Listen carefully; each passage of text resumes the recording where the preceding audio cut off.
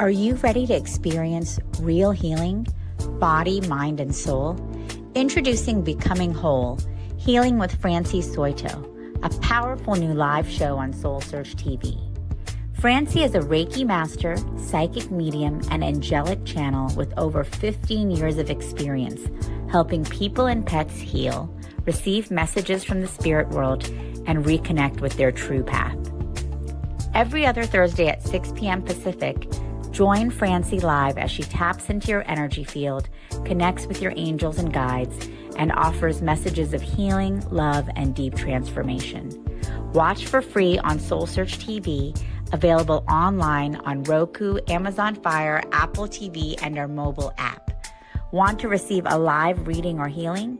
Spots are limited. Grab your ticket now and receive a private Zoom link to join the session. Launching June 26th.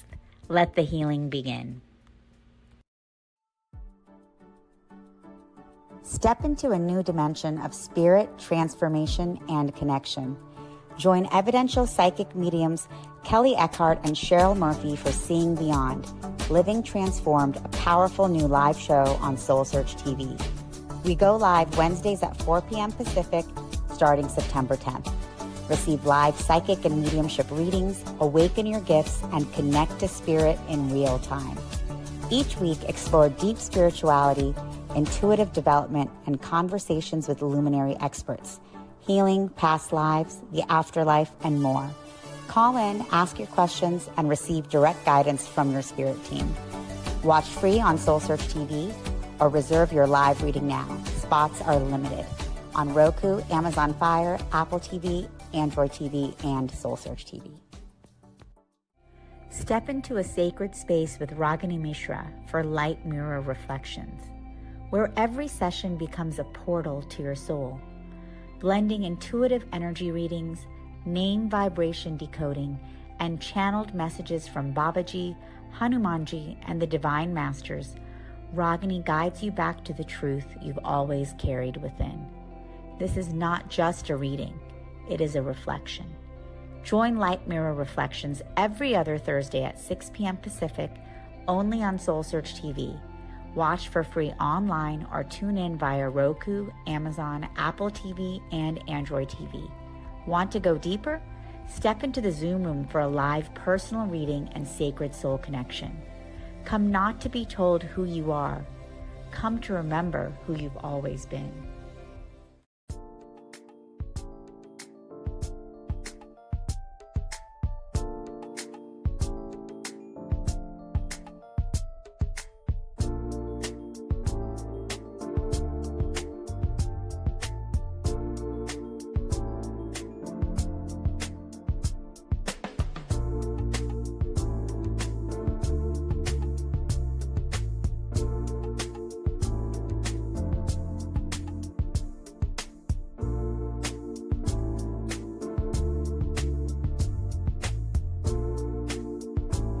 Are you ready to experience real healing, body, mind, and soul?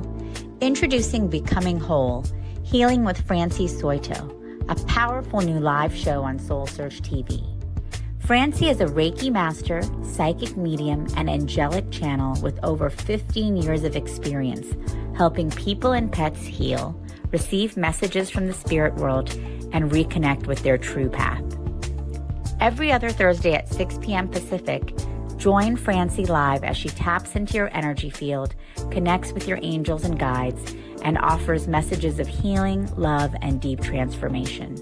Watch for free on SoulSearch TV, available online on Roku, Amazon Fire, Apple TV, and our mobile app.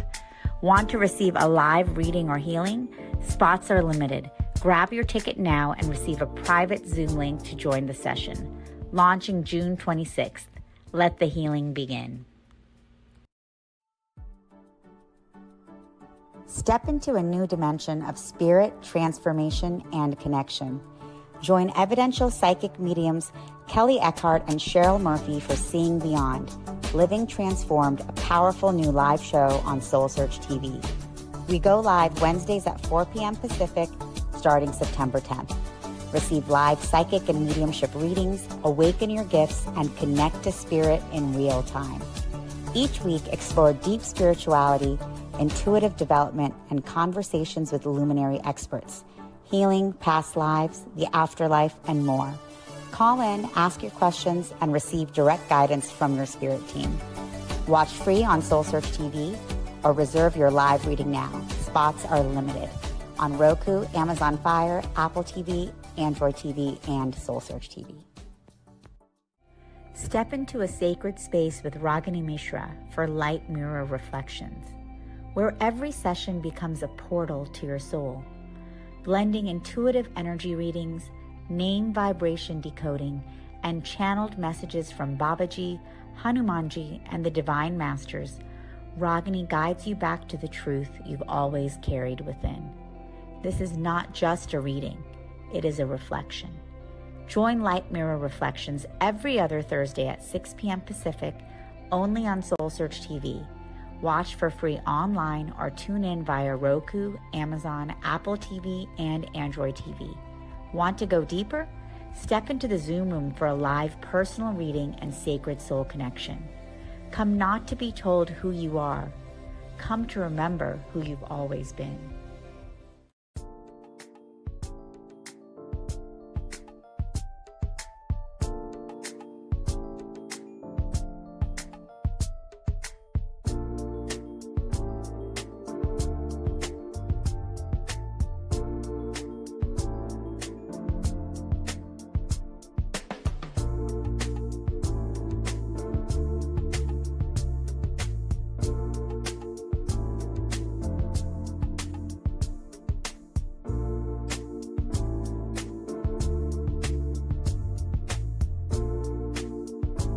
Are you ready to experience real healing, body, mind, and soul?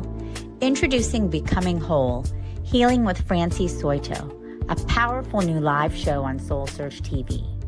Francie is a Reiki master, psychic medium, and angelic channel with over 15 years of experience helping people and pets heal, receive messages from the spirit world, and reconnect with their true path.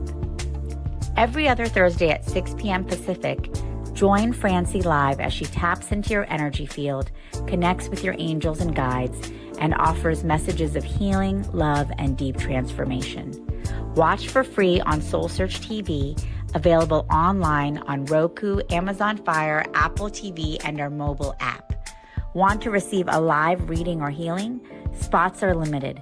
Grab your ticket now and receive a private Zoom link to join the session. Launching June 26th. Let the healing begin. Step into a new dimension of spirit, transformation, and connection. Join evidential psychic mediums Kelly Eckhart and Cheryl Murphy for Seeing Beyond, Living Transformed, a powerful new live show on SoulSearch TV. We go live Wednesdays at 4 p.m. Pacific, starting September 10th. Receive live psychic and mediumship readings.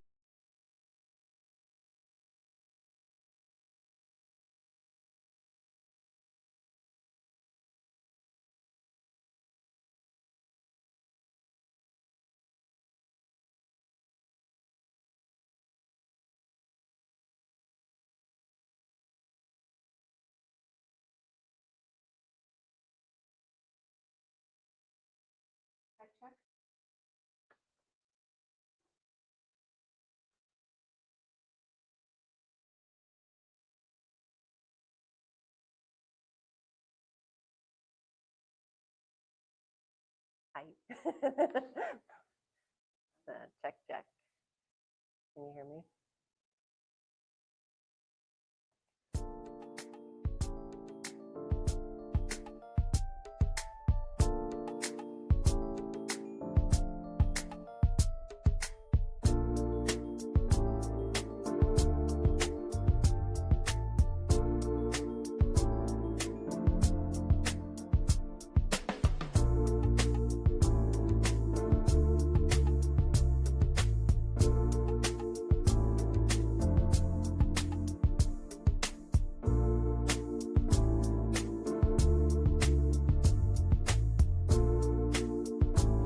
Are you ready to experience real healing, body, mind, and soul?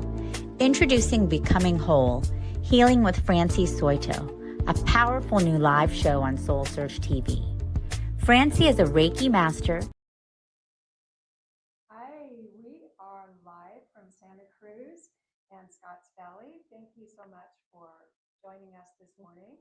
My name is Allison, and on behalf of SoulSearch, we are delighted to have you with us this morning. And it is my absolute pleasure to introduce you to Laura Cork as she joins me here on camera. I'll tell you a little bit about her. She is a transformational healer and coach.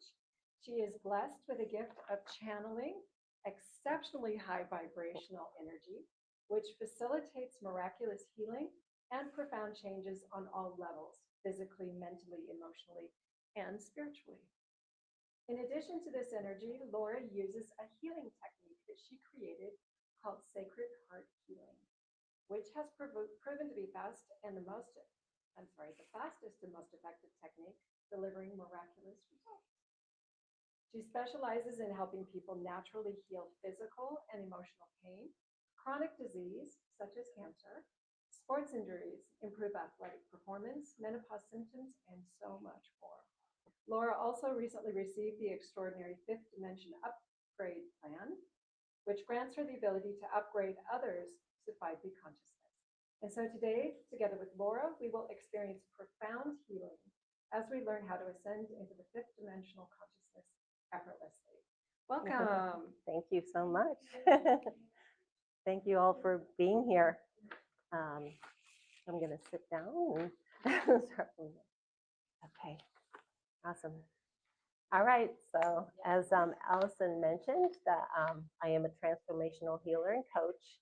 I help people create miracles in their life, so on all levels, physically, mentally, emotionally, spiritually. Oftentimes the results are instantaneous. Sometimes it takes several sessions. So when somebody comes in with a physical issue, if you just heal the physical pain or injury and don't heal all the other things related to it, it'll probably come back in the same form or another form. And so it's important to address all the things that are contributing to it. And sometimes we just get a physical pain to get our attention that healing is needed, and then you end up coming to a healer and we heal everything else underneath it. So like the emotions and the traumas and the fears and the blocks and all this, which is even more important than the physical issue that you wanted to have healed. And so it's just my pleasure to be able to do this work. I'm just so blessed to be able to witness the miracles in people's lives. And I'd be happy to help you guys in any way I can. Today we're going to do a healing on a pain of some kind. So you get to pick an emotional or physical pain of some kind, and we'll facilitate the healing on that. And then you get to share if you've experienced some improvement on it. Yep. Yeah, just focus on one. I mean, you can try and do all, but it's better if you focus on one because there, may be several issues related to that one thing. And then I'm going to be channeling the energy to that one particular part if it's a physical part of the body. Yeah. Okay.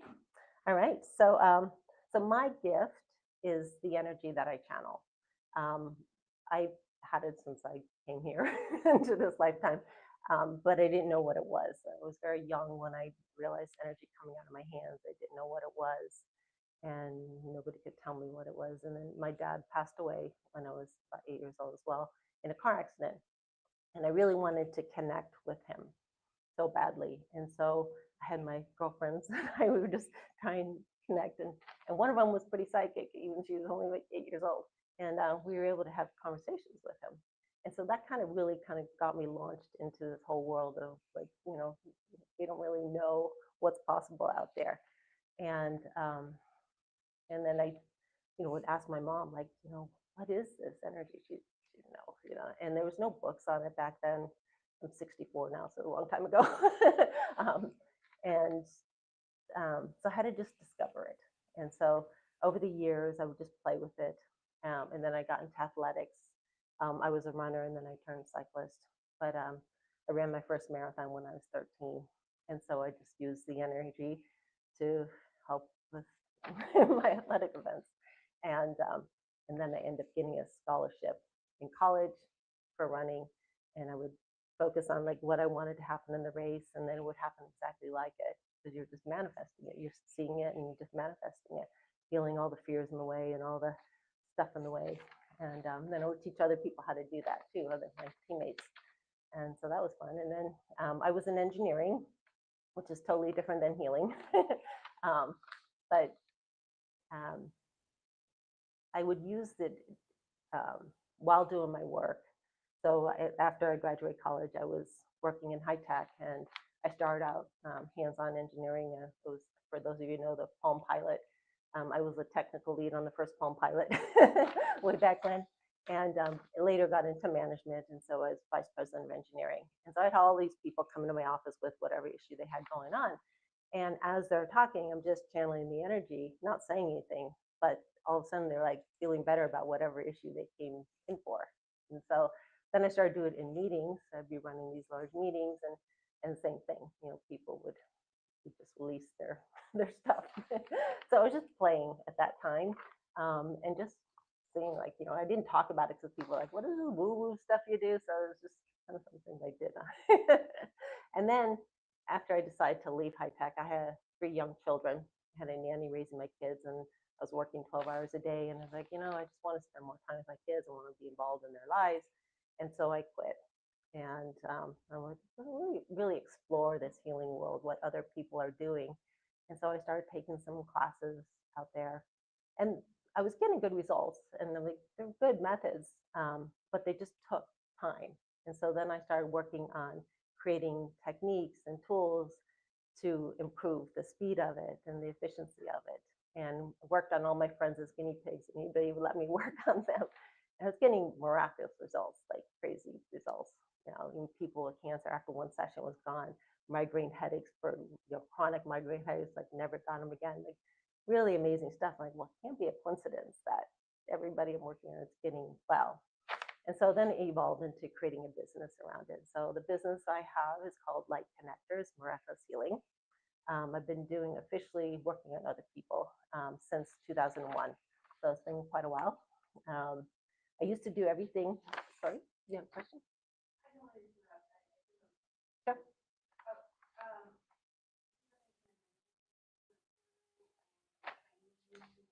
No, no, as I was saying, when I was very young, I kind of noticed I had this ability. I didn't know what it was, and so I had to figure it out. And so it was a process, and I'm still adding things to it. So when I used to do the work, I would heal one thing at a time, like, unforgiveness for a particular issue. Okay, that was gone. But then you could spend all day long just doing unforgiveness, right? And it would take forever. I'm like, oh, there's got to be a better way. So then I created like a bucket and put all the things that, all the unforgiveness in there, and then just, heal. And that worked, but it was still taking a long time. And so then I'm like, okay, well, then I would use muscle testing as the technique to see if it's there. And that would take a long time because I'm like having to test every time. I'm like, oh, this is too slow. So then I started realizing, okay, the heart has all the answers, right? So teaching people how to go into the heart, and then the answer is just coming, right? So now I do it where we bring into consciousness all the elements related to whatever we're working, and whether it's, emotions or traumas or whatever it is, bringing that in. And as it comes in, then I do the transformation for them. And it's just a steady stream of stuff coming in. And so it can come in from this lifetime, your childhood. A lot of things are unconscious. Like I was saying, somebody comes in with a physical problem, but they got all this emotional stuff that's weighing them down. And if you don't heal that stuff, it's going to come out in a physical manifestation or emotional manifestation of some kind. And so this is the opportunity to heal all that stuff underneath it, so other things don't come up, right? And so it's just like a steady stream of these things, and I just transform it until the stream stops, right? And then when I do the physical healing, I have them, if they're visual, ask for an image of that body part, what it looks like now, highlighting all the areas that need healing, and then what it would look like in its perfect health. And then I channel the energy to that body part, and within seconds and sometimes up to a minute, I ask them to tell me when both images look the same. And so that's how I do the physical healing. So I'm not visual myself, which is really odd because I would really like to be, because people see such cool things. But I was told that the reason that my sight was turned off and the hearing was turned off is because it would slow down the energy that I channel. And it would be like a filter to the energy. And I'd be so distracted by, oh, it's really cool, instead of focusing on what I'm supposed to be doing. And so apparently I chose to turn that off. But the interesting thing is when I'm working with somebody, they get to see. So they get to connect. So their intuition opens up, their abilities to see and to hear opens up. And so they get the information directly. So that's really fun. And not even an activation. It does sometimes stay with them, but during the session, it opens it up even more. So even people that are already psychic or already visual, it makes it even clearer for them, like just crystal clear. And other people that have never done this before, never thought they could, all of a sudden they're seeing all this cool stuff. So, it's great. I wish I could see it, because some of the stuff they describe, I'm like, oh my gosh, that's really cool. So that's kind of the process that I go through. Let's see. The other thing, just when I just hold that space for people, it helps them connect to what I call your divine team. Your divine team are your angels and guides, ascended masters, your beings on the other side, loved ones on the other side. And you have a team of them working with you to help you, but they can't interfere without your permission. So we call in your divine team and asking them to help in any way that they can.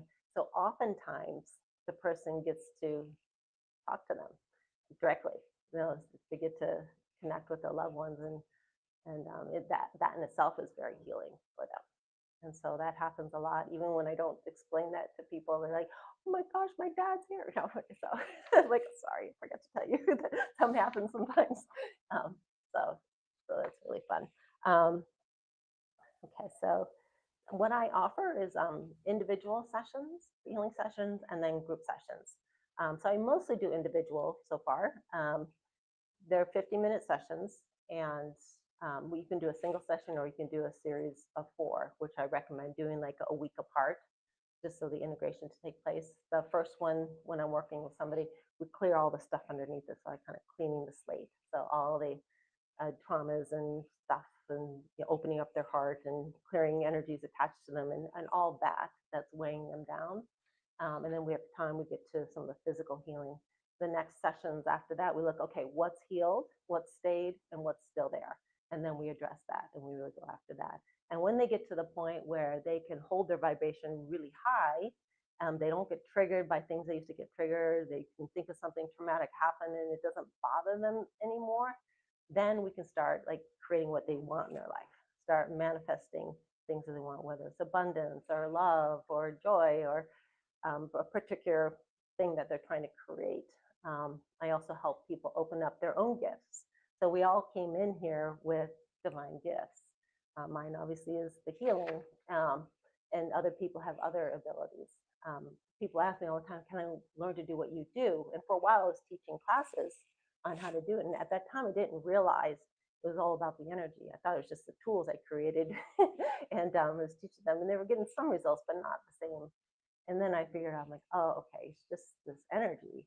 But as we work on ourselves and we raise our vibration and heal our own stuff, and we become lighter and lighter, we can hold more light and bring in higher vibrational energies, and then be more effective in healing others, right? And so it's always good to work on yourself. I'm always asking, okay, what else is there? Like, even though I've been doing this so long, like I want to know like everything so that I can just clear it, so I can just be this clear channel. So I think of myself as a conduit for other people. So I just allow the energy to pass through me without any filters to help that person. So for those of you who are interested in becoming a healer, that's kind of the process that I recommend.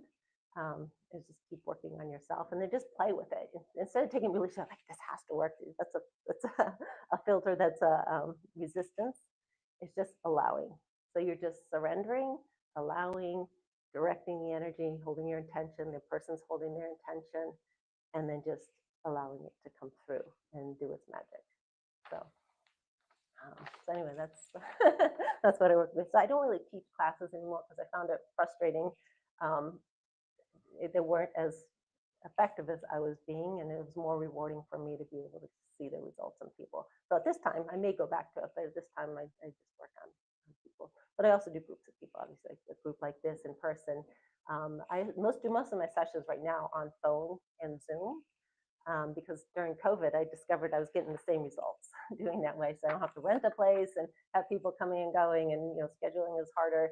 And so now the ones outside the U.S. I do on Zoom only, and then in the U.S. they have a choice of phone or Zoom, but they get the same results. So that's what I do. So the only in-person ones I do are for groups like this. Okay. All right. So some of the healing concepts that I'd like to talk about first before we really get into it is, and many of you probably already know this, but the power of the heart, right?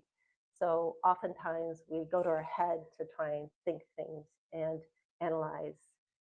The problem is the heart is where all the answers are. The heart is where your intuition is, where your psychic abilities are. You have connection to anything in the universe through the heart.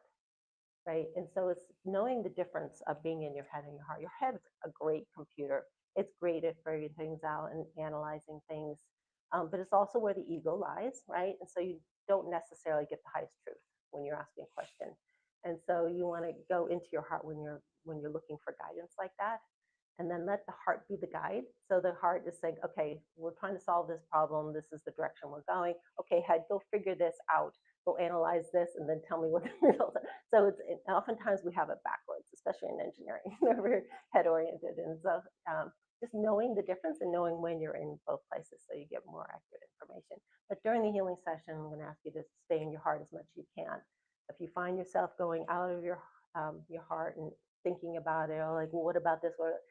Just go back into your heart, because we're going to be bringing up stuff that you're not even consciously aware of. So your head's not going to be able to figure it out anyway. So when I'm guiding you to bring into consciousness all the elements related to a particular issue that we're working on.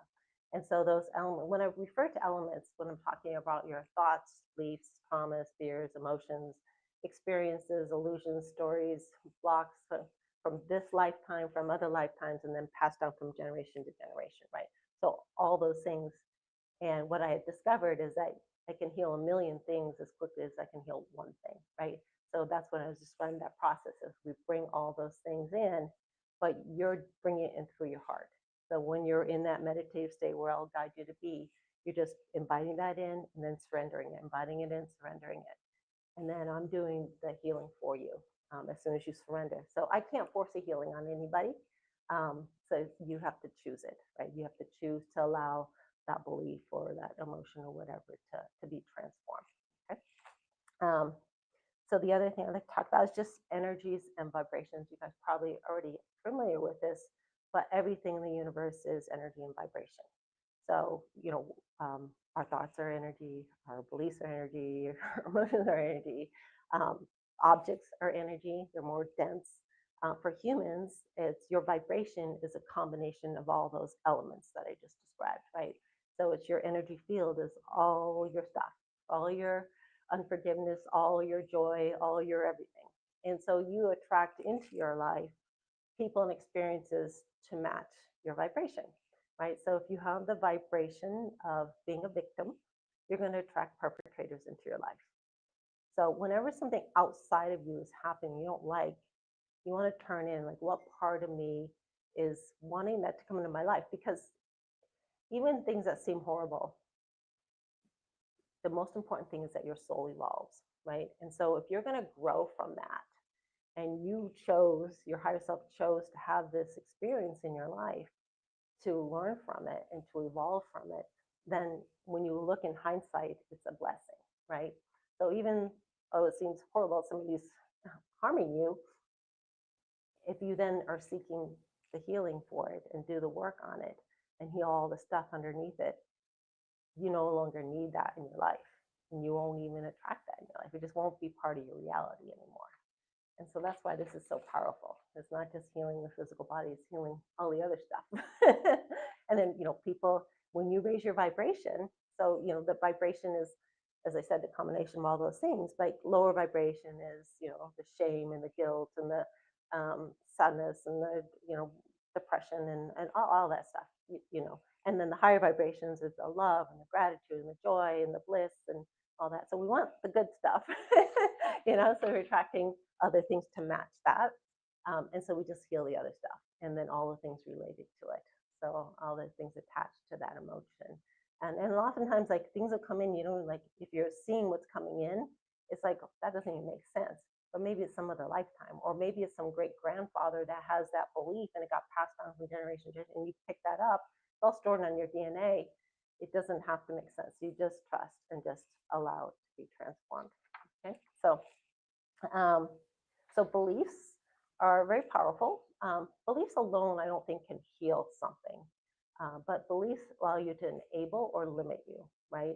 So if you have a belief, for example, it's not possible to heal instantly. It's medically not possible. Whatever you believe to be true is true for you, okay? Whether it's actually true or not, if you've chosen to take that on as a belief, whether you came up with that belief or society did or your religion did or whatever, that's what you'll experience, right? And so that's why it's important to transform the beliefs that are not of the highest truth or be in your highest and best good to change, so that you can enable and allow different results. Okay, so that's how beliefs work.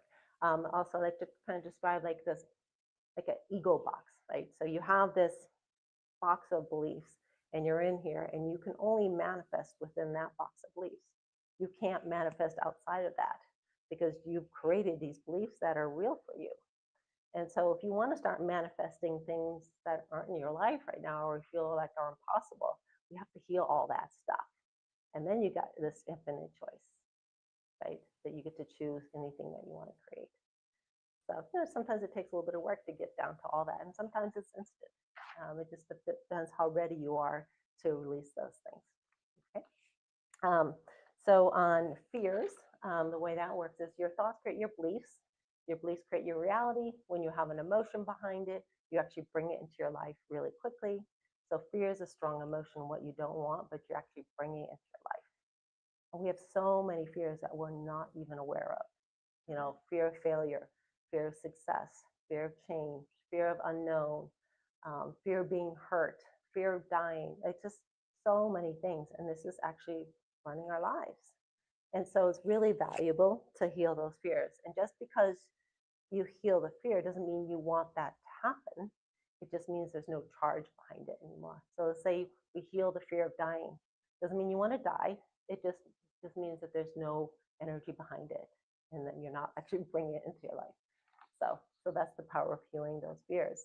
Okay. And then with traumas, it can be physical, mental, emotional, or spiritual. It can be small, it can be big, and it could be affecting your life forever. So like, say you're a kid on a playground and somebody said you're fat or something silly, you've taken that on and you took that on as a belief as being true, and it's affected your entire life. And you're not even consciously aware of it, right? But it's affecting you. So healing the traumas that have happened in your life and all the elements related to those traumas, because whatever is going on at that moment gets locked in the body. And so the emotions are trapped in the body, and then it comes out as some physical manifestation, right? So we need to heal those things and everything related to it. So the experience related to it, the illusion related to the stories that you created around it. You got to be willing to let all that stuff go. I mean, you may have had these stories that you told over and over again, and you want to stay stuck in that reality. Well, if you want to stay there, it's going to be hard to help you release it because you have to choose it, right? So I can't choose that for you. But if you really want to get well, then it's the opportunity for you to choose to release that. Okay, so very powerful. And as I talked about, just trapped emotions, it gets trapped in the physical body or in the heart, of course, and in the mind. And so as we do the healing on the emotions, we move it from all those places.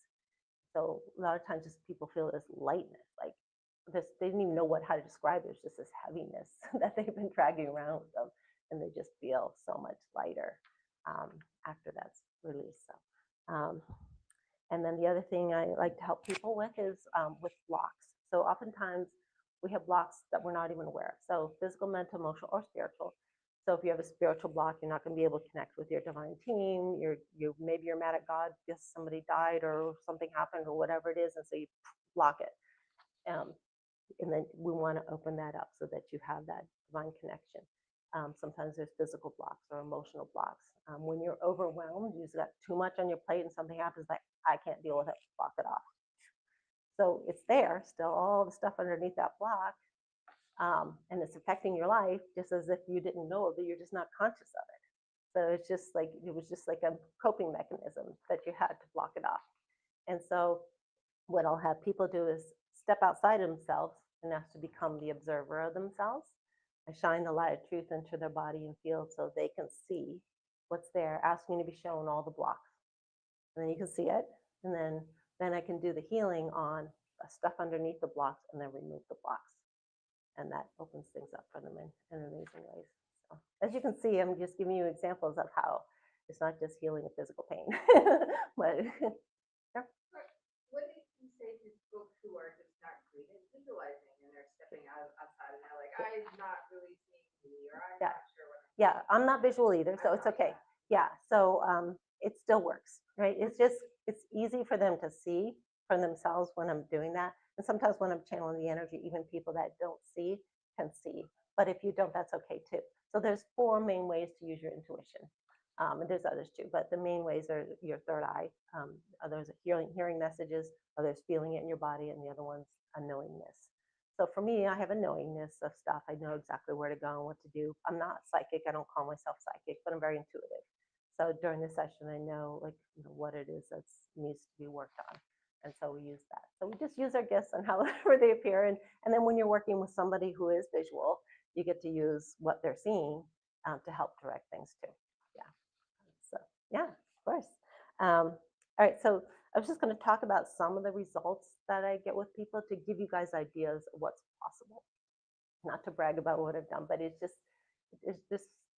unlimited what we can do. These are just some of the things that are pretty common and that I've seen. So one of the first things that everybody says is just feel this lightness, like it's just this heaviness is gone. They feel this freedom and just feel like, their vibration is super high and they're just like, do anything, So that's really great. And that helps everybody no matter what they came in for. The other one is obviously what we talked about is healing the emotions and all that stuff and healing the physical body, whether it's an injury or an organ or a knee or a back or whatever it is, healing the digestive system, healing the microbiome, healing so many things. Frozen shoulder. I've had great results with that for some reason. I don't know why, but it happens every time for frozen shoulder. It's supposed to take a long time. And so anyway, so then the other thing people come in is with anxiety is a really big one. Even if they're not coming in for that reason, it ends up being a big factor for them. And so we work on healing that. And some people have panic attacks, and it's really debilitating for them. Randomly comes on and they don't even know why. And so we do the healing around that so they no longer have it.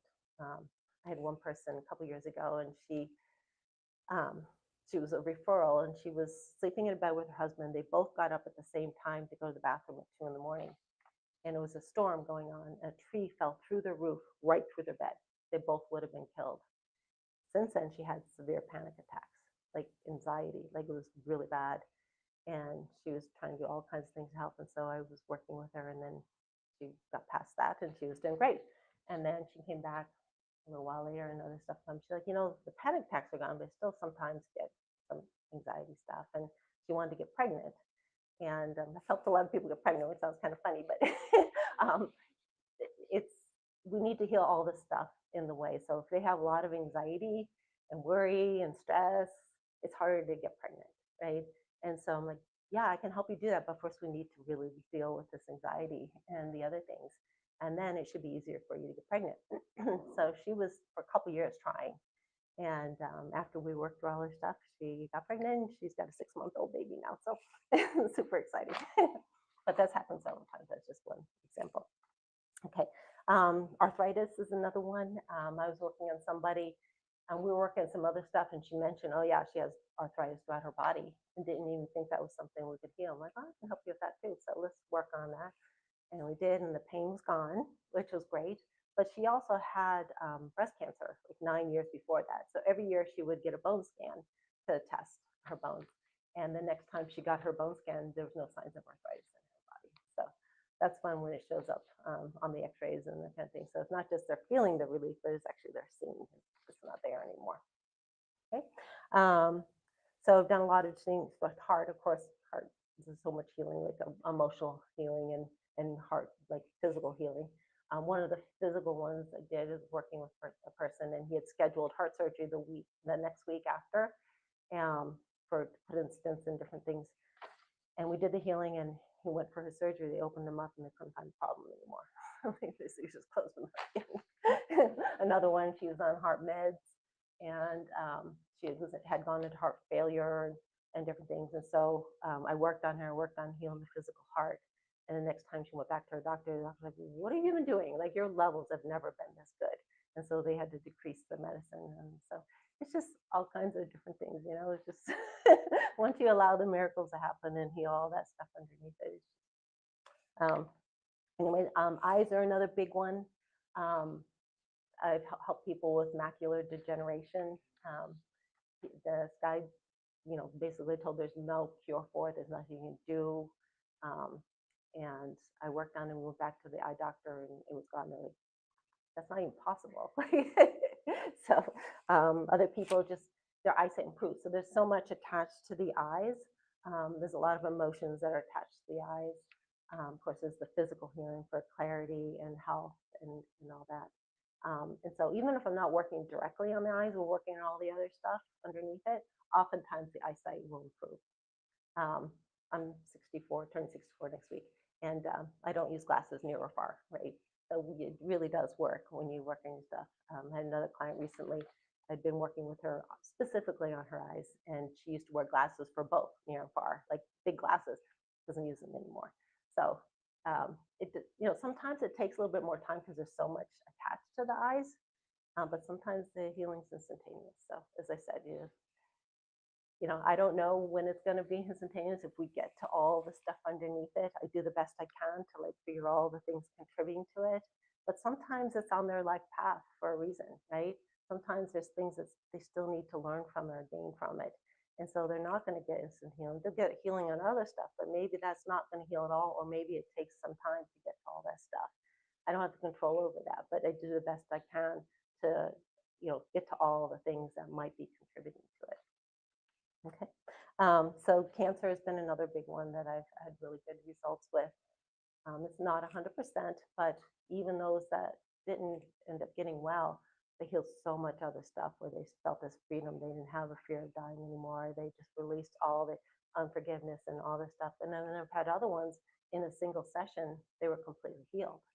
And one guy many years ago, I worked on him, and it was just one session.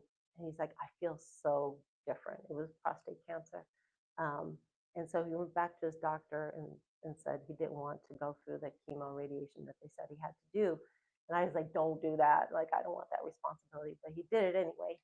And the doctor like, you'll die if you don't get this treatment. And he said, test me again. And the cancer was gone. So that doesn't always happen. But I've had many results like that for different kinds of cancers.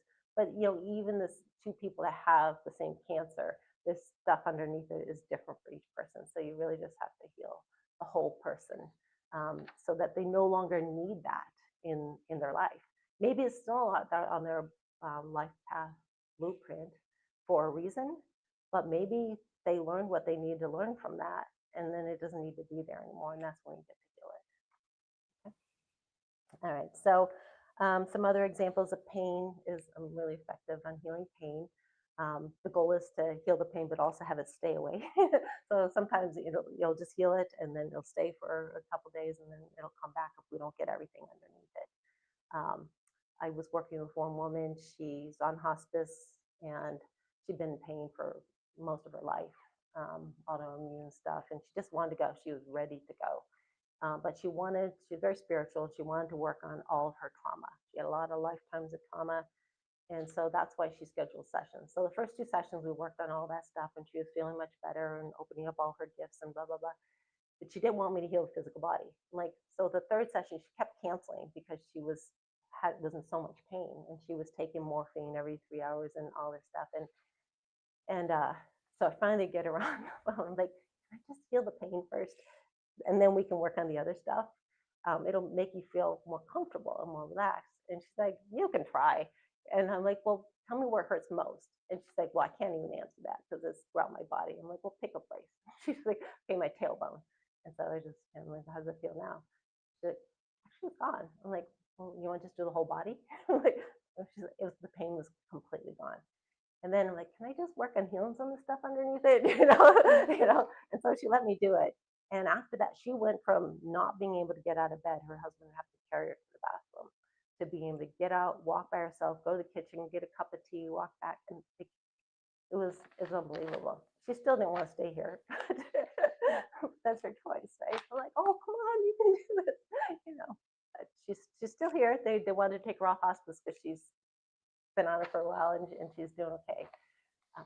But I can't force my will on anybody else. It has to be their choice, right? So another kind of fun story was my neighbor knew the work that I do, but didn't really believe in it, and kind of make fun of me for it. He's like, oh, that woo stuff. I'm like, oh, it actually really works, but whatever. So then he was walking by, and I'm like, how you doing? I hadn't seen him in a while. He's like, I'm in so much pain, like throughout my body, like anything that touched my body, my clothes, it's just like pain. And they can't figure out what it is. You've done all these tests and neurological, what's going on with him. I'm like, well, I can heal it for you. And he's like, yeah. I'm like, well, come up here, right? And I'm sitting on my balcony, and I'm like, okay, I just did a quick little healing. He's like, well, actually, it doesn't hurt anymore. I'm like, yeah. And so then I didn't even do a full session, or just a few minutes. He's like, that's weird. And then it came back like after a week. And he's like, yeah, it really helped for a while. It came back. I'm like, well, there's other stuff underneath it, right? So will you let me work on that too? It's like, your trapped emotions that he got in there. And he's very in his head and just like very like set in his ways and his ideas. And he was so desperate for the healing. He's like, okay, go for it. And I did the healing, and then it hasn't come back. So he had to cancel all these tests that he had scheduled. And the doctor's like, I don't know what happened, but if it worked, great. So even non-believers, when they get desperate or not, they're like, I'll try anything. Okay, so the other thing I help people do is remove viruses, unhealthy bacteria, infections in their body. One of the examples is with shingles. I've actually had really good results with shingles, and that's a thing that's supposed to last a long time and be really painful. And actually, every person I worked with, the next day the shingles is gone. So that's pretty cool. But I just help remove, bring in the frequencies needed to remove the stuff from the body and do it that way. And then we can remove other stuff too, the toxins and heavy metals and pathogens and all that good stuff. Let's see. As I mentioned before, just improving athletic performance. It's like there's so much that goes into that. It's not just the physical being in shape, but it's your confidence. It's your beliefs I'm not good enough, that you're not even aware of, and all of these things. And so I've had unbelievable results from before session and after session. It's really fun to see. Really exciting to see. So are you guys familiar with the telomere on the cell? So every cell has a telomere. It's like a tail, right? And as we age, it gets shorter and shorter, and it's harder to recover. And so one of the things I'll do is I'll have you ask your heart at what percentage of the ideal length is your telomere length currently at for your most optimal health. And then we do the healing on that and bring that up to 100%, so it's easier to recover. So it's all kinds of fun things we get to do during sessions. So these are just giving you some ideas. Other things I do is change the genetic blueprint for people. So you may have come in with certain diseases or illnesses, maybe they're passed down the family line. Of course, we have to do healing on all the stuff, but we get to change the DNA. And those that are visual will actually see the DNA changing as we're going through the healing. So that's really fun. And we can actually remove the issues that way. And then there's what's called the life path blueprint. So that's a blueprint you guys came in with to experience certain things. So you have your soul, and it's gone through different lifetimes, and it evolves by all the learning that happens. And so you design this human lifetime blueprint that you came in with this life to to experience certain things. And maybe you wanted to learn forgiveness, or maybe you wanted to, whatever it is.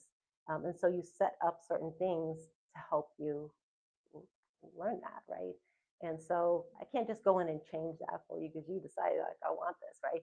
And so we have to heal all the things related to it, all of them, download the lessons that you wanted to learn from that experience.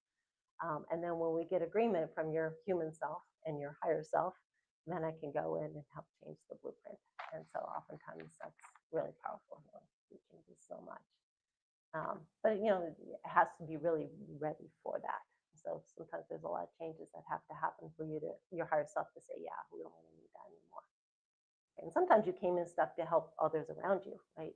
Maybe you came in with a disability, but it's helping your parents heal or whatever. So, you know, you can't always change that blueprint.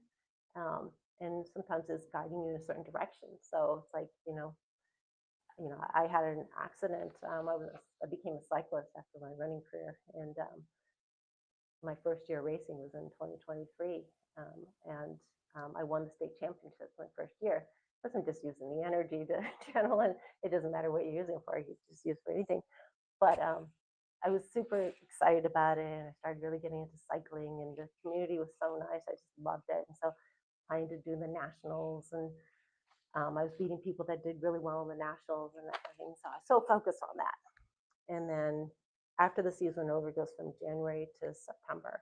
In November, I got hit by a car from behind and fractured 6 vertebrae in my back, multiple places in my sacrum. I'm like, why? You know, why would this happen? And they were like, you could continue using the energy and doing what you're doing, but your soul contract and your gift is to help others and to use it for that. And you were so focused on this new fun thing, we had to redirect you. And I'm like, did you really have to hit me with the car? Like, you could have found a better way, like you wouldn't listen. I'm like, oh. And they said the other things that I had to be still because they were doing all kinds of upgrades to me that apparently I had agreed on the other side when we came in for this big plan. But they were upgrading my DNA to combine the human DNA with the divinity DNA so that I could channel even more energy to help people. And so this happened almost 2 years ago now, and the healings have accelerated, unbelievable, you know, so like instantaneous healings are happening even faster and more effective than it ever was before. So I just have to kind of trust the process. So they said my lesson, it was to surrender and trust, which I have a hard time with because I'm just like, no, I have these goals. I have these things I want to do. But sometimes we have to let go of that. And so that's what I'm trying to give you an example of, like changing your life path. You were kind of going off, right? This is where we need you to go. And so sometimes things happen we don't understand. Sometimes people will get cancer, like think it's the worst thing that ever happened to them. But in hindsight, when they recover to it, it's like the best thing that ever happened because it caused them to change their life. It caused them to focus in, caused them to look at what's underneath it, where they're so busy with their life, you know, accomplishing this and that, and just not paying attention to all the other stuff. And so everything happens for our benefit, right? Everything's happening for our soul to evolve and soul to grow and become more and more enlightened so that we can help others. You know, as we become more evolved and enlightened, we hold this energy. And then even if you don't want to call yourself a healer, just by keeping your vibration high, you heal everybody around you because vibrations try to balance each other out, right? And so you're near somebody that's got a lower vibration, they're going through stuff, they're stuck in their trauma, whatever it is, but you just being who you are, holding your vibration high, not saying anything, it will raise their vibration enough to see things differently. So you don't even have to want to be a healer or call yourself a healer. By doing your own work, you're helping everybody. And then others are on the path that they also want to teach and heal and do all that. Or maybe they have the ability of being psychics and it helps that person understand what's underneath and they can get the hit. So we all have different gifts. And so, you know, it's healing the stuff underneath it so we can open up those gifts and then use them. Okay, yeah. So I love what you said about walking. Mm-hmm. Yeah.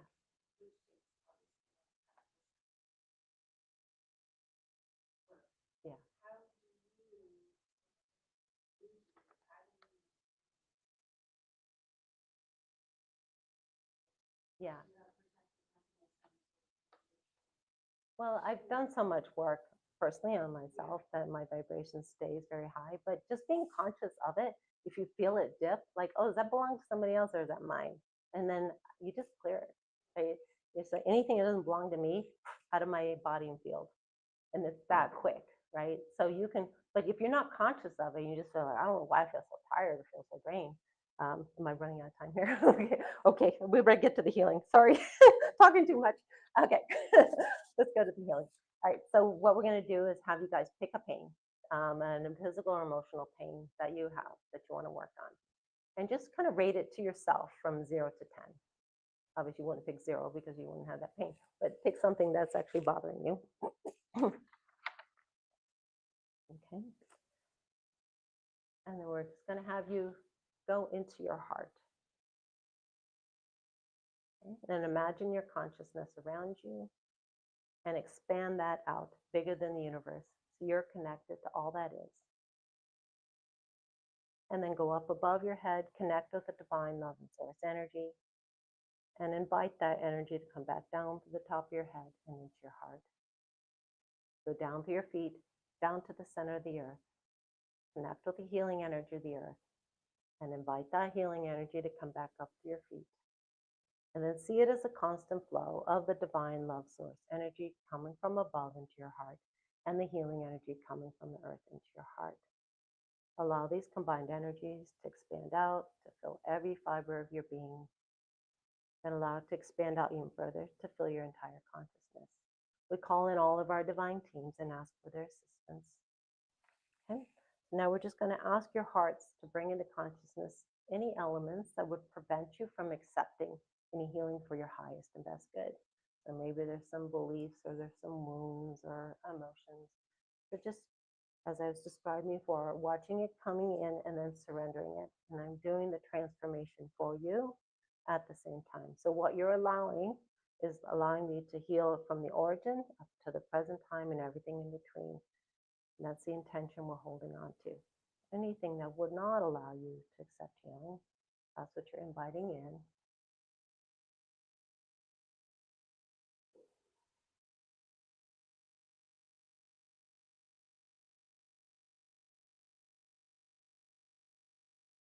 Okay, now we're going to invite in any elements that are contributing to emotional pain. So any fears and traumas and beliefs, emotions, wherever it's coming from, it's contributing to your emotional pain. Just bringing that in, surrendering it to be transformed. So allowing the transformation to take place. You're giving permission for it.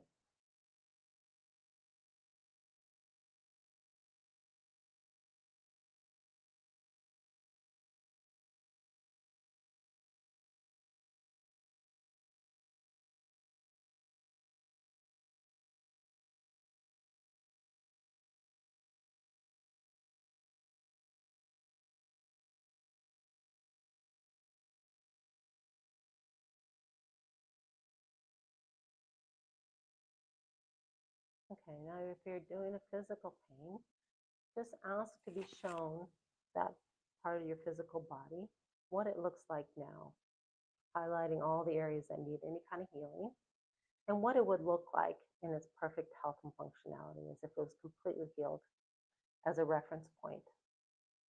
Okay, I'm going to channel the energy to that body part, and then just comparing the images. You'll know when it's done, when it looks like the other image.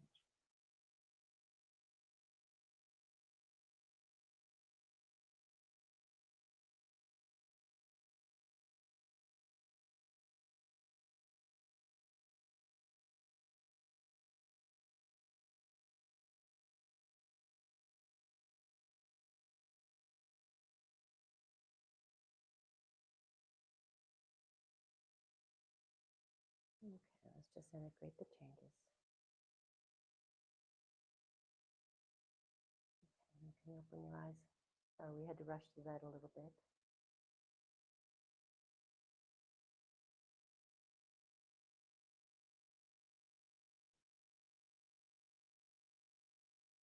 My apologize for having to do that so quickly, but I'm happy to help you guys. And I am offering a special pricing. If you sign up today, you can schedule for any time, but sign up and pay today.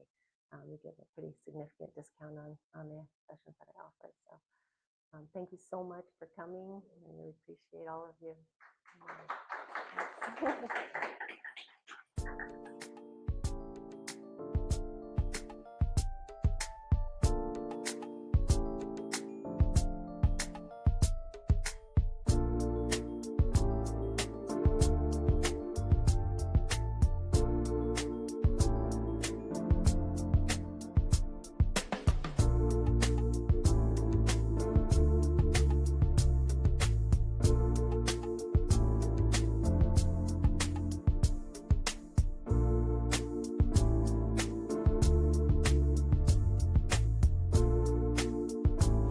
Are you ready to experience real healing, body, mind, and soul?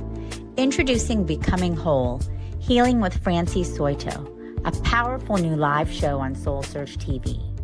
Francie is a Reiki master, psychic medium, and angelic channel with over 15 years of experience helping people and pets heal, receive messages from the spirit world, and reconnect with their true path. Every other Thursday at 6 p.m. Pacific, join Francie live as she taps into your energy field, connects with your angels and guides, and offers messages of healing, love, and deep transformation. Watch for free on SoulSearch TV, available online on Roku, Amazon Fire, Apple TV, and our mobile app. Want to receive a live reading or healing? Spots are limited. Grab your ticket now and receive a private Zoom link to join the session. Launching June 26th. Let the healing begin.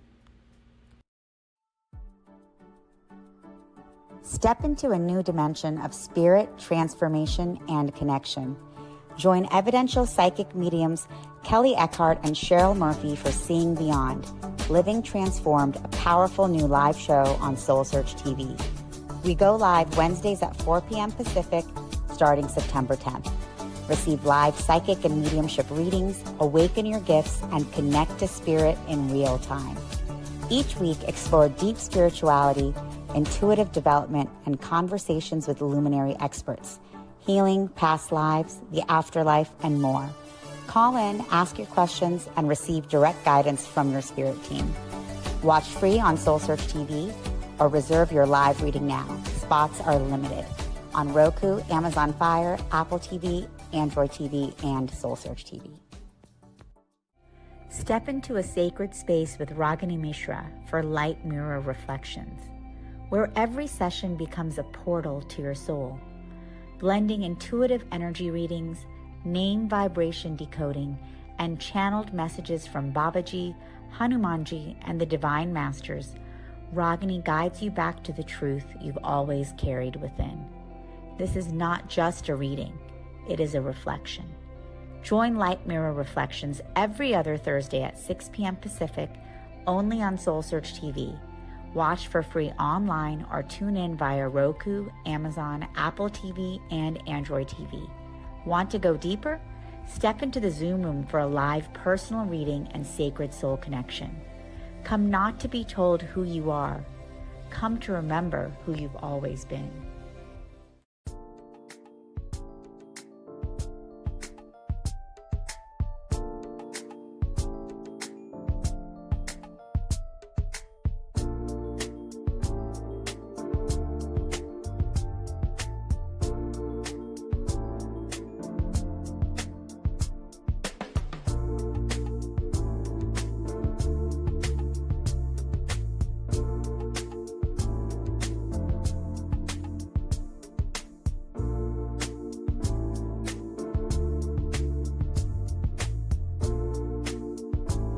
Are you ready to experience real healing, body, mind, and soul? Introducing Becoming Whole, Healing with Francie Soito, a powerful... Tech check.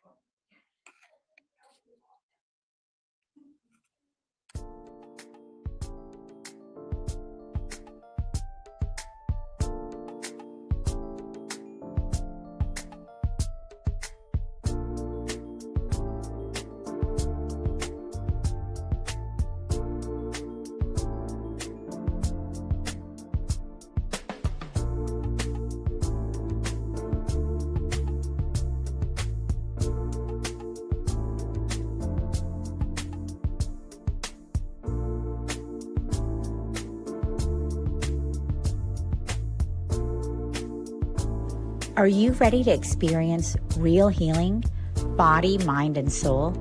Introducing Becoming Whole, Healing with Francie Soito, a powerful new live show on SoulSearch TV. Francie is a Reiki master, psychic medium, and angelic channel with over 15 years of experience helping people and pets heal, receive messages from the spirit world, and reconnect with their true path. Every other Thursday at 6 p.m. Pacific, join Francie live as she taps into your energy field, connects with your angels and guides, and offers messages of healing, love, and deep transformation. Watch for free on SoulSearch TV, available online on Roku, Amazon Fire, Apple TV, and our mobile app. Want to receive a live reading or healing? Spots are limited. Grab your ticket now and receive a private Zoom link to join the session. Launching June 26th. Let the healing begin. Step into a new dimension of spirit, transformation, and connection. Join evidential psychic mediums Kelly Eckhart and Cheryl Murphy for Seeing Beyond, Living Transformed, a powerful new live show on SoulSearch TV. We go live Wednesdays at 4 p.m. Pacific, starting September 10th. Receive live psychic and mediumship readings, awaken your gifts, and connect to spirit in real time. Each week, explore deep spirituality, intuitive development, and conversations with luminary experts, healing, past lives, the afterlife, and more. Call in, ask your questions, and receive direct guidance from your spirit team. Watch free on SoulSearch TV or reserve your live reading now. Spots are limited. On Roku, Amazon Fire, Apple TV, Android TV, and SoulSearch TV. Step into a sacred space with Ragini Mishra for Light Mirror Reflections, where every session becomes a portal to your soul, blending intuitive energy readings, name vibration decoding, and channeled messages from Babaji, Hanumanji, and the Divine Masters. Ragini guides you back to the truth you've always carried within. This is not just a reading, it is a reflection. Join Light Mirror Reflections every other Thursday at 6 p.m. Pacific, only on SoulSearch TV. Watch for free online or tune in via Roku, Amazon, Apple TV, and Android TV. Hi, and welcome to our noon talk at the Santa Cruz Scotts Valley Enlightenment Expo, Psychic and Healing Fair. My name is Allison, and on behalf of SoulSearch, we're delighted to have you join us this morning. Thank you. And it is my pleasure to introduce Jared the Medium.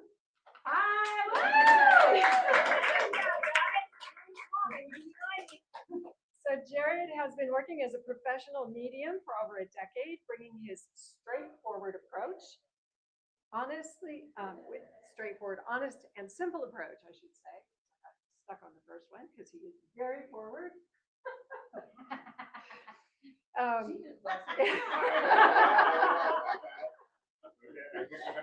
To mediumship. So laughter is a good part of healing, I think, as we've all found out. So he is on a mission to teach us that we all have this ability.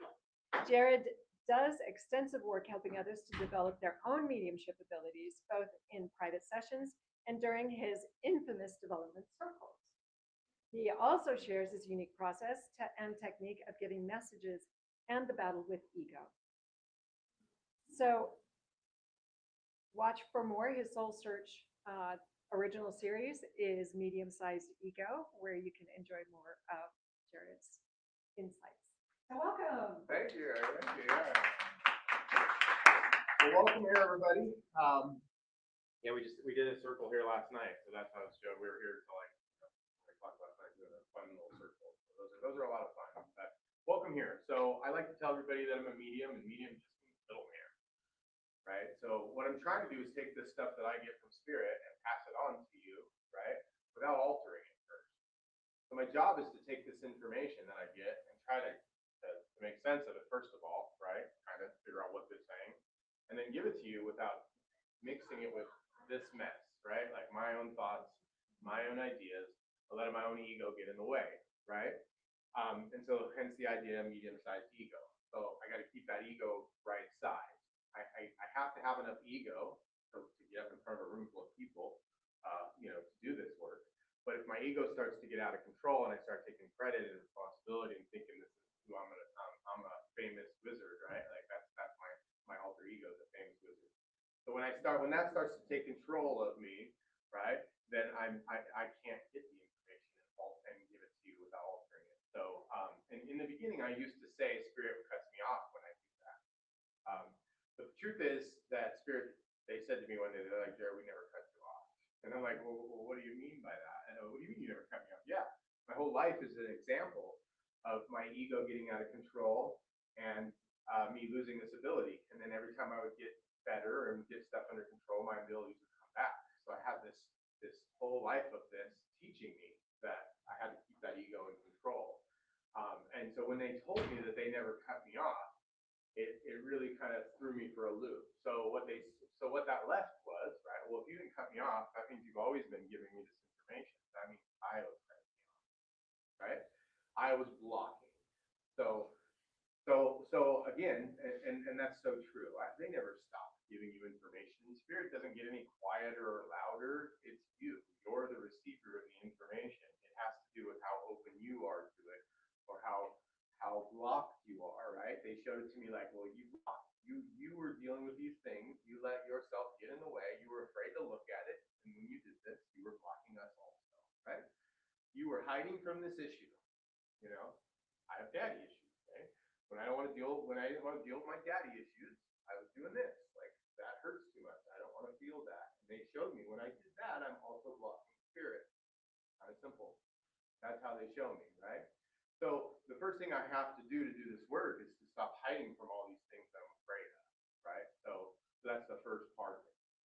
So anyway, I won't bore you too much more with that, but it's important that you guys understand this, because as I go on today, I'm going to walk you through some of this.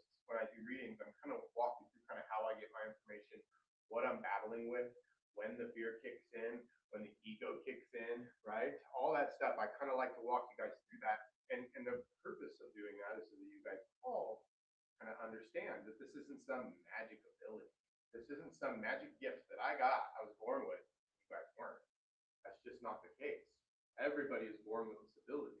And I know because I've had it and lost it and got it, and I've seen people who've never lost it. So if that's true, then we've all had it. And I've worked with a lot of people over the years, people who didn't think they had any abilities at all, and everybody can do what I do. The difference is that I practice it. It's like anything else you want to be good at. I practice it. And I practice it with strangers. Because when we try this for ourselves, and we try this on the people around us who are the closest to us, our own thoughts, our own ideas, our own egos, it's hard to keep that out of the way, right? How do I get a message for myself and not mix it with my fear before I give it to them? How do I do that? When my guide very clearly says to me, you need to quit this job and go out on your own, right? Like, very clear. I can get that message clear as day. But before I can even put it into my body or whatever it is, I'm already going, when I can afford it, when this job comes to an end, when it's okay, maybe next year. See, I already am doing that because I have my own skin in the game. I have fear. Now, if I did that with you, I'd have no problem telling you immediately because I don't know you at all. So I could say to you, they're telling you you need to quit your job and go out on your own. So that's what I'm talking about. My own thoughts, my own ideas, my own ego get in the way. Very hard to do for yourself. Not impossible, but very difficult. And I'm aware of that. It's very difficult to not mix in your own thoughts and your own ideas. That's what that's about. Okay, so what I'm going to do is I'm going to go around the room, I'll pick somebody. Immediately as I start to even talk about this is where the fear's starting to kick in. So far I've been fine, no fear, no nothing, right? But the minute I say I'm going to pick somebody, now I can feel the fear starting to kick in. This is where the ego is already working. Like, oh, okay. And what is the root fear, right? The fear is I'm going to pick somebody, it's going to be wrong, I'm not going to be able to read you, everybody's looking at me, you're all going to see that I'm a fraud. That's the root fear.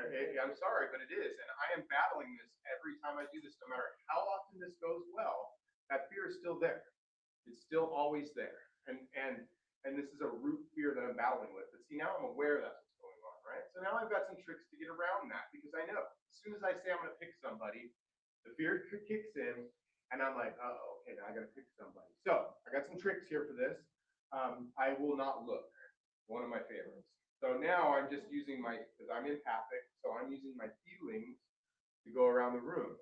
And one of the things this averts is when I look at you guys, I've got prejudgments. Like, men are really hard sometimes. You see a big burly guy in the corner and you're like, I'm not gonna read that guy, he's scary, right? Like that's real. Or a young child in the room. I don't want to read a young, they don't have as many dead people. There's less likely I'm going to be right. It's true. These things are immediate and they happen behind the scenes so fast. If I'm not aware that's what's going on, this is where the ego automatically is just kicking in. All these fears are all behind the scenes. And I think it's important to share this with you guys so you guys kind of understand that it's not like magic. It's like it's a battle constantly going on. And it does get easier the more I do it, but it's still there, and I still honor it by telling you guys that that's what's going on. Okay, so another trick that I'll use, I've been scanning the room with my eyes a little bit as we go around, trying not to look at anybody for too long, but I do catch myself seeing somebody more than other people, like I'll catch the eyes. Not a lot of people in here today, so it's a lot harder to do that one.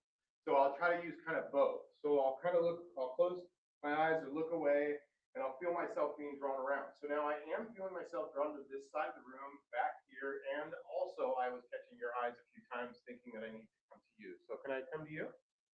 You, yes, okay. Can you just tell me your first name? Ashley.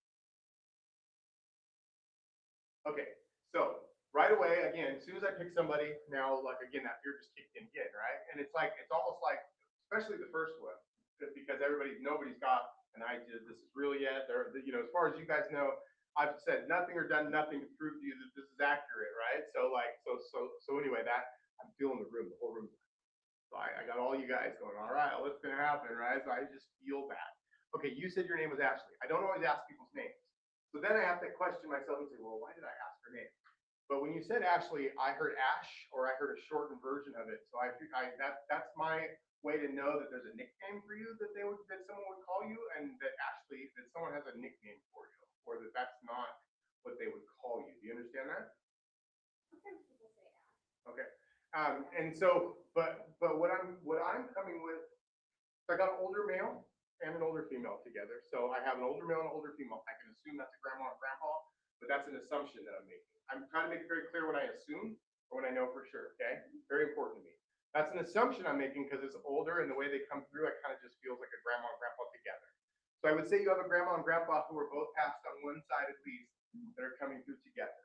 And one of them called you like a nickname or an Ash, or they shortened your name. It was more of a nickname than it was your full name. And it's funny because Ashley's normally a name that would be kind of like the name they would call you, or the fun. But I did feel someone shorten that name. I'm seeing curly hair. So again, curly hair is a symbol of grandma to me. So, but I already discussed that it was a grandma, so she may have also had curly hair. Do you understand that? Okay. So some of these things are symbols that I get. So a symbol is something that I see in my mind or feel in my mind. The best way to describe it is it's something that pops in that leads me to talk about a certain direction. Now, I wish these symbols were very clear. Like when I see curly hair, it means turn left at this stop. They're not, though. They're just a direction for me to start talking. And so one of the ways I know, I already discussed that it was a grandma, and then I saw the curly hair. So when I see a curly hair first, it means, oh, this is a grandma, because that's my symbol for grandma. But since I already knew there was a grandma, it means one of two things. It's either another grandma, or that this grandma actually had curly hair. And so, but I feel like this grandma, she actually had curly hair. You have memories of curly hair, correct? Okay. So see, it's kind of like a process that I'm going through with these signs and symbols, these things that I'm seeing as I'm talking. And it helps me to talk about something else, and then kind of allows them to pop in. So you'll see me when I'm doing this, I'm talking to you over here, and then all of a sudden like something pops in and you'll see me kind of go in a different direction. Another thing that I like is if I say something vague or something not provable, they'll give me something random that's provable right behind it that you say yes to, and then I know the thing I said before because I like the evidence, right? And I want to prove this to you, and I want to prove it to myself at all times. That's kind of how that goes. Do you have any children? Are you one of two? One of three. One of three? You have a sister then? Yeah. Okay. So you have a sister and a brother then? Is that right? Okay. So I got the 1 and 2. So that shows me that you have a sister, and then I felt that one of two would be the sister. I don't know why fingers are always siblings, or kids, but that's how this works. You have a sister, and then are you close to sister right now? Somewhat. That's a no. Yeah. Like, you guys say stuff, but I feel the opposite. So again, they squeezed arms around you, which is a symbol like to tell you to be closer. And so when I asked if you were closer, and you kind of said yes, but I told no. So there's like this squeeze you closer. Now, does brother live far away from you, or are you not close to him at all? Because I feel this with brother. You understand? Yeah. Okay. Far away. And you're distant from him. Yeah. Yeah. Where's the alcoholism in your family? The addiction issues? None that I know of, possibly like great-grandparents, but not. That's too far for me. I wouldn't accept that. Mental illness? Not that I'm aware of. No. Okay. I might be moving on. Let me see, because I definitely. So again, I can be wrong, right? Like in doing this process, I have to be willing to be wrong. If I'm not, I'm lying to you. I'm lying to me. Like sometimes it's just wrong. Like sometimes I'm wrong. Like I that happens. But I can go back and ask, okay, was that wrong? And then if I see it again, then I know it's not wrong. So again, I'm willing to be wrong here, but I keep seeing this. Now, this is my symbol. This symbol can mean addiction, or it can mean mental illness. It also can mean, well, head trauma is very, very rare. Every once in a while, it's like someone had head trauma, but I don't feel that here. But every once in a while, it's also old Alzheimer's or dementia. But I'm not sure. I'm not feeling any of those. See, as I'm saying these things to you, I'm also feeling if I feel a yes. And I didn't quite feel a yes with any of those things. There's a great grandfather who I never knew, but I understand that he did have problems. I don't know exactly what he had. Okay. He had a very troubled life. Okay. I don't know. And again, I'm not sure. Like I would tell you, okay, if I felt that when she said it, I'd be like, that's it. But I didn't get any feelings, so it doesn't mean it's wrong. It just means I can't confirm it, right? Like I'm not up here to say anything that I don't 100% believe, right? And ooh, I got chills again. So now I got chills. So why did I get them when I said I don't believe? That's weird. Okay, so I'm looking for these chills to happen. These are my yeses, okay? If I tell you guys I get chills, that's my confirmation from spirit that thing we just discussed or whatever I just got is what they were trying to tell us. Okay, we all have this. This is how your main guide communicates with you to tell you yes to get your attention. Okay, so you all have it in some way or form. It doesn't have to be chills, but we all have that communication. So I was waiting for that when I mentioned all the different reasons, and I didn't get it. So again, that just means I can't confirm it. Like I don't know, I just can't confirm what it is. So I just have to try to leave it with you. So here's what I do in this situation. I can't confirm if that was right or not. So my job now is to leave that alone and move on to the next thing. Very difficult to do. I honestly have to be able to say, okay, maybe I was wrong. And if I'm not honest about it, what happens is I go in and I keep trying to make that right. See, my ego wants to be right in front of all of you, right? So the next thing I'm going to do is I'm going to start talking, and then I'm going to be like, well, was it this? In the back of my mind, I'm still trying to answer that question, and it's bad. It's very, very bad because I can't move on. But if I can truly do this, and if I can truly just say, okay, I let it go. Maybe it was wrong. I can go back in, and one of two things will happen. It'll come back again because they're not done with it, and they want me to move forward, which in that case, I'll move forward with it, or I'll get something different, and it'll be time to move on. But that can't happen unless I truly, truly am willing to be like, okay, maybe I'm wrong, and move on. And this is true in life. Like, this is an amazing gift to be able to do this. Very, very important. But so let me try that.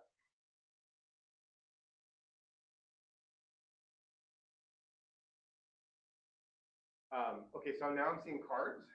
Let me close my eyes. I see cards. So cards are one of two things, but this felt like playing cards, not like tarot cards. So you have memory of somebody who just loves to play cards. Who is that a female or male? One of them, yeah. It's a female. Yeah. This is who I feel. Who is that? Is it grandma energy or? Okay. Because I got a grandma energy here that just shows me like playing, or I don't know, whatever this card game is. It's like a lot of cards. Do you understand that? What's her name? Can you just tell me her name? And I'm asking the name so I can see if it feels right or not. So that's what I'm doing. I'm looking for a yeah. And what I felt when you said her name was a big smile. So I just got a big smile feeling Did she get sick, but then get better? Throughout her older years, yes. Okay. Repeatedly. That's the feeling. Yeah, you saw me do this. That's my back and forth feeling. These are, one of the reasons I act out my symbols is so you guys kind of get an idea. So she showed me like, because I have a symbol that when they say they got sick before they died, but she showed me that symbol, but then she showed me getting better, and so she showed me fighting lots of times, like struggling and getting better and struggling and getting better. Okay, perfect. Another thing that I'm doing is, even though I switched on to another person and we talked about the addiction and we didn't know, the next few things were accurate. So that tells me that thing, if that thing was not right and I got it wrong, the next few things would not be accurate. And that would be my symbol to move on. You understand? So the fact that the next couple things were yes, yes, yeses makes me know I'm in the right place. I'm kind of following that feeling to see if it's still accurate or not, right? Because 3 no's in a row is not normal. 3 no's in a row means that I'm off. You know, I'm either my ego got in the way, and now I'm stuck on the thing I got wrong because you guys are all looking at me, which is very, very possible, or it's time for me to move on and I try to push this reading too far. You understand? Like it's one of those two things. So so I can just keep going on this and see where it takes me. Okay. Where's the strong B name like Ben or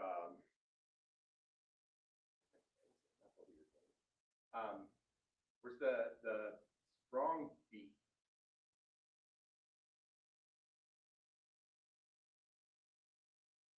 And his uncle with the B name, he's alive. Tell me what it is. Got it. Yeah. And again, like I can't let her lead me, right? Like if that doesn't feel right, I can't be like, yes. It'd be really easy to do that, and you see a lot of people that do what I do get up here and allow that to happen, like because they want to be right more than they want, But for me, the minute I do that, the next 10 things will be wrong, and I'll be stuck because I can't allow that. If I felt a no, that's a no. So what I think's going on is I think I just changed off of you. I feel like I need to move to the next person because it didn't feel like it was even for you when I said that. Okay. Okay. So I feel like I just moved over here. Can I come to you next? Sure. All right. So I do have a strong B name, but I feel like I went with a male name, and I feel like this is a female name. So I feel like I got a strong B name. So I feel like it's like Betty or Beth, or it's a strong B name. And again, it's next to you and up. So next to you and up means it's not directly above you. It's not your family. It'd be like an in-law or something like that. So it goes over and up. Okay.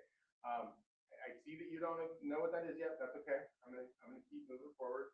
And we'll see. Okay. And again, I told you what I'm doing here. I'm trying to move on, but I keep hearing it. So that means I can't move on. Like spirit won't let me move on if I'm not supposed to. I try, but I can't. And so I keep hearing this. So again, I can be in the wrong place, but they're repeating it, which means it's not wrong. So let's see what I got.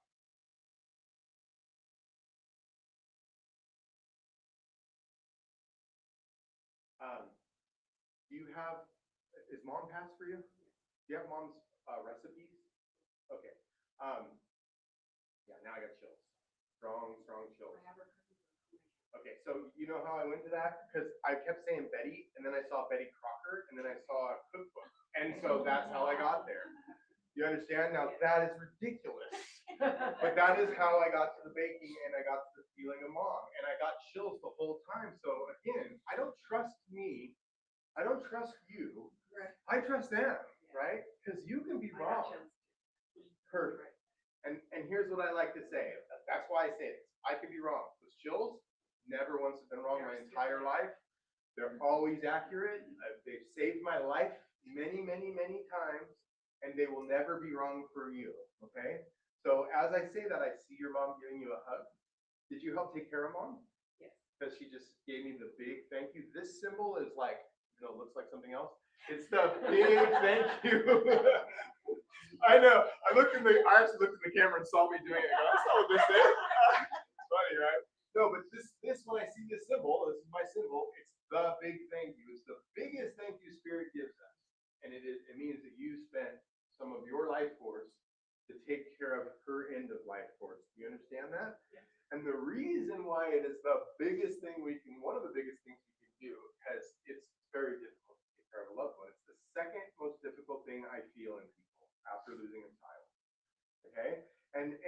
job is to keep him alive, and you're going to fail, and you know it. And then you're going to regret how you handled it. You understand? Yes. And very rarely have I ever met maybe one or two people who come out of that, and when they say, I did everything right, and I did a great job, that I actually believe them. It's very rare, because it's hard. It's hard. You understand that? Yes. Okay.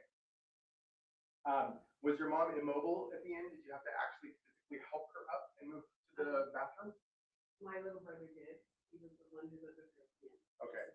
Because she shows me the thank you for, and this is a symbol also. It's like when I see her being lifted, it means she needed. Yes. She was immobile and she needed help. You understand? That's what Yes. that's what this is. Did she die on someone's birthday, or is her death day lineup? I see crossing of anniversaries. She died within 2 days of my father's birthday. There you go. So again, I got chills again, strong chills. So very strong. I don't know who else is feeling chills, but again, like, don't trust me. I can be wrong. You guys are feeling it when we say it, and you can trust that. That's what I would ask you to do. Like, don't believe me.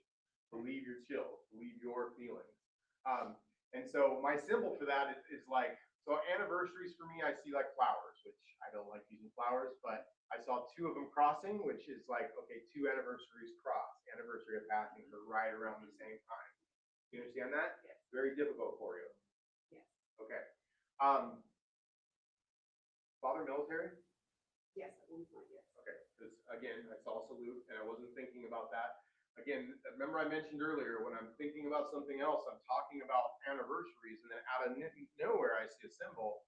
I can trust that because I wasn't reaching for it. Like if I'm sitting here and it takes me a few minutes and you guys are all staring at me, more than likely I'm reaching for a symbol. I'm like, okay, what's next? What should I go?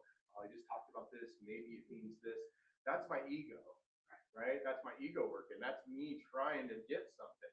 But when it pops in out of nowhere and it's random and it seems to me like it has nothing to do with it, then I can kind of trust that because it's not me. So part of this is knowing myself, right? Like that's the truth.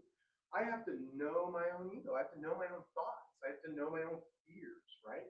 Like I talked about that in the beginning. I know my own fears. Like I'm not a public speaker. I'm scared to death to get up in front of people and do this.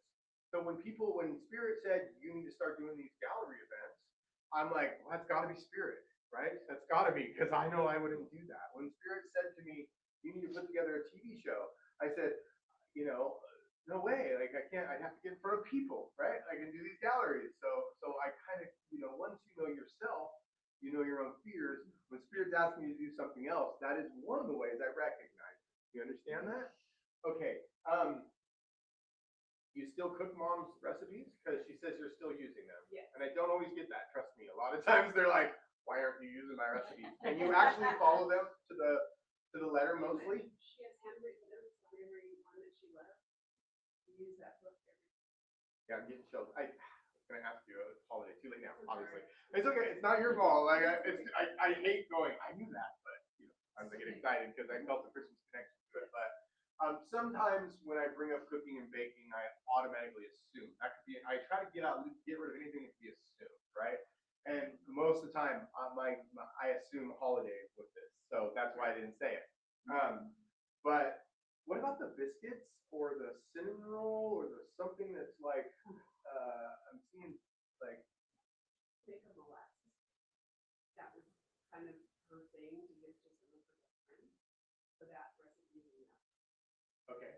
And again, I got to go back to this. She says you're following it to the letter. She Yes. said so. You said kind of, but she said you are. So she said you Yes. are. Yes. Okay. And then is she related to you? Yes, she is. Do you have another one? I have another, this is my granddaughter. Okay. Good. And I have a grandson. Okay, so you have 2 that level. Yes. Okay. Are you passing those recipes down at some point? Because she I will, brings but this up. my youngest daughter uses the same book. Got it. Yes. So you are. Yes. Okay, perfect. Because she shows me this passing down of the recipes. Yes. Okay. And then you also have a necklace of hers she brings up. Okay. Also, she's showing me passing that down. So I feel like you will be, or there's already a plan to, or something about passing down jewelry. Okay. Was she religious? Was she religious at all? No, not really. Okay. Because sometimes do you have ashes of hers? No. Okay. If I seen a necklace with a cross. That's why I asked. But my brother was cremated and I haven't. With his ashes. Okay, perfect. So when I see a necklace with a cross and they talk about passing it down, if you tell me no religion, then that usually, you know, the little keepsake necklaces with the ashes in it? That's what that is. So you have that of your brother. Yes. So that is your brother's way of sneaking in there with mom. Do you understand that? Yes. Did he die quickly? He just snapped his fingers, so that's like fast passing. Also, I see kind of a trouble for him.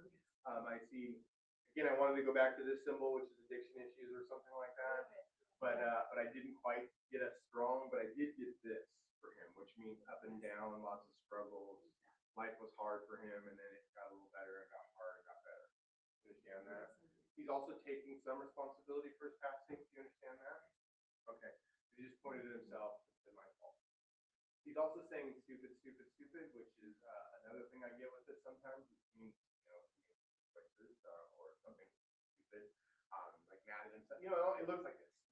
Like it's like, you know. I was even doing that. Yeah, I normally don't do this part. So that's new. I've never done this before with this symbol, but I usually just say stupid, stupid, stupid, but I saw him do this. Stupid. You understand? Yes. Okay. Who has his wallet? Probably his. You wear a watch? Yes. I just found myself, see me doing this, I didn't know I was doing it. So this is another way they use me. My body's doing weird shit when I stand up. Sorry for cussing in front of everybody. My body does weird stuff. As I started doing these things standing instead of sitting, I started finding myself doing, as a matter of fact, this is the first room that this happened to me in. I was doing a gallery. This is the first place I did one of these galleries. And I was facing this way, and the lady was standing there, and I found myself up here bowling in front of everybody. Why did I just do that? And I'm like, did he bowl? Is this gentleman we just talked about, was he a bowler? And she's like, oh my God, yes. And so I started realizing as I stand, my body doing certain things. So I don't know if you guys saw that, but I started doing this to my wrist, okay? Which was weird. As I was talking about his wallet. So what you guys don't know is wallet and watch are very similar symbols for me. I mean, they'll worry something wearable, but I asked about a wallet, but then I was doing this. So that was to clarify that someone also has his watch. Does he have a son? Yes, he is. So see, now I didn't know that until he just showed me taking this watch off and handing it down. So that's something about his stuff being passed down. Do you understand that? How old is his son? Over 20? Just for 40 years. Okay. I also see like him worrying about his son sometimes. Did his son quit or is clean? He does? Yeah. He showed me a symbol for quitting. So who quit?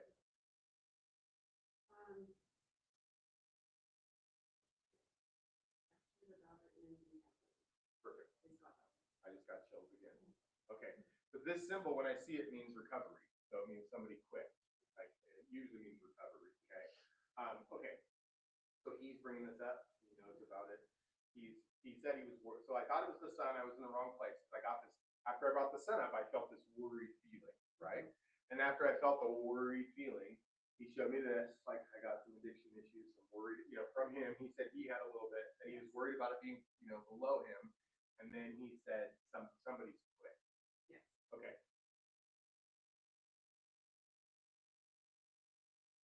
So again, this stuff can be very confusing if you don't. If I'm not talking this out for her in my head, that would make no sense at all. And this is what we do for ourselves, right? If I didn't talk this out and figure out what these things were, kind of work out what these symbols mean, it would be a jumbled mess up here. And that's what happens when we get messages for ourselves. They're kind of just a jumbled mess, right?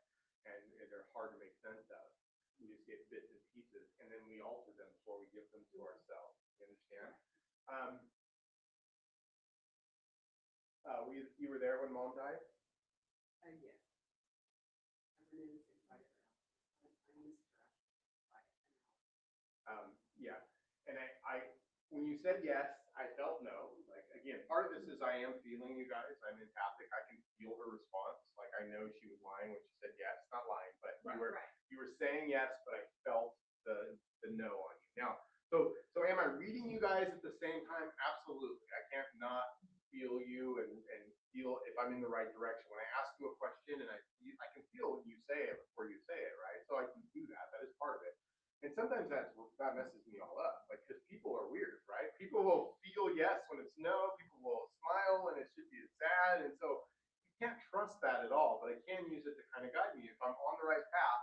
I need to know. I need to keep going in that direction if that's the right direction to go. So when you said yes, in my head, I heard I waited for her, which means you came in right after she passed. You understand that? We walked into the hospital. Yeah. But she was still in the room when you got there, is what I'm Yes, telling you. yes. You still felt her, you still knew her spirit was around you. She waited there to make sure you guys were there before she left. You understand that? I get one or two things. We just left and she died, or she died right before we got there. Okay? But you were there a lot, right? It's not like Yes. it wasn't like she's not saying like you came from a distance and you just missed it. You guys were there all the time, she said. Yes. All the time.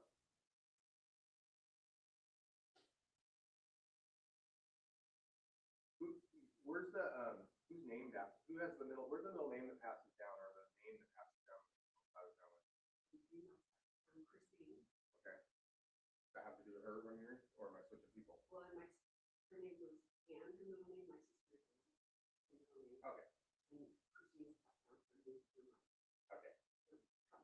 So that is it. Her name is passed down. That's what I'm Yes. asking you. Because see, again, I'm talking to the. I feel like I'm talking to her mom still, and then she brings up her name being passed down. My mother's name, my sister's name are identical. Okay. But you passed down her name, right? Yes. Okay. 'Cause I felt like she was saying thank you for passing down. Oh, my name. yes, yes, I did. Okay. The lady was married naming my daughter. Got it. That's from her. Got it. Yeah. Okay. And again, all that, like she gave me 3 examples of what she thought it was, and all of them I didn't feel it. So I'm waiting for, you know, and again, it would be easy for me to just say yes to the first one, and then I would feel right. You guys would see I was right, and that could go. But if I do that, I lose what I call the thread of information, right? It's like a thread of energy that I'm connected to, her loved ones, and the minute I do that, I lose it, and then it's gone. So I can't allow that to happen. So like when she said earlier that I could be very, you know, strict or whatever, that's why, because I can't lose that thread of information, right? It's not that I'm trying to be harsh, it's just like, nope, that's not it. You know, I have to be that way until I feel it, until I get it. Did the lady feel right? Yeah. Yeah. Her heart name. Yeah, just got chills again. Yeah, so you just get chills? Yes, I did. I felt it, and then I waited, and I'm like, you just got that because Yes, that's how I you did. get it. Okay, again, end of the day, I can be very wrong. The chills are never wrong. You can trust that. You can take it to the bank. Literally, you can take it to the bank. Okay. Are you coming into some money? Wow, that's good. I got chills again. So you know where I got that, right? You guys heard me say take it to the bank, right? That was this. I said you can take that to the bank. Okay. That's not what I normally would say. So I'm now noticing I just said something that I don't normally say. So then I'm questioning myself. Wait, why did I say to the bank? That's not my words. That's not my saying. See, remember I said knowing myself allows me to see when spirit's talking through me. So because I used the term bank at the end of that, which I never would use that, I've never used that before, it made me go, why did I say bank? So then I go in and I ask that question and I see this symbol, and the symbol is money. Okay, so I don't know if you guys saw I did this before I asked. And so I go, did you just come in? And so and again, this could also mean she's having money troubles, right? So I don't know, like this means talk about money. But I don't know which way to talk about it until I feel it and start talking. I literally, it's like this. It's like, okay, I get a symbol that says talk about money. And I go, okay, I'm going to start talking about money. And there's a clip right here. And it's just like, I'm going to go, before I step, I've got to hope that the right one comes out. Like, it's like, I have to trust that I'm going to say the right side of this symbol and know if it's money troubles. And again, I'm just trusting how I feel.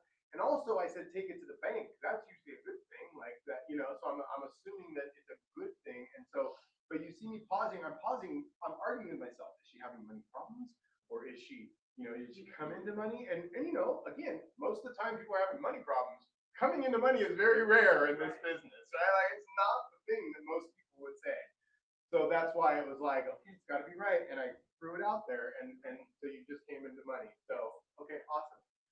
Things are looking up for you, that's for sure. Things are looking up for you. I also see you repairing relationships, being good at repairing relationships or having to repair some relationships around you. And they're saying that you did a good job with this. You understand that? Yes. They're saying you did a good job. I also see you having to put space between and for some people also. is my boundary arm. This symbol means like keep people at this distance. You understand? Like, I have certain family members that I keep at this distance because it's safer for me, and it's how I stay sane and how I stay, healthy. You understand? So they're also saying, because the minute they said, yo, you're good at this, they said, yeah, and you also know when to do this. Do you understand? Yes. Okay. Okay. I'm gonna keep going till it goes cold. That's what I got to do. Hold on. What is your name? There's her B name.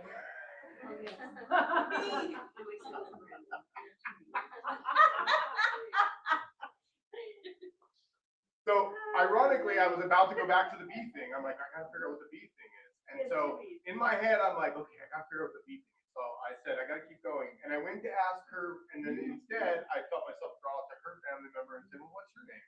Wrong bee name, right? So, okay. Now I'm done. Thank you. I'm done. As I went back, there was nothing more. Like, I just felt it being done. So that was that. A lot of times that'll happen, right? But it only worked because I let it go. Like, I completely forgot about the bee thing. I completely forgot. And I actually truly was able to let it go and not worry if it was wrong. Because I did that thing that I do, that I say, oh, okay, I can be wrong. The fact that I get up in front of you first and tell you I can be wrong frees me to not have to be right. And what that does is allows me to be honest with you guys. And it allows me not to be trying to cover up, right? Like, the minute you air this information out there, like, hey, I'm afraid, right? It wasn't my intention. It happened in this very room, okay? When I did that first gallery, I thought I was going to get up here. I was just going to showcase my ability. I was going to read everybody. That's what I thought was going to happen. That's what my ego told me, right? Just following Spirit. Spirit said, you're going to do this. I trusted Spirit was going to take care of me. And I got up in this room, and what happened was, I got up here and was like, hey, yeah, I'm afraid. Yeah, literally is what I said. I'm like, this is scary every time I do it. And I just aired all that out. Didn't intend to do that. That's just what happened. And I've been doing it ever since. Because if I tell you that first, it takes all that fear away. Like, you guys, we're on the same page now. Now you guys are with me. I can tell you. And if I get something wrong, I can use this as a teaching experiment. I can go, look, see, I was wrong. And see how that stumped me up and see how I couldn't go any further. And I can show you guys how that works. You understand? So that's kind of what happened. I lost my train of thought. What is your name? Melissa. Melissa. You a medium? Too sensitive. I am. Sorry. Yeah. Are you a medium? I'm new to this, but Okay. yes, I believe I'm a healer. Okay. Well, I And see. a medium, yeah. So again, I asked you 2 times because I want you to what I want you Own to it? own it. You have a problem with that. I do. Yeah. You have a problem with this. You like to flirt with your toe in the water and see if you get acceptance.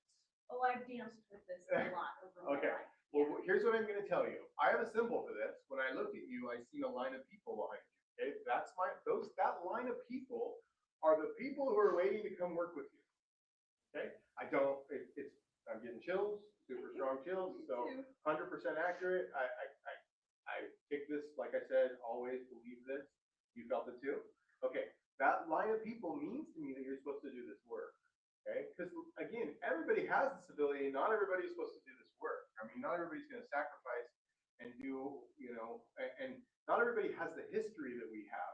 Not everybody's gone through the problems that we've gone through to get you here. Do you understand that? The darkness. Because I see them trying to put protection around you and them having a difficult time. And I also see that they say, we're trying to protect you now. Okay? So that is a symbol to me. When they this is a blanket of protection. This is how I see it. When they say now, that means that you weren't always protected, or that they couldn't always protect you. So that tells me you've been through some abuse of some kind. You understand? Very, very subtle, but this is how it works, right? So there was 2 parts of that symbol. And it looks like this is silly, but it looks like a little old lady's quilted blanket. The ones that were itchy that I hated them. They were like the grandma made the shawl or whatever. Yeah. It's a shawl.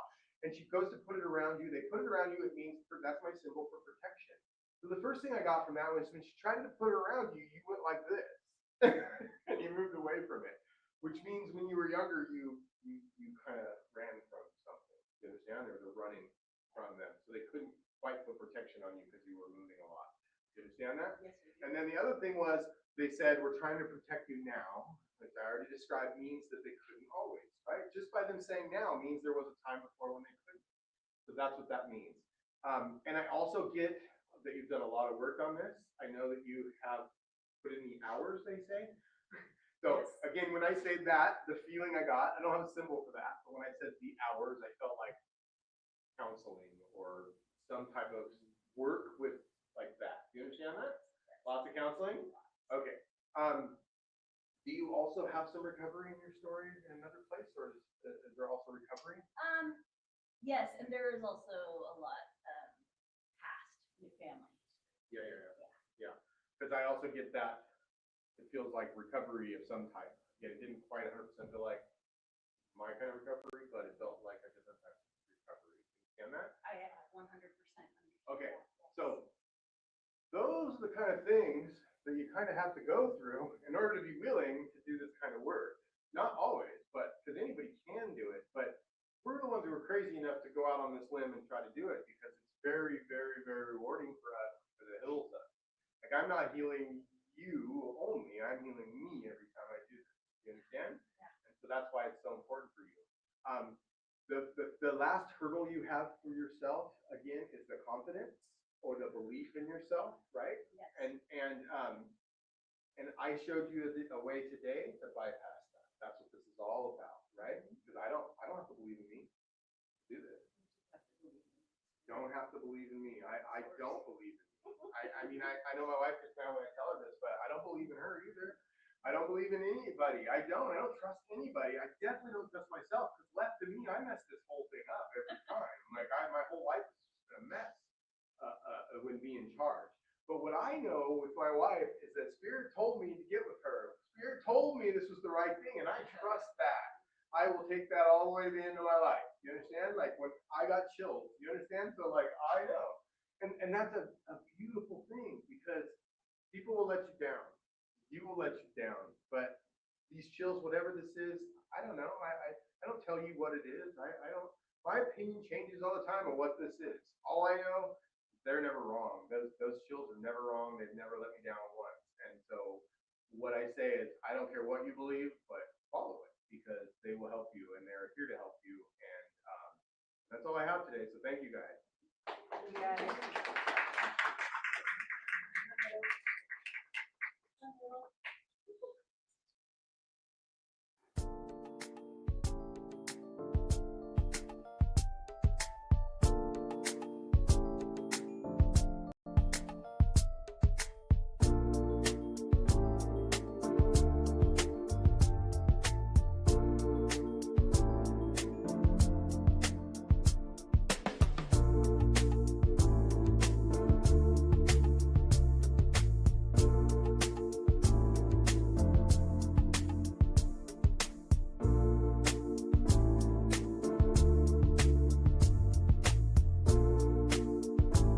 Are you ready to experience real healing, body, mind, and soul?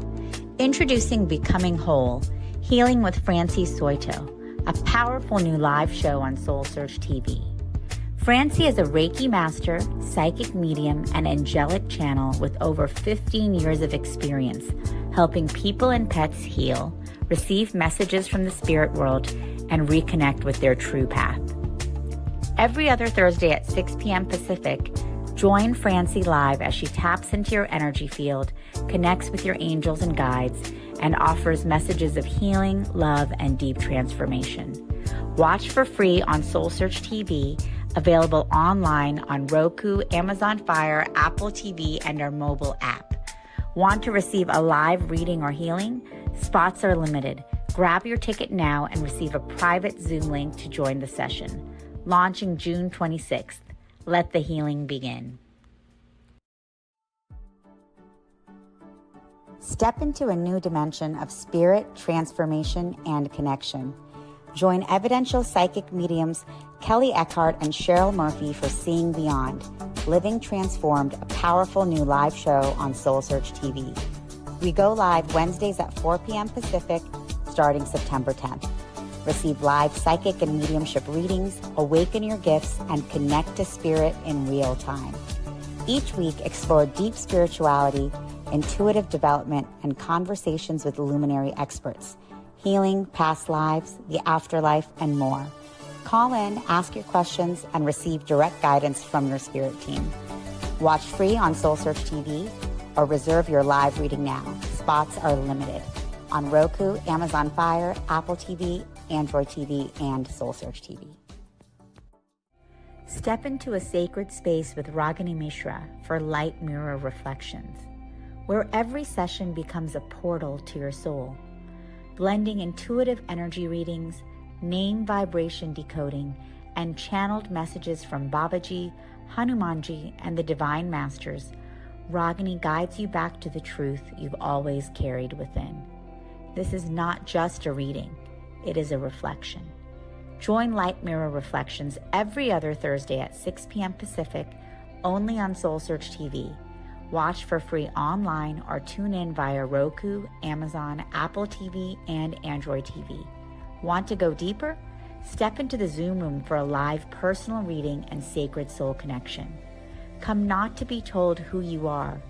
Come to remember who you've always been.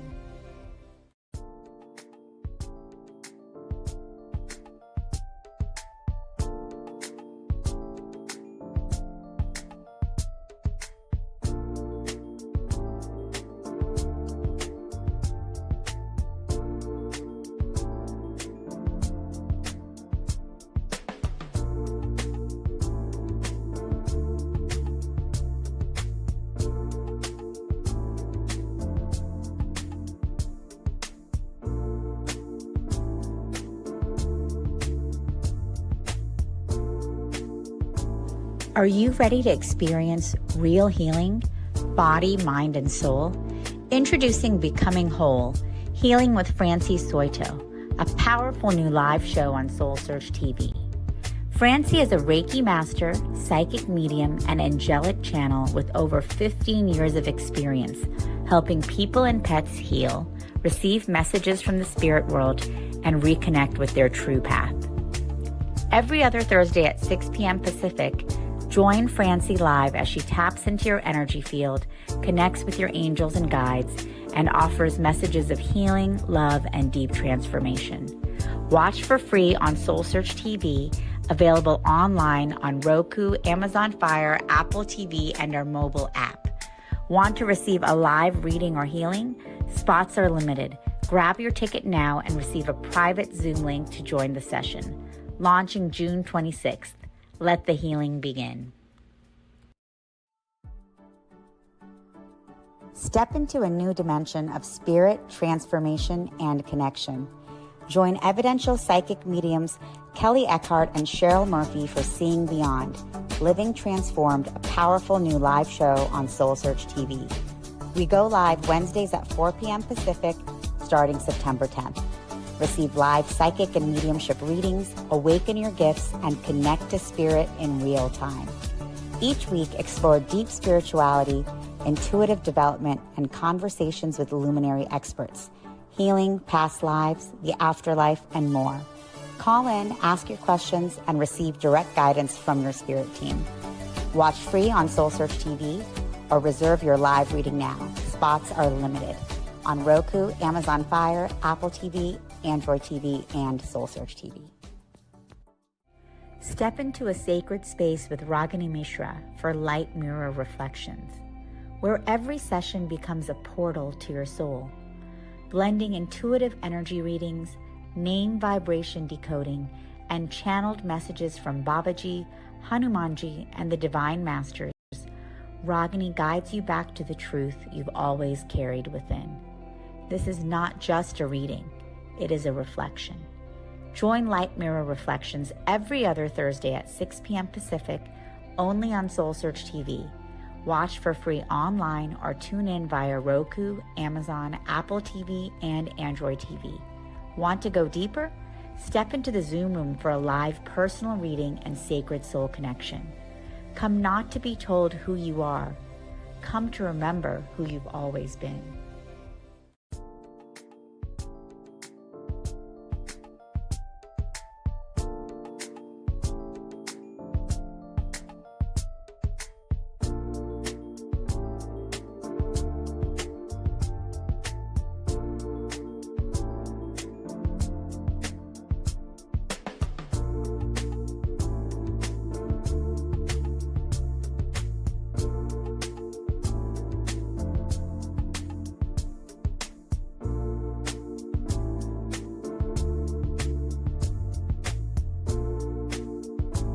Are you ready to experience real healing, body, mind, and soul? Introducing Becoming Whole, Healing with Francie Soito, a powerful new live show on SoulSearch TV. Francie is a Reiki master, psychic medium, and angelic channel with over 15 years of experience helping people and pets heal, receive messages from the spirit world, and reconnect with their true path. Every other Thursday at 6 p.m. Pacific, join Francie live as she taps into your energy field, connects with your angels and guides, and offers messages of healing, love, and deep transformation. Watch for free on SoulSearch TV, available online on Roku, Amazon Fire, Apple TV, and our mobile app. Want to receive a live reading or healing? Spots are limited. Grab your ticket now and receive a private Zoom link to join the session. Launching June 26th.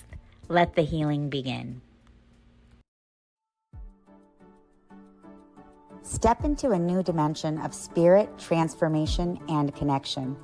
Join evidential psychic mediums Kelly Eckhart and Cheryl Murphy for Seeing Beyond, Living Transformed, a powerful new live show on SoulSearch TV. We go live Wednesdays at 4 p.m. Pacific, starting September 10th. Receive live psychic and mediumship readings, awaken your gifts, and connect to spirit in real time.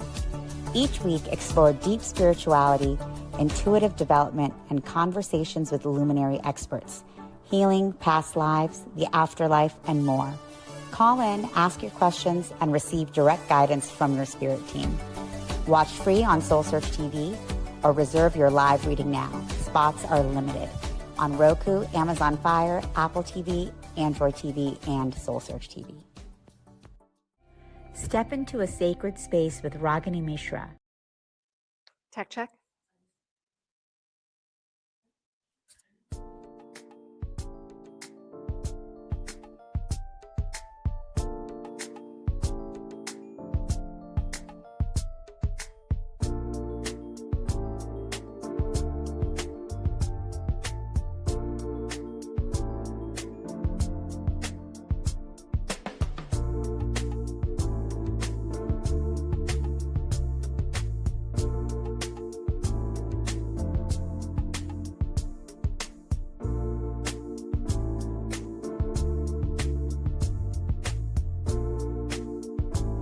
Are you ready to experience real healing, body, mind, and soul? Introducing Becoming Whole, Healing with Francie Soito, a powerful new live show on SoulSearch TV. Francie is a Reiki master, psychic medium, and angelic channel with over 15 years of experience helping people and pets heal, receive messages from the spirit world, and reconnect with their true path. Every other Thursday at 6 p.m. Pacific, join Francie live as she taps into your energy field, connects with your angels and guides, and offers messages of healing, love, and deep transformation. Watch for free on SoulSearch TV, available online on Roku, Amazon Fire, Apple TV, and our mobile app. Want to receive a live reading or healing? Spots are limited. Grab your ticket now and receive a private Zoom link to join the session. Launching June 26th. Let the healing begin. Step into a new dimension of spirit, transformation, and connection. Join evidential psychic mediums Kelly Eckhart and Cheryl Murphy for Seeing Beyond, Living Transformed, a powerful new live show on SoulSearch TV. We go live Wednesdays at 4 p.m. Pacific, starting September 10th. Receive live psychic and mediumship readings, awaken your gifts, and connect to spirit in real time. Each week, explore deep spirituality, intuitive development, and conversations with luminary experts, healing, past lives, the afterlife, and more. Call in, ask your questions, and receive direct guidance from your spirit team. Watch free on SoulSearch TV or reserve your live reading now. Spots are limited. On Roku, Amazon Fire, Apple TV, Android TV, and SoulSearch TV. Step into a sacred space with Ragini Mishra for Light Mirror Reflections, where every session becomes a portal to your soul, blending intuitive energy readings, name vibration decoding, and channeled messages from Babaji, Hanumanji, and the Divine Masters. Ragini guides you back to the truth you've always carried within. This is not just a reading, it is a reflection. Join Light Mirror Reflections every other Thursday at 6 p.m. Pacific, only on SoulSearch TV. Watch for free online or tune in via Roku, Amazon, Apple TV, and Android TV. Want to go deeper? Step into the Zoom room for a live personal reading and sacred soul connection. Come not to be told who you are. Come to remember who you've always been.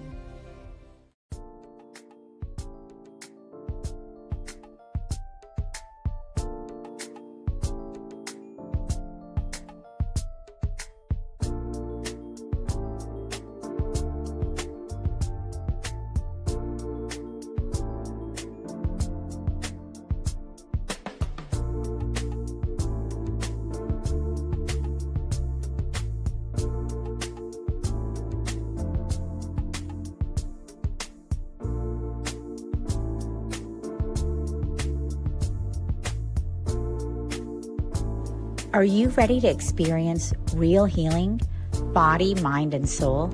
Introducing Becoming Whole, Healing with Francie Soito, a powerful new live show on SoulSearch TV. Francie is a Reiki master, psychic medium, and angelic channel with over 15 years of experience helping people and pets heal, receive messages from the spirit world, and reconnect with their true path. Every other Thursday at 6 p.m. Pacific, join Francie live as she taps into your energy field, connects with your angels and guides, and offers messages of healing, love, and deep transformation. Watch for free on SoulSearch TV, available online on Roku, Amazon Fire, Apple TV, and our mobile app. Want to receive a live reading or healing? Spots are limited. Grab your ticket now and receive a private Zoom link to join the session. Launching June 26th. Let the healing begin. Step into a new dimension of spirit, transformation, and connection. Join evidential psychic mediums Kelly Eckhart and Cheryl Murphy for Seeing Beyond, Living Transformed, a powerful new live show on SoulSearch TV. We go live Wednesdays at 4 p.m. Pacific, starting September 10th. Receive live psychic and mediumship readings, awaken your gifts, and connect to spirit in real time. Each week, explore deep spirituality, intuitive development, and conversations with luminary experts, healing, past lives, the afterlife, and more. Call in, ask your questions, and receive direct guidance from your spirit team.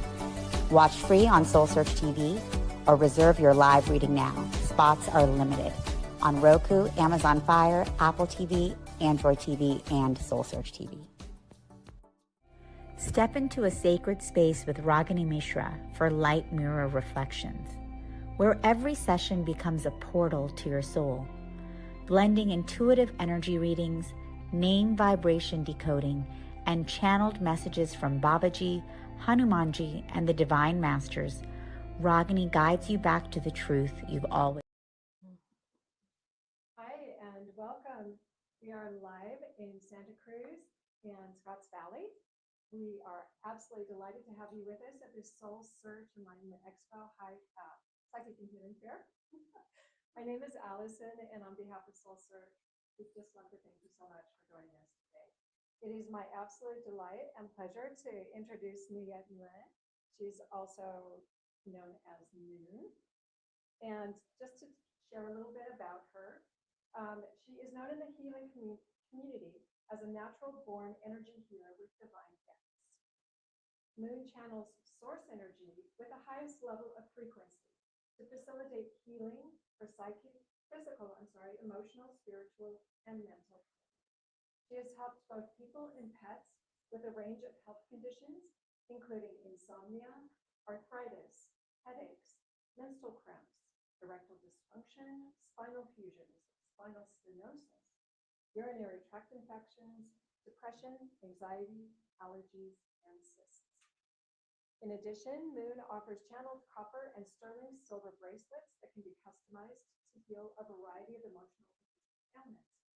Upon request, she is able to channel any object to heal, which includes personal jewelry, watches, cell phones, pendants, bracelets, and gemstones. Today, Moon will be sharing her unique healing modality with us and will offer a free 5-minute channel group healing session for all attendees. So welcome, Moon. Thank you, Allison. Hey, thank you everyone for coming. I also have a slideshow presentation, so I'm going to just share background information about me. My name is Nuyet. My name means moon in Vietnamese, so I also go by the name of Moon. Many of my clients call me Moon because it's easier to remember. And I'm a natural born healer, so I'm 100% self-taught. So I was born with the gift to be able to channel source with very high frequency to facilitate healing of physical, emotional, mental, and spiritual pain. But I always tell my clients that I don't have the ability to heal. I'm just a conduit and a vessel. So I just channel source. And lately I've also been telling my clients that when I channel source, I'm not channeling a different spirit or different entities, because I know some healers, they channel different spirits. I'm channeling the energy that already exists within myself and the healing energy that's already around me. And I have a gift where I'm able to modify the energy and project it back into the client and customize it to what they need. So I'm able to facilitate instantaneous pain relief. When I use my hands or when I use objects, it's instantaneous more than 80% of the time. And it amplifies my intentions. I don't have to use my hands, so I can do healings without touch, or I can do it without objects, but it's not as immediate. The effects are, like if I don't use an object, maybe 80% of their pain will go away. And then when I use an object, it will be 90% or 100%, and usually it's instantaneous. And then when I use my hands, it's also usually, I would say at least over 80% of the time, it's instantaneous, but sometimes it doesn't happen until 5 minutes later. So everyone has different results, and my sessions are not 100% guaranteed.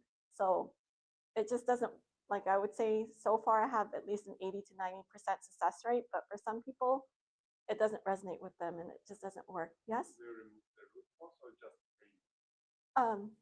Do what? Do you remove pain or root cause of the problem? I do intentions for emotional and trauma relief too.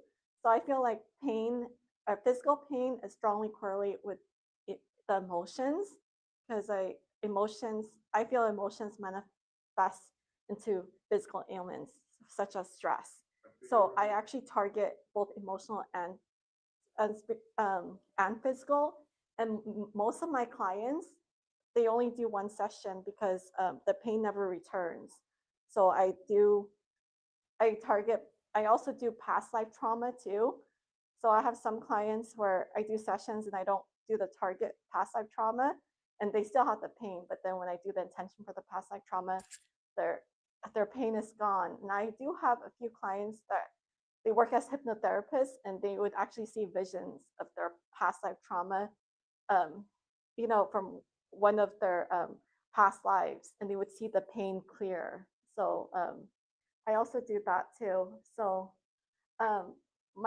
sometimes when I facilitate group healings, sometimes it's spontaneous. I don't know. I'm not aware because I'm not psychic and I can't see auras. So I'm not aware of if the client has pain or not.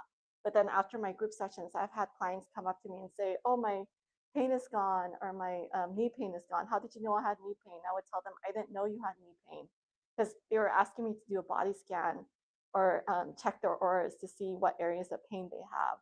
So sometimes my healings are spontaneous, but when I do individual one-on-one sessions, I ask for clients to write down a list of their intentions of areas they want me to work on, and then I ask them for it to be specific, because during my healings, I'm 100% self-taught. I never went to school for healing. I use my own words and I use my own intentions, and I tailor it to what the client needs. And so it's not, as earlier I said, it's not It doesn't work for everyone, but I strongly feel if the person has faith in it, it's more likely to work. And I do work with the angelic energy. And in the beginning, when I discovered my gift about 8 years ago because I injured my back. I was working in a restaurant and I overexerted it. And then I ended up going to massage therapy and I tried a chiropractor, but my pain would come back a week later. And one day I went to a gift shop and I got a copper bracelet and I unconsciously put intentions that the copper bracelet would get rid of my pain because it has healing properties, is known to be anti-inflammatory and relieve arthritis. So I put it on and 80% of my pain instantly went away and it stayed away. And then when I went to Sedona, Arizona, a reconnected healer had pain also. And I said, I can give you a copper bracelet. I don't know how it works, but lately I've been giving to everyone and everyone tells me their pain would just go away and like by at least 80%. And she says, it's not the copper bracelet. She told me objects can't heal. She says, I have a gift. I'm able to channel source. And she says, I can use any object or no object. And I didn't believe her. This was 2017. Because at that time, like I was into healing, but more into self-healing. I like to go to places and discover things that would help me physically or emotionally, but I never even to this day, I've never really taken energy healing classes, or it's something that like I actually was scared of because I also suffered from anxiety about like a couple of years ago. And I went to a massage therapist and the same thing, like she was selling me a vocal crystal and she told me this will get rid of your anxiety. And I bought it, but I was scared to touch it. I didn't pick up for 2 years because I was afraid. She gave me these prayers and intentions written by another healer, and she says if you say it, it'll get rid of your anxiety. And I was actually so scared of saying the prayers because I thought like, what if I start seeing ghosts or spirits and I don't want to open up any portal? And it was not until like recently, like about a year and a half ago, or like within the past 2 years, I actually picked it up and I was kind of tired of my anxiety and I tried it and it worked. So when I first started my healing sessions, I actually was using the vocal crystal and I was using other people's prayers and intentions. First, I start with the guy who, like his, and then I would read prayers from other books and it didn't really resonate with me.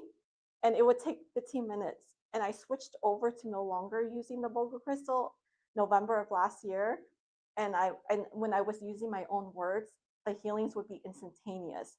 So I knew it was a lot more powerful if I spoke from the heart and I didn't follow a script. So that's kind of how I discovered my gift. It was through the vocal crystal, and then it was through the copper bracelet. And for like the past, it was only a year ago where I started using other objects besides copper bracelet because I still didn't believe her because it just sounded like hocus pocus. It didn't sound real that I could take any object and put intention for the person's pain to go away and it would go away. But I actually, when I was at another psychic fair in Sacramento, I met this Native American healer and she told me, you have a gift. You can use any object or no object. And you hand someone the object. She had a statue. You can hand someone the statue and tell them that this will take away their pain. It will take away their pain. So I started experimenting. I was just thinking, that's the second time someone said the exact same thing, so it must be true. So I started using cell phones, watches, random objects. One time I used a plastic blue pen, and one time I used a plastic like cup, and it would work. Like their pain would instantly go away. Like, sometimes initially it would be by 50%, and then later on, like usually when I project the source energy into it, it's in a gradual process. Sometimes it's like 70% or 80% instantly gone, and then like an hour later or 10 minutes later, it would like their pain level continues to decrease as time goes on. They would tell me that they would feel their pain would clear like completely later on. So I'm gonna go ahead and share some video testimonials. So I'm gonna this is actually, I don't know if you can see it. So she was actually completely skeptic. I've been asked, if you're skeptical of it, does it work? Salmo thought I was crazy. This was 8 years ago. I gave her a copper bracelet and I told her, this will get rid of your pain. She had level 10 pain all over her body. She had a pinched nerve, disconnected, she disconnected one of her, she had a dislocation in some area of her body. I don't remember what it was. And then she had sciatica. It was really severe. So she had a metal plate like in her shoulder. I think she disconnected her shoulder because she used to be a volleyball player. And she even said I was crazy. She didn't believe me at all. So I gave her the copper bracelet, and she's like, and like it worked, and she was so happy. She's like, I believe you. She says, I thought you were so crazy. I thought you know, she was thinking like, sure, you'll give me this magical healing bracelet, and it'll just take away my pain. Like she didn't believe it, but her pain has been gone for 8 years. I actually ran into her at the farmer's market one day, and I told her, did your pain ever return? And she told me, no, my pain never came back, like her level of pain. But she told me when she took out the bracelet, the pain would come back. You know, when she put it on, it would go away. And then a couple months into it, like the bracelet it got twisted and she couldn't wear it anymore. Something happened to it and she got panicked. She wanted a new one and I didn't have time to give it to her right away, but the pain didn't come back anymore. And then later on, when I had time to give her another bracelet, she says, oh no, my pain is still gone. So it shows that like sometimes with the sessions, it's long lasting. This is with an object. Back then, I didn't do healing sessions. I only start healing sessions. Well, technically, this is a healing session, but I didn't do like a direct healing session where they sit down. Back then, I was only using objects. So I only start doing like an actual healing session where the person would sit next to me without an object only about April of last year. So not that long ago. So this is just a picture of Sedona when Karen told me that I had the gift. And then this is actually a client from one of the fairs. I met him at the Santa Clara Fair back in November. When I met him, he had severe level 9, 10 pain, sciatica pain shooting up and down his leg, and he was walking with a cane for 6 months. And then later on, I saw him over the summer. I went to the Reno Fair, and he was right next to me. I didn't even recognize him at first. And he talked about how his pain never came back. I only did one session working on his leg, and it has never returned. And during that time, I was transitioning from no longer using a vocal crystal, so I didn't touch him. The session was 2 minutes long. I used my own words, and I didn't touch him because when I use my own words, I don't have to say that much. All I said was statements. I just said statements for his pain to go away in my head. And then I switched over to using prayers around November, December, because I had a friend that was suffering from cancer. And then whenever I used prayers, I noticed that it would instantaneously, like her pain and her ailments would go away. So I switched over to using prayers. But I can do prayers or I could just do statements. Either one would work. So here's one of the testimonials. Okay, hi. I visited with New Yet, and when I sat down, my pain level was a 10. And after she placed intentions onto me, my pain level is 0. Absolutely amazing. I'm very excited about this. Thank you, New Yet. I've been walking with a cane for about 6 months, and now I'm going to try walking without a cane after New Year's healing session. So here goes the cane. And here we go. Oh, it feels really good too. Look at that. I can do it about food. Look at the date, November 9th, 2024.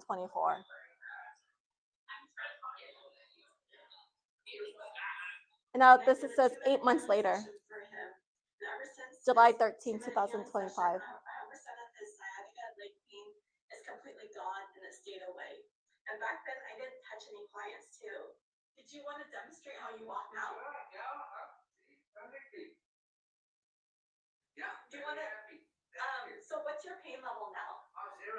What was your pain level before? Well, it was 9, 10, sharp pain shooting up the leg. So yeah, it's been an amazing transformation.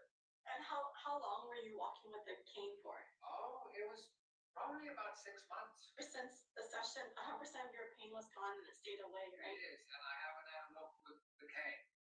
And so coming back and seeing you has been kind of a full circle, which is amazing and shows Yeah. you have a gift. Okay, so Yeah, that was I Paul, visited. and then so I actually did a follow-up.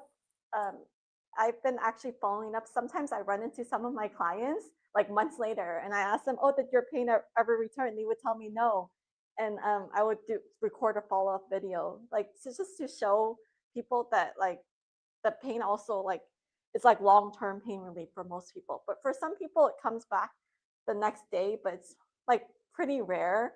That doesn't happen often. But so Marilyn is a client, or actually she was attendee. She was sitting in the audience when I did my Las Vegas talk. And during today, I'm also going to do 1 minute free healing demonstrations. Which she was a 1 minute free healing demonstration. I only put intentions for her leg pain to go away. I was only whenever I actually asked volunteers who have chronic pain, and I always only target one area. But this has happened even when I do a full session. Even though I only target one area, 100% of her pain in all areas of her body. She had pain all over her body, like in her knees, feet, legs, ankles, everywhere, arms. 100% of her pain went away. And not only that, her double vision went away and all her symptoms. She has a disease called myasthenia gravis, which there's no known cure for. All her symptoms went away too. So so that has also happened. Even like so I'm gonna share this with you because hers was like Hi, my name is a Marilyn. good example. And I had the wonderful experience of being healed in the source wound here yesterday. It only took a minute. I am diagnosed with a disease called myasthenia gravis, and that's where your nerves attack your muscles. I have severe pain all the time. I was been diagnosed now for 2.5 years. They don't have a cure for this disease. I am very spiritual as it is, and I heard a voice say, "Marilyn, all you need to do is believe." As I believe, all of a sudden, everything just released, and I had no pain. What level was your pain? For the space in his hand. It was probably and what level was that after the 1 minute session? It was zero. It was one of the first symptoms is double vision. So I've had a whole party going on. So when the optometrist said, "Marilyn, do you see double?" And I was like, "Oh, that's what that is." I remember driving and having to close one eye to make sure that the lane I was turning in, it was on the right lane. That's how bad it was. When I was sitting there, I turned to my side and my other side, and I started looking around all over. My vision is completely clear. Okay, this 3.5 weeks later, almost a month later, I checked back with her. Marilyn, do you want to talk about your experience? My pain has not returned. I used to have 10 hours of muscle spasms, and I have had none, nor have I took any type of medication for pain since 3.5 weeks ago. And then your double vision is completely clear too, right? It hasn't returned. My double vision has not returned. Also, I went to my doctor today, and the test that he did, the blood work that he's done, shows that I am in remission for the disease that I have, which is myasthenia. But you said there was no cure for it, right? There is no cure. And he was astonished that I was as strong as I was. Thank you so much for this follow-up testimony. She actually says that if she doesn't have, it's been 4 months. I just checked back with her, like her pain is still gone. She still doesn't have any symptoms. She says after 6 months of being cleared, only 2 more months, that means like she no longer has it. She won't be in remission anymore. She'll actually, even though, her doctor was just baffled. He didn't know how, like it just went away because there's no known cure for it. So this is a session where I did I just worked on with Arving. This is a virtual session. He was in Las Vegas, and I was in. I'm also a distance healer, and you can see it. I actually took my cell phone. I don't have to be that focused or like in a deep meditation. Some people are kind of surprised that, like when I do it, it just comes naturally to me. So I was actually recording it, like with because I wasn't able to get the Zoom recording to work, so I recorded on my cell phone as I did I worked on his nasal congestion. He couldn't even breathe through his nose before the session. And then I also worked on his shoulder pain. And then his shoulder pain was gone, but he still had soreness. And then I recorded it live, and I was doing a session, and I was working on his soreness, and you could actually see his live reaction when I. Your shoulder virtually through Zoom. I worked on your both of your shoulders, but your right shoulder was hurting more, and I also worked on your nasal congestion. So, did you want to talk about your experience? Yeah, it's very, very calming. And then midway, I was breathing my mouth, but then like, I don't know what changed, but I was able to breathe through my nose clearly. Like I straight my shoulder, and felt like it wasn't there before. Before you couldn't even breathe through your nose, right? No, yeah, I could not breathe through my nose. So you had to breathe through your mouth, right? And so 100% of your nasal congestion disappeared through our virtual Zoom session, right? Yes. Because you're in Las Vegas, and I'm in the San Francisco Bay Area. And then your shoulder, what pain level was it before? It was like a nice 8. Now it's like it was never there. You don't even feel it, right? You just feel soreness, right? Yes. Okay, I'm actually going to do intentions right now to clear your soreness and to see if this one works. So I'm actually recording myself live doing I'm doing intentions to get rid of his soreness because his pain is gone, but he says he feels some soreness still on his shoulders.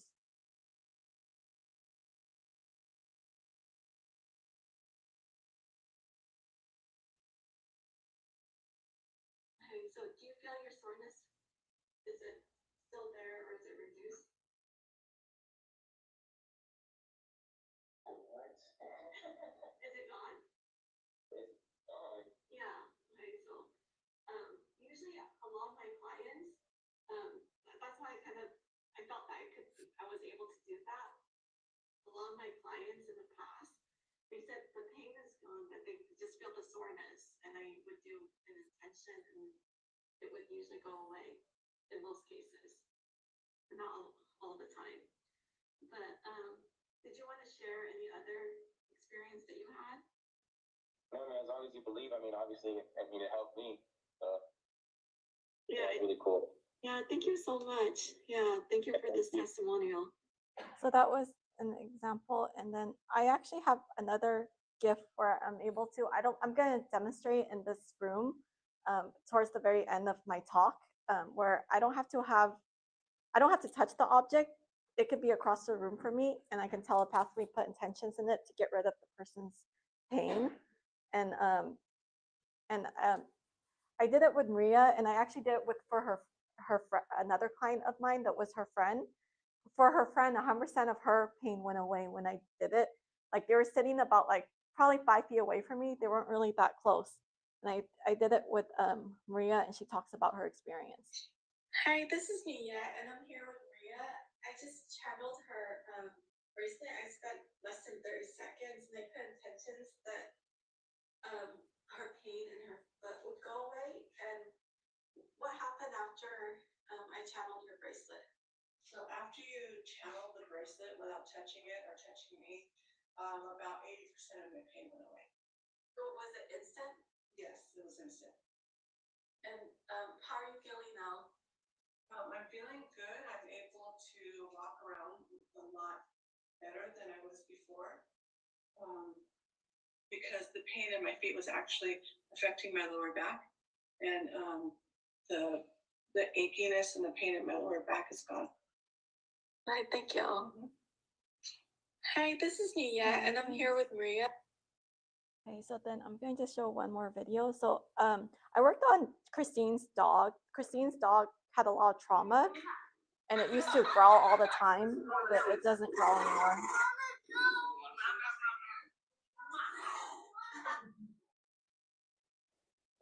It would growl all the time. It no longer growls. This is before, it says before healing with Moon, July 7, 2025. Are you happy? You love Uncle? Huh? Oh my gosh, so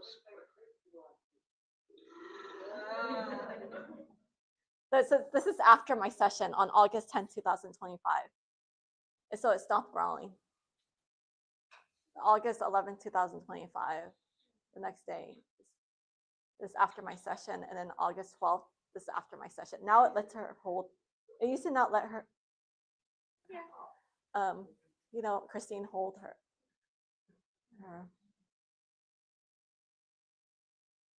Okay, so then I want to show one more video where I was channeling. When I was in Turlock, I was actually,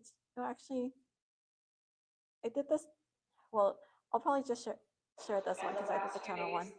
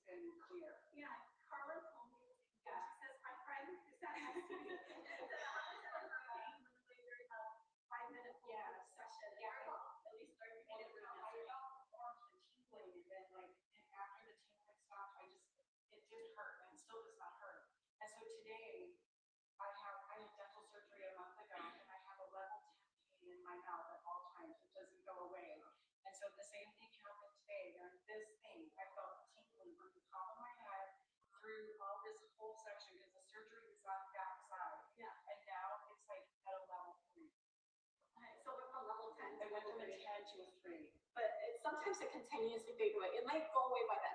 Yeah. So just so you know, I checked back with her. You know how it went from level 10 to level 3? Her gum pain is completely gone and it stayed away. And also she had tinnitus also.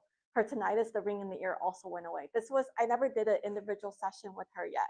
I never like even touched her. It was when she sat in the audience with 30 other people in the room. So that was through a group session. 3 areas of pain went away and actually it stayed away. It's been, this was back in June, so it's been a couple months.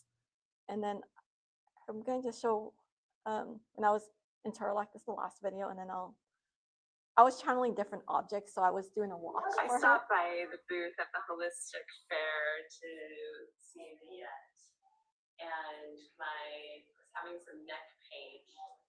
She asked for my watch, and she put prayers and intentions into my watch. And as soon as I put it back on, my neck pain was gone. Hi, yes, I'm here at the Enlightenment Expo, and I came to visit Juliet, and she used my phone to put her personal intentions cell phone that my arm pain would go away, and I noticed that the pain did significantly go away. I used the black string bracelet over here. It's like maybe thread. Oh Lord, like earlier, like I was feeling like shoulder pain, like collarbone, lower leg shoulder pain. I can even do this now. I'm able to hold myself now again, move my arms. Yeah, she did a little prayer on my little bracelet right here, and ever since she did the prayer and I put it back on, I'm able to. Yeah, like my pain tolerance was from 1 to 10. It was at a 10. I couldn't even barely move my arm or anything. Just to even get out of the chair was hurting. But now it's like at a 1. I'm like, seriously, it just feels so much better now. Like you have no idea. Like it's like, oh my God, I'm able to. Thank you so much.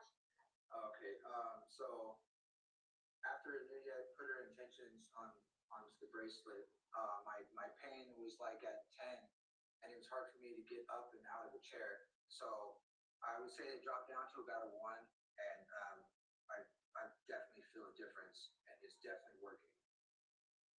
At the Holistic Center or Expo at Sherlock, and she was lovely, sat me down. I think it only took 15 seconds of putting her intention into my bracelet here, and I'd say about 80% of my knee pain just honestly went away. I've literally just walked outside with her. So I just wanted to let you know, with all those 5 people, they were at the Turlock expo. I did it was a psychic and healing fair called the Turlock Holistic Expo. And I spent about 15 seconds because I actually was just trying it out during that. It was a slow fair. So I was just thinking, oh, I want to do some work. So I'm going to just help people. If I do use objects, it'll be really quickly. Since I was giving away free sessions during that time. So I only spent 15 seconds. And later on, they would tell me that like the pain would be completely gone. I took the videos right after, right after they felt the instantaneous pain relief. But gradually, as time went on, like, it would be 80% gone. And then later on, it'll be 100% gone. Even though I'm not directly, in front of them or actively working on channeling the object, the source energy is not the object that's healing too, it's the energy that's inside the object. I always tell clients the object is just a battery that holds the energy. So it's the source energy and my intentions that I infuse the object with that's doing the healing. And I'm not doing the healing, I'm just facilitating it. So I'm gonna go ahead and do a group healing session for everyone. I just wanna make sure I have permission to connect with everyone's soul. Or do I have permission? Just nod your head if you grant me permission, and then I'm gonna just go ahead. I'm gonna just clear my energy.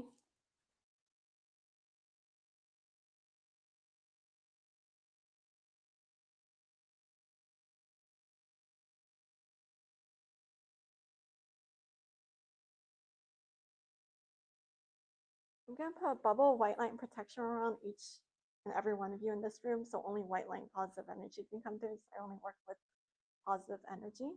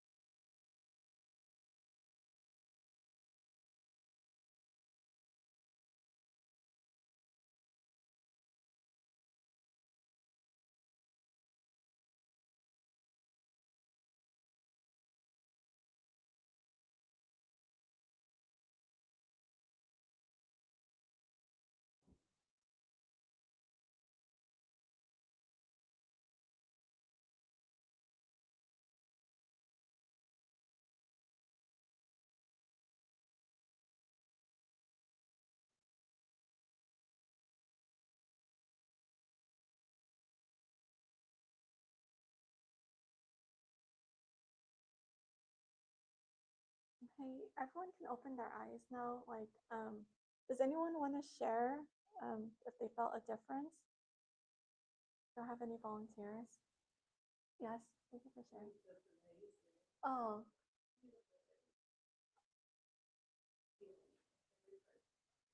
So you said it was amazing, beautiful energy that was healing every part of your body. Did you feel tingling or?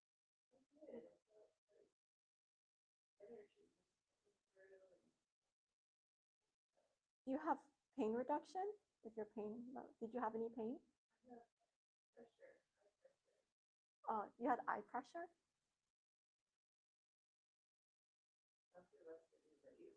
Yeah. Did you feel the eye pressure reduce? Oh, so you felt something release. It felt good. Thank you so much for sharing. Does anyone else want to share how they felt? Okay, so yes, thank you all for sharing.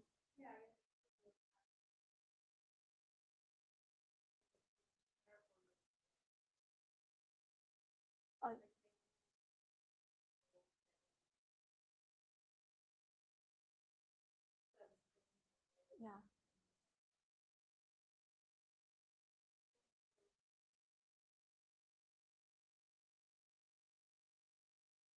So what level was the pain? At level 7-8.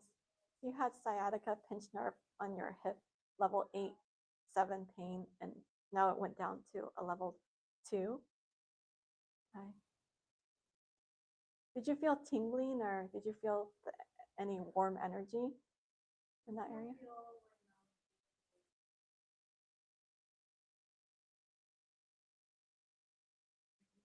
Oh, you feel energy moving?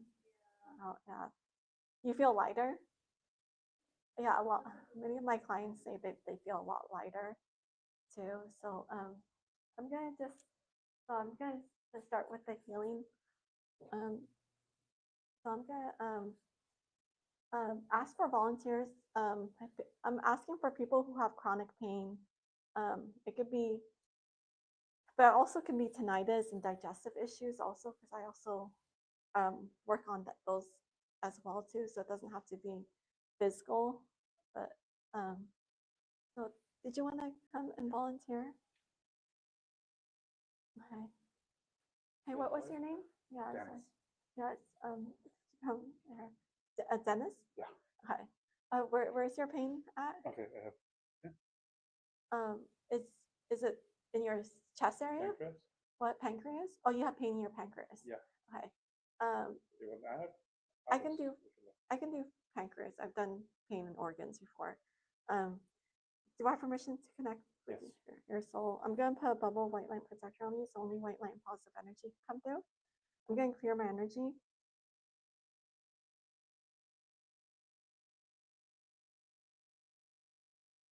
I'm going to put a bubble white light protector on me, so only white light and positive energy can come through. And I'm going to just touch your arm, and so there's good. Do I have permission to touch you? Yes. Okay.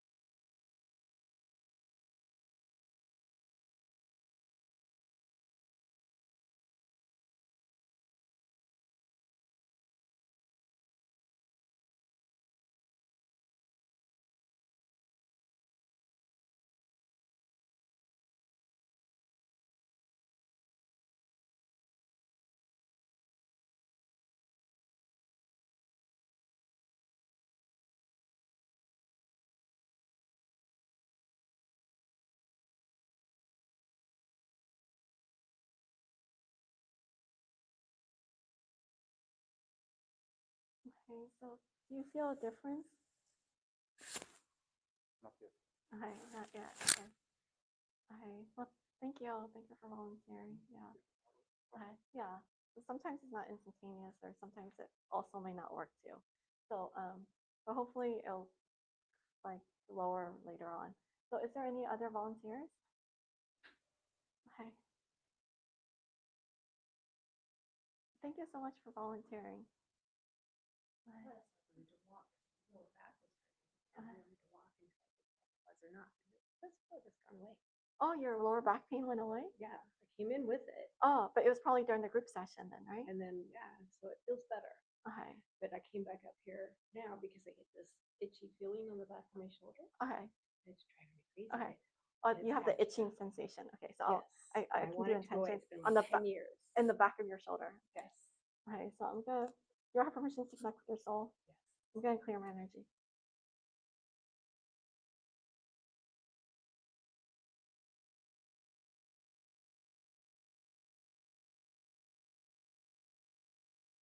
I'm gonna put a bubble white light protector on me, so only white light and positive energy can come through.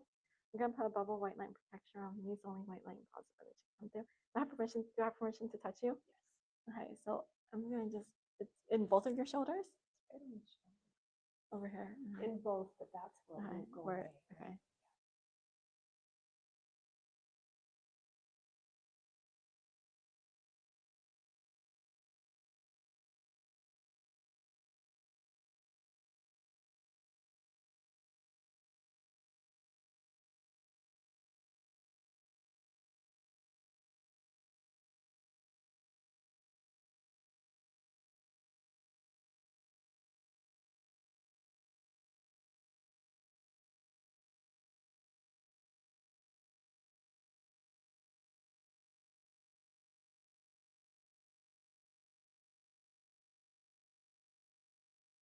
Okay. So do you feel a difference? Definitely feel like a warm energy flowing through. Yeah. Give it a minute because it doesn't come back. Oh yeah, It's but fine. do you feel the itching reduce? Did it reduce? It does feel reduced. I feel a warm kind of tingling. But so you feel it's like fading away, right? Yeah. So it's a process, maybe because it's been there for a really long time. But it's reduced though, right? Yeah. Okay. It feels nice and warm. It's not all tingly itchy. Oh, it's not as itchy I'll anymore. report back. Oh, This yeah. would be wonderful. Okay, thank you. Okay. Oh, okay. I have time for one more. Is there anyone else? And if I don't get to you, because you raised your hand first, if I don't get to you, I also have a booth outside too. And I do healings at my booth. Okay. Hi, how are you? Pretty sure about yourself. I'm good. Where's your pain? My pain is in my lower back. Hi. Okay, do you have permission to connect with your soul? I'm going to clear my energy. I'm going to put a bubble of white light protector on you, so only white light and positive energy can come through. I'm putting a bubble of white light protector on me, so only white light and positive energy can come through. And sorry, can you come closer? Okay. Do I have permission to touch you? Okay, so I don't have to touch the specific area of pain, but usually when I do, it's more intense. So I'm going to just touch your hand and I'm going to just target your lower back.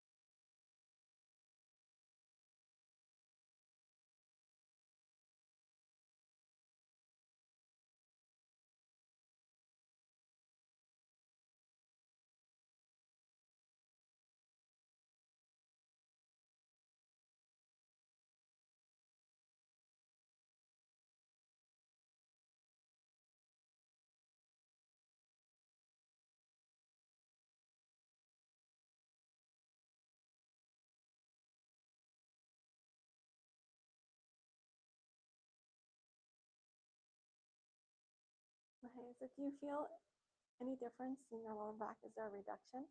I do. Every day kind of have about a pain of like 8 or 9. Always kind of discomfort. It's like chronic, level Yeah. 8 or 9. What level is it right now? Right now, I would say it's like about a 4 or 3. Okay, Yeah, so I kind of don't feel it, to be quite honest. what? You actually don't even feel it? I don't feel it like aching. Like Oh, it's not typically- aching? Yeah, typically it always kind of like hurts, and when it's not hurting, it's like an aching feeling that's constantly present. But you don't even feel the I achiness. don't feel the ache. But is there any pain then? Right now, no, I'm not feeling. Oh, no so pain. it's level 0 then. Then it's gone.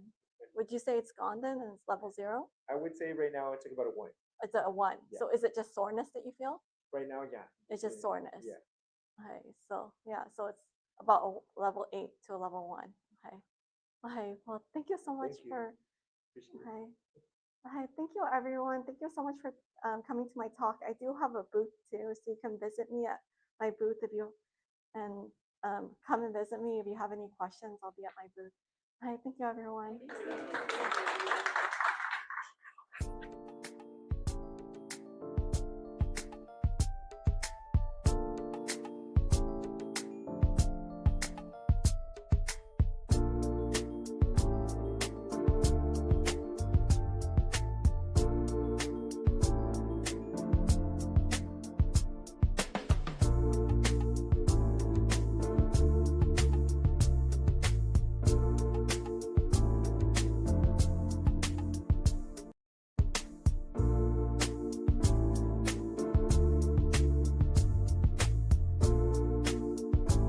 Are you ready to experience real healing, body, mind, and soul? Introducing Becoming Whole, Healing with Francie Soito, a powerful new live show on SoulSearch TV. Francie is a Reiki master, psychic medium, and angelic channel with over 15 years of experience helping people and pets heal, receive messages from the spirit world, and reconnect with their true path. Every other Thursday at 6 p.m. Pacific, join Francie live as she taps into your energy field, connects with your angels and guides, and offers messages of healing, love, and deep transformation. Watch for free on SoulSearch TV, available online on Roku, Amazon Fire, Apple TV, and our mobile app. Want to receive a live reading or healing?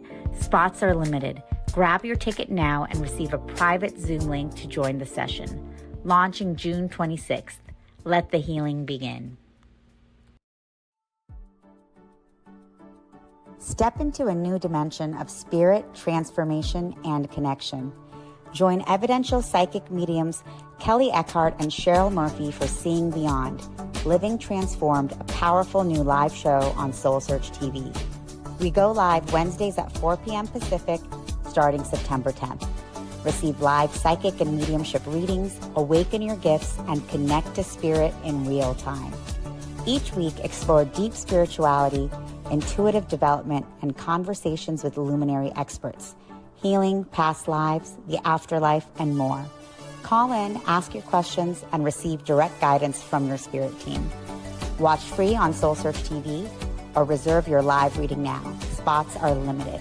On Roku, Amazon Fire, Apple TV, Android TV, and SoulSearch TV. Step into a sacred space with Ragini Mishra for Light Mirror Reflections, where every session becomes a portal to your soul, blending intuitive energy readings, name vibration decoding, and channeled messages from Babaji, Hanumanji, and the Divine Masters.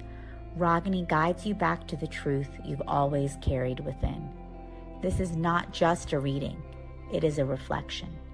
Join Light Mirror Reflections every other Thursday at 6 p.m. Pacific, only on SoulSearch TV.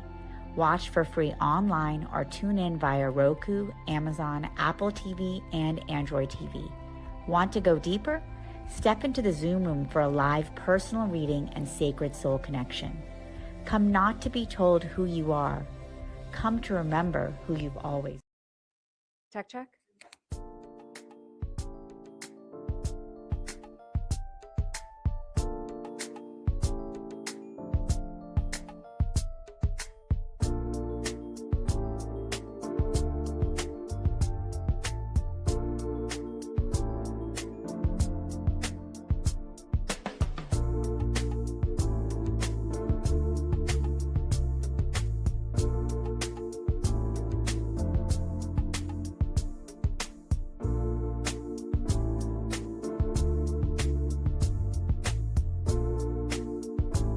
Are you ready to experience real healing, body, mind, and soul?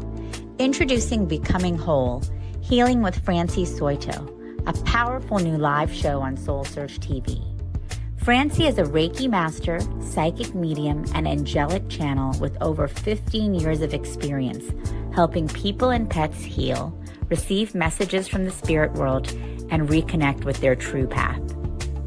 Every other Thursday at 6 p.m. Pacific, Join Francie live as she taps into your energy field, connects with your angels and guides, and offers messages of healing, love, and deep transformation. Watch for free on SoulSearch TV, available online on Roku, Amazon Fire, Apple TV, and our mobile app. Want to receive a live reading or healing?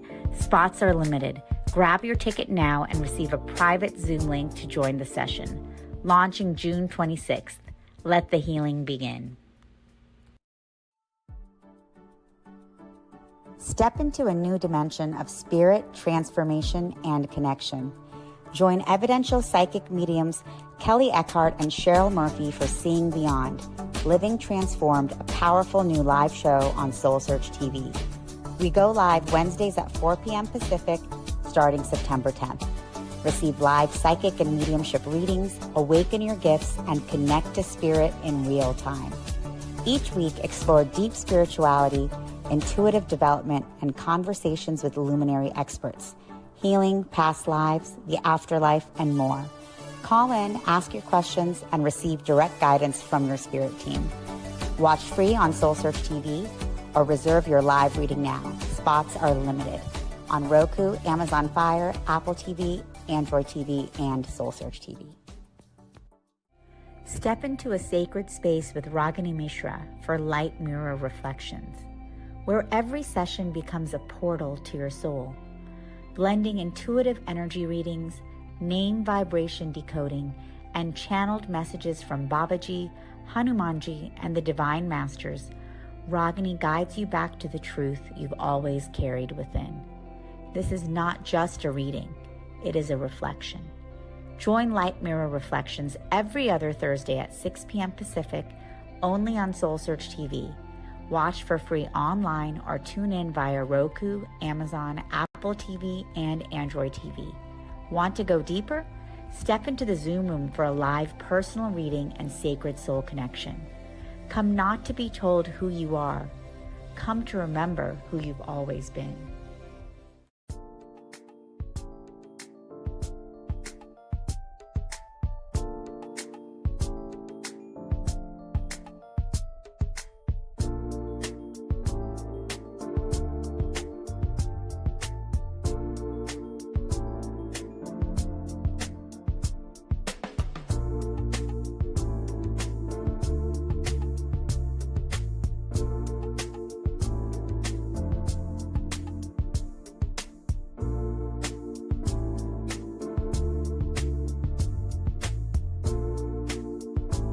Are you ready to experience real healing, body, mind, and soul?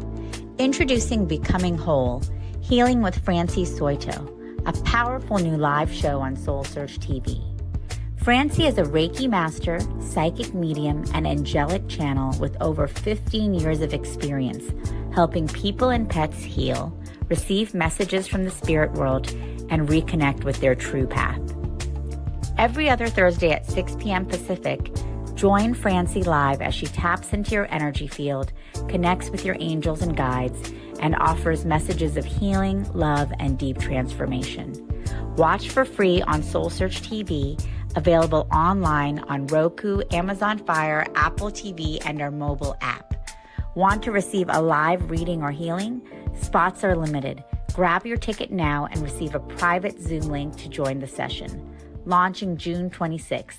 Let the healing begin.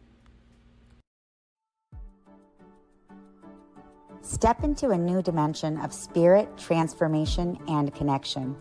Join evidential psychic mediums Kelly Eckhart and Cheryl Murphy for Seeing Beyond, Living Transformed, a powerful new live show on SoulSearch TV.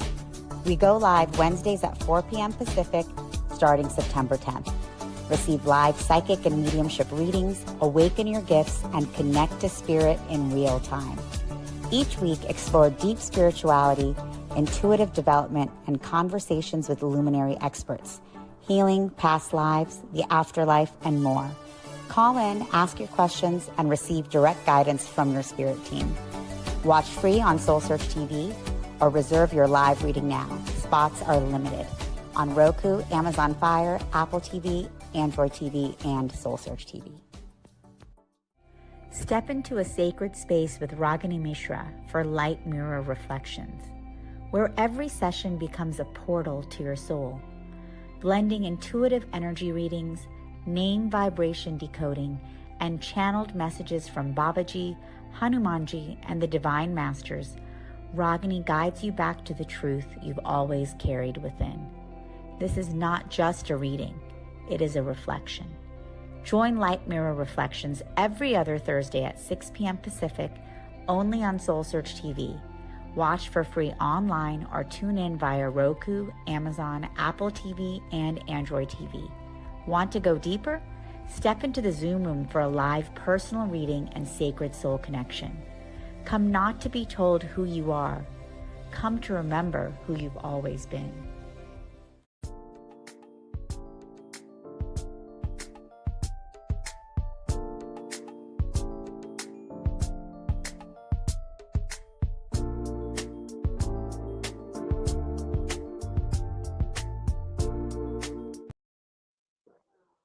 Hi and welcome. We are live from Santa Cruz, Scotts Valley. We're happy to have you with us today for the SoulSearch Enlightenment Expo, Psychic and Healing Fair. My name is Allison and I am delighted to welcome you today and thank you so much for joining us. I would like you to meet a very special guest, Regan Fortson, who is certified in past life regression and a life between life facilitator with the Native Institute. He has perfected a process called life between lives, enabling most anyone to live the afterlife. Think of it like having a near-death experience without the death part. This process is both safe and potentially life-changing, as it has been for over 70,000 people so far.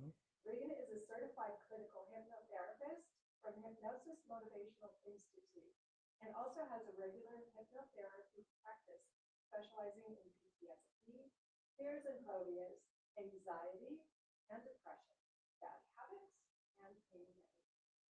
Additionally, Regan is certified in quantum healing, tapping, also known as EFT, havening touch, Havening, yes. havening touch, and EMDR. Easy to get hung up on those.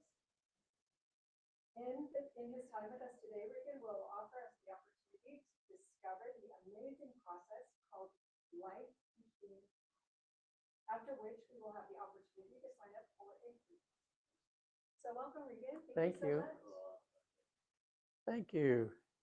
Wow, it's like I'm in there where the booths are and everything, and just a few people just roaming around. It's just nice and peaceful there, isn't it?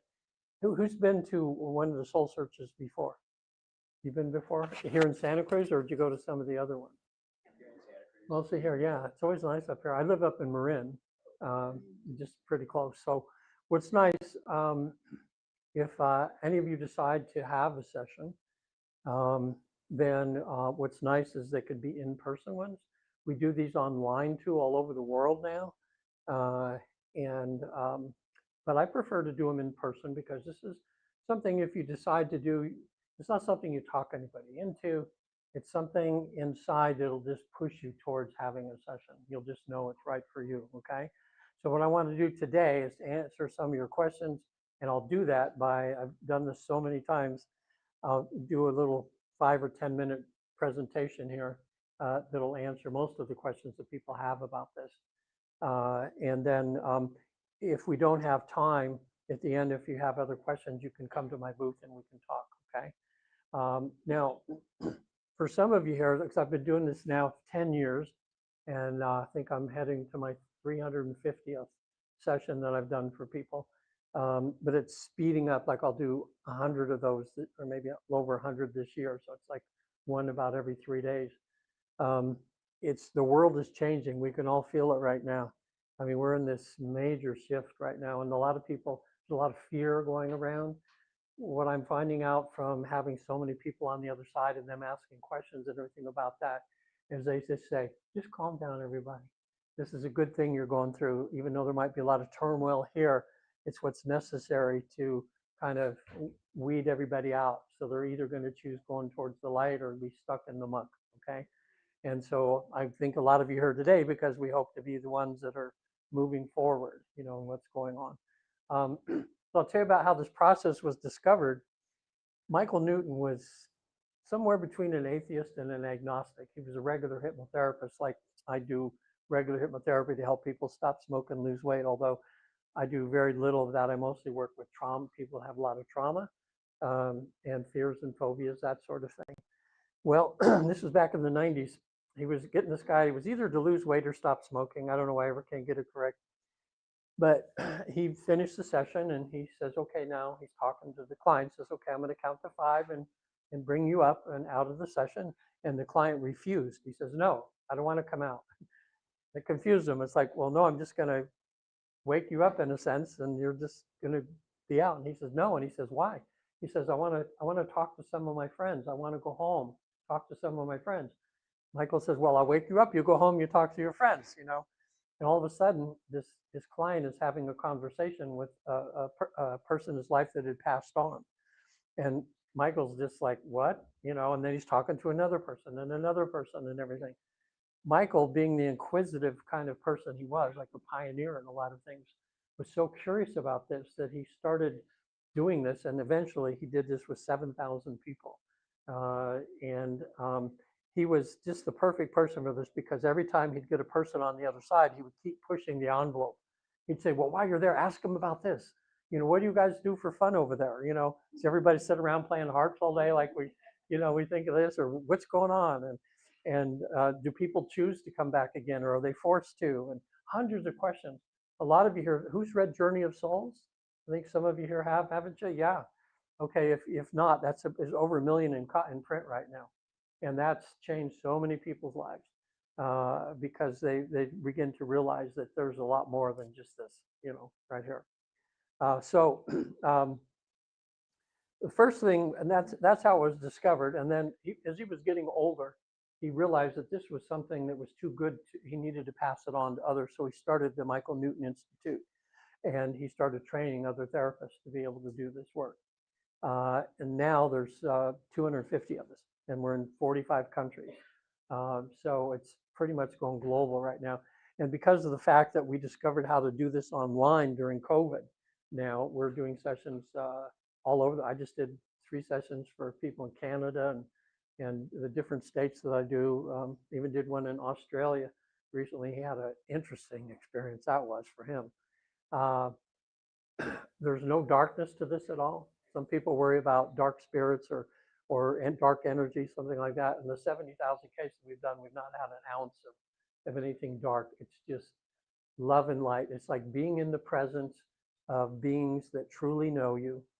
There's no judgment. There's nothing but how can I help you? You know, because they know that we're all down here going through a bunch of stuff right now in our lives, and they're just here to kind of make it easier for you, to get you on track with what your mission is. One of the best things you're going to find in one of these sessions is, and the big question is, what was I thinking when I came down in this body? Right? You know, I didn't know it was going to be so hard. They're really good to help you to discover, you know, why you came down here.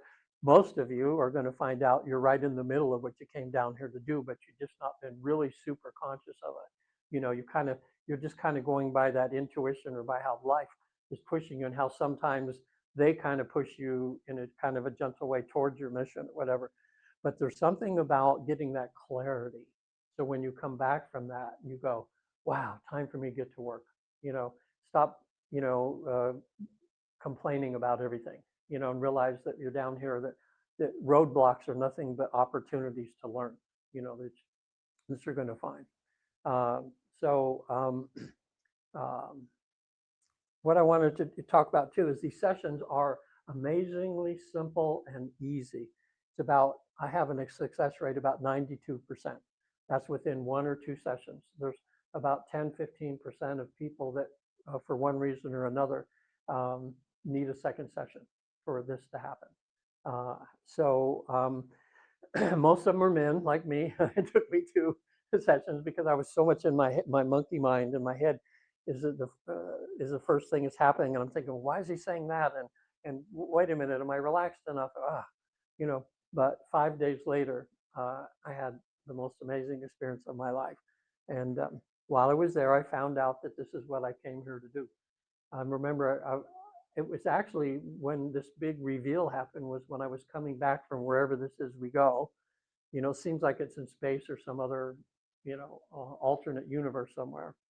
And I was above the earth looking down on it. My guide was next to me, and he says, hold on a minute. He says, are you sure you want to do this work? And I knew he meant this work, you know, and I screamed from the bottom of my gut, you know, yes, you know, like, actually I said a word you shouldn't really say around guides, but I was like really deep inside me, you know. And then as we did that, I'm getting a little closer to earth, and all of a sudden I'm in trance in this way, but I start feeling all this emotional pain. I start crying or something, and he stops. He says, okay, Regan, since you've decided to do this, what you've done is you've opened yourself up now to be more empathic, okay? And he says, as we're getting closer to earth, you're beginning to feel the pain of the earth. And at that moment, I realized at that very second, as I was looking down at the earth, just think of how much craziness is going on. You know, says you're picking up on that. So he says, I want you to do 4 things when you do these sessions. If you don't do these 4 things, your physical body won't be able to handle the energy flowing through you and you'll die. So I says, okay, can we talk for a few minutes about this? That was kind of scary, you know, like that. But he was right. He said, and this I'm telling you because I think would help all of you there today as far as what they're telling us to do to balance things out.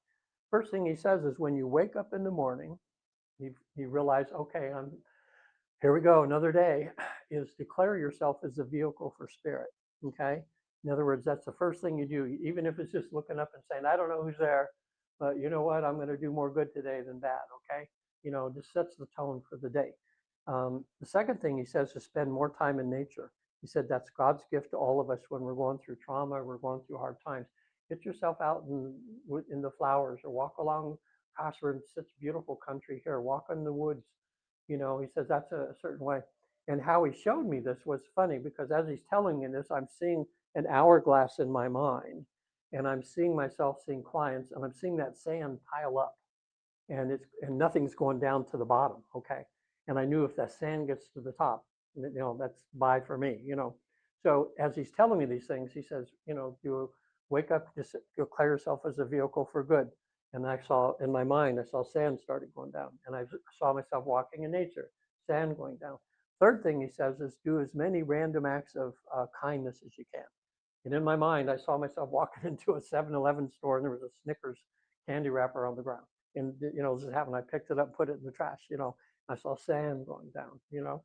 And the fourth thing is just talk to other therapists and find out how some better grounding techniques, okay? And that's what a lot of us therapists, even in regular therapy school, they teach us how to ground ourselves because we're always listening to everybody's problems. And if you're empathetic, it's hard not to take on some of that sometimes, okay? Then the most beautiful thing happened. All of a sudden, I find myself standing on a cliff. Like the earth is still there, but now I'm transported somewhere else. I'm standing on a cliff and at the same place I was in a dream I had about 40 years ago. And in that dream, it was the first dream I ever remembered. It was so crazy that I shook my wife awake at the time and I told her, I said, something just happened. I think I just passed some sort of spiritual test or something. This was 40 years ago. I was running up a mountain with a lot of people and there was this monster chasing us and it was all this fear and I was running and running. And I finally got to the top and there was nowhere to go. And so in my mind, it's like, well, I'm dead, you know, this thing's gonna kill me. And then all of a sudden, it was so funny, it was almost comical. I was looking down, there was clouds and a hand came up. It reminded me of a Pillsbury Doughboy hand, you know, kind of like, whoop, whoop, you know, kind of coming up. And I knew, I said I could jump to the hand of safety. But then all of a sudden in my mind, I thought, hey, I think this is a test of some sort. I think I'm supposed to like face my fear or something like this in the dream, you know. So I said, I'm going to face my fear. And just as I turned around, like pause button on that recorder. And I woke up, you know, and I wrote it all down and everything like this. So here, 40 years later, here I am coming back from being in the afterlife and come back. I say I want to do this work. All of a sudden, there I'm put right back and the pause button comes up. And all of a sudden, there's that hand again. And I said, I said to the facilitator, oh my God, this is the dream I had 40 years ago. I said, there's this hand down there, I could jump to safety, or there's this thing that's going to kill me. And the facilitator says, well, jump to the hand for safety. And I said, no, I'm going to turn around and face this fear. So I'm in trance doing this session. I turned around and there was a man standing this close to my face, smiling at me. And he says, I love you, I forgive you. And then I looked behind him, and down the mountain, must have been 100 or more people, were all standing in line to come up. So I got to stay on that mountaintop. And one by one, whew, they all came up and hugged me, you know, and said, I forgive you, I love you, you know. And I'm in trance, so you're aware of this whole process going on, but you're there. It's just, you just split off into two people, just like a medium does, you know. And so as I'm seeing these people, I'm crying my eyes out because I'm thinking, what did I do to that person? You know, wow. And especially the last one was a little girl, about 9 or 10 years old. She had, I can see her in my eyes now. She had these angelic eyes, and her hair went down to her waist. And I'm thinking, oh boy, what did I do to her? You know. And anyway, she says, I love you, I forgive you. You know. And then boom, I was like back on earth and started this process of starting seeing people. So the reason I'm telling you that is that there's things like this that, to me, I every day I think about that a little bit, and I think of the grace that I got and the forgiveness that I got, and how we all deserve that, you know, and we all get to that point there. So in these sessions, anything can happen. It's safe, it's easy. Sessions are about 6 hours long. Not all of it is the hypnosis part, about half of it is. The first half is going over the homework that you have to do. So this is something you prepare for. It's not just sit down and do it, okay? You want to do a lot of thinking this, because just think about it. You're in the afterlife, you're in heaven. Here's these guides, this counsel here, and you can ask them anything about your life, anything about God, anything about religion, anything you want to ask, and they'll answer your questions. You want to, you know, hey, what's really important here to think about? So if you decide to have a session, I send you homework. 3 things you do. You make a list of questions that you want to have answered. And we're going to ask the big important things like about your mission. You know, are you on track? Do you need to step it up in some sort? Or are you, you know, doing just fine? You know, that sort of thing. And sometimes we'll ask questions. They laugh at this one a lot over there. I'll say, my client would like to know how many lives they've lived before. And a lot of times I'll go, just tell them a lot, you know, or whatever. It's like, it's almost anecdotal, but it's good to hear sometimes. But especially, they want to find out, are you on track with your mission? Okay. Now, here's the most important thing to learn about if you decide to have a session, what's going to happen for you. It's nice to experience afterlife, to see that you meet your guide face to face, which most people do. You can be on a first name basis with them and find out all these things.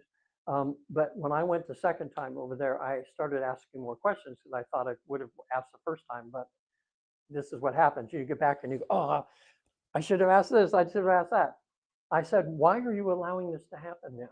And they said, the world, what they said is, the main reason is 3 things. They want to prove to people that there is an afterlife for 100%, so there's no doubt at all about that. They want to prove to you that your life has meaning and purpose, that you actually came down here to accomplish something. You're not just down there happenstance, okay? And a third thing is they want you to know that you're never alone, so that when difficulties and things come up, you always have that sense of you're not doing this by yourself, that there's a team on the other side that's looking out for you, that's wishing for you to get everything accomplished. Because they said, when you have a session and you come back, you decided to come down and do all this stuff here, okay? And they want you to get to work and get done what you came down here to do. So how many lives you lived before? So what? What's the future? So what? It's what you're here to do right now to get you through this life right now, okay? And that's what they're hoping will happen. And I've had dozens and dozens of clients, even a year or 2 later, and they'll say what happened in that session is still reverberating every day, because they find out that they're doing more good in the world, and they feel more invested in their life. You know, the difficulties that come up don't ouch as much as they used to, because you're able to have that higher viewpoint of things. Okay, so second thing is, this is the fun one too. There's a place over there we call the Soul Group. We've just named these different stations of places we've discovered over there. The first one is the council, and everybody, all these hundreds and hundreds I've done now, everybody has their own particular council that's unique to them. I've never had any two that have been the same. They're all these beings up there that know all about you, and they all show up. Sometimes there could be 3, sometimes there could be 20. Everybody's kind of different, and they'll answer all your questions and everything. So once the questions are done, we ask the council, it says, well, can my client go to the soul group now?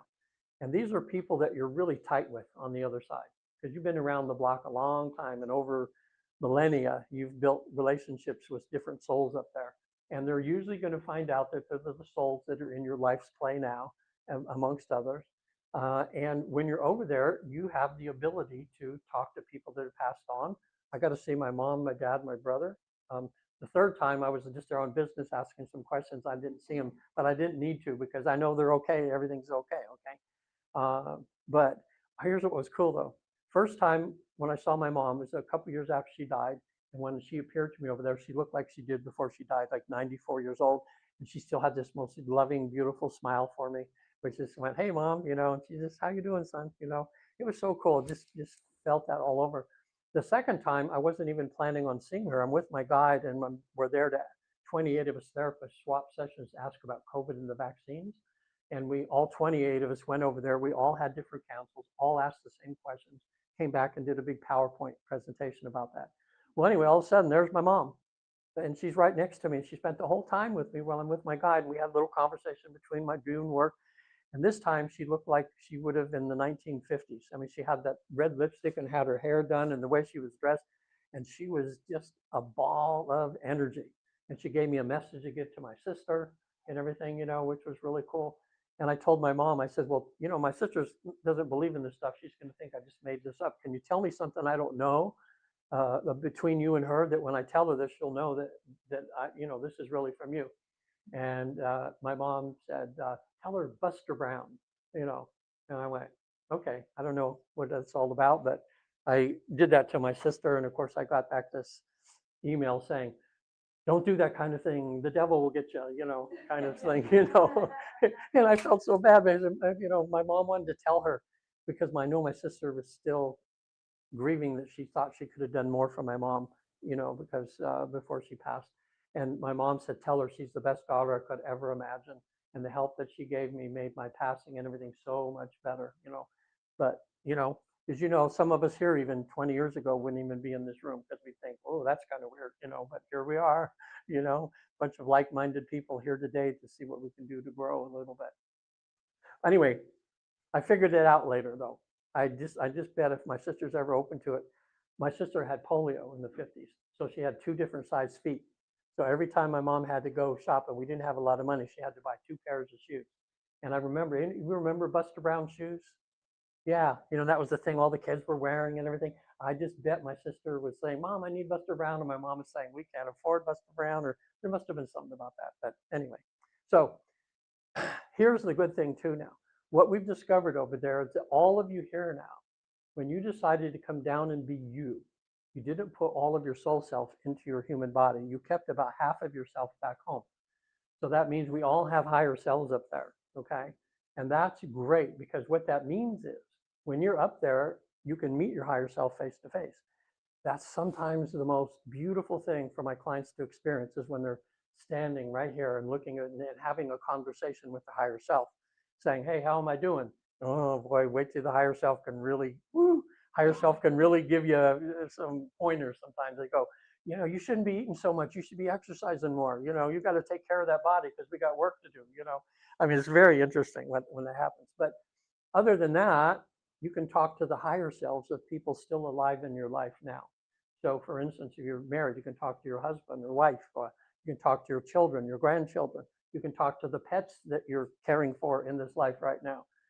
That's another thing too. We've discovered up there, pets have they coexist together up there, but the pets like to have their own special place that animals would be, but they can traverse back and forth depending on what connections they have with people over there.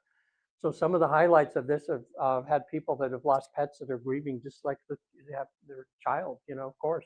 You have someone you love for 16 years and boom, they're gone. I mean, you grieve just like you would for anybody, and you can have reunions with them, but also talk to the pets that are still alive in your life now. And you can say, hey, how you like your food?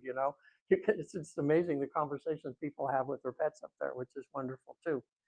Um, so the third thing you do, so once you get done with the soul group and everything, but usually what happens in the session, and okay, let me back up for a minute to tell you how we get to the afterlife.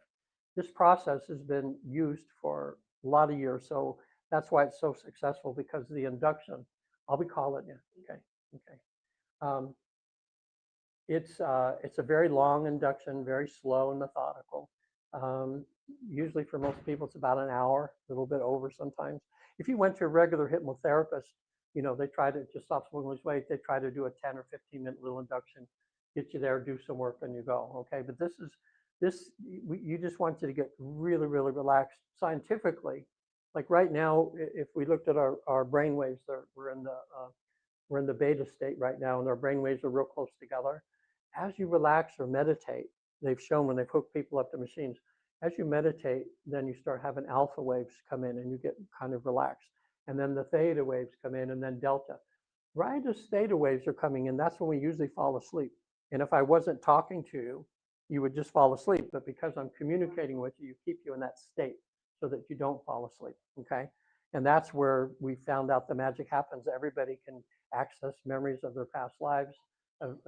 All that it seems to be when you're in that state, okay?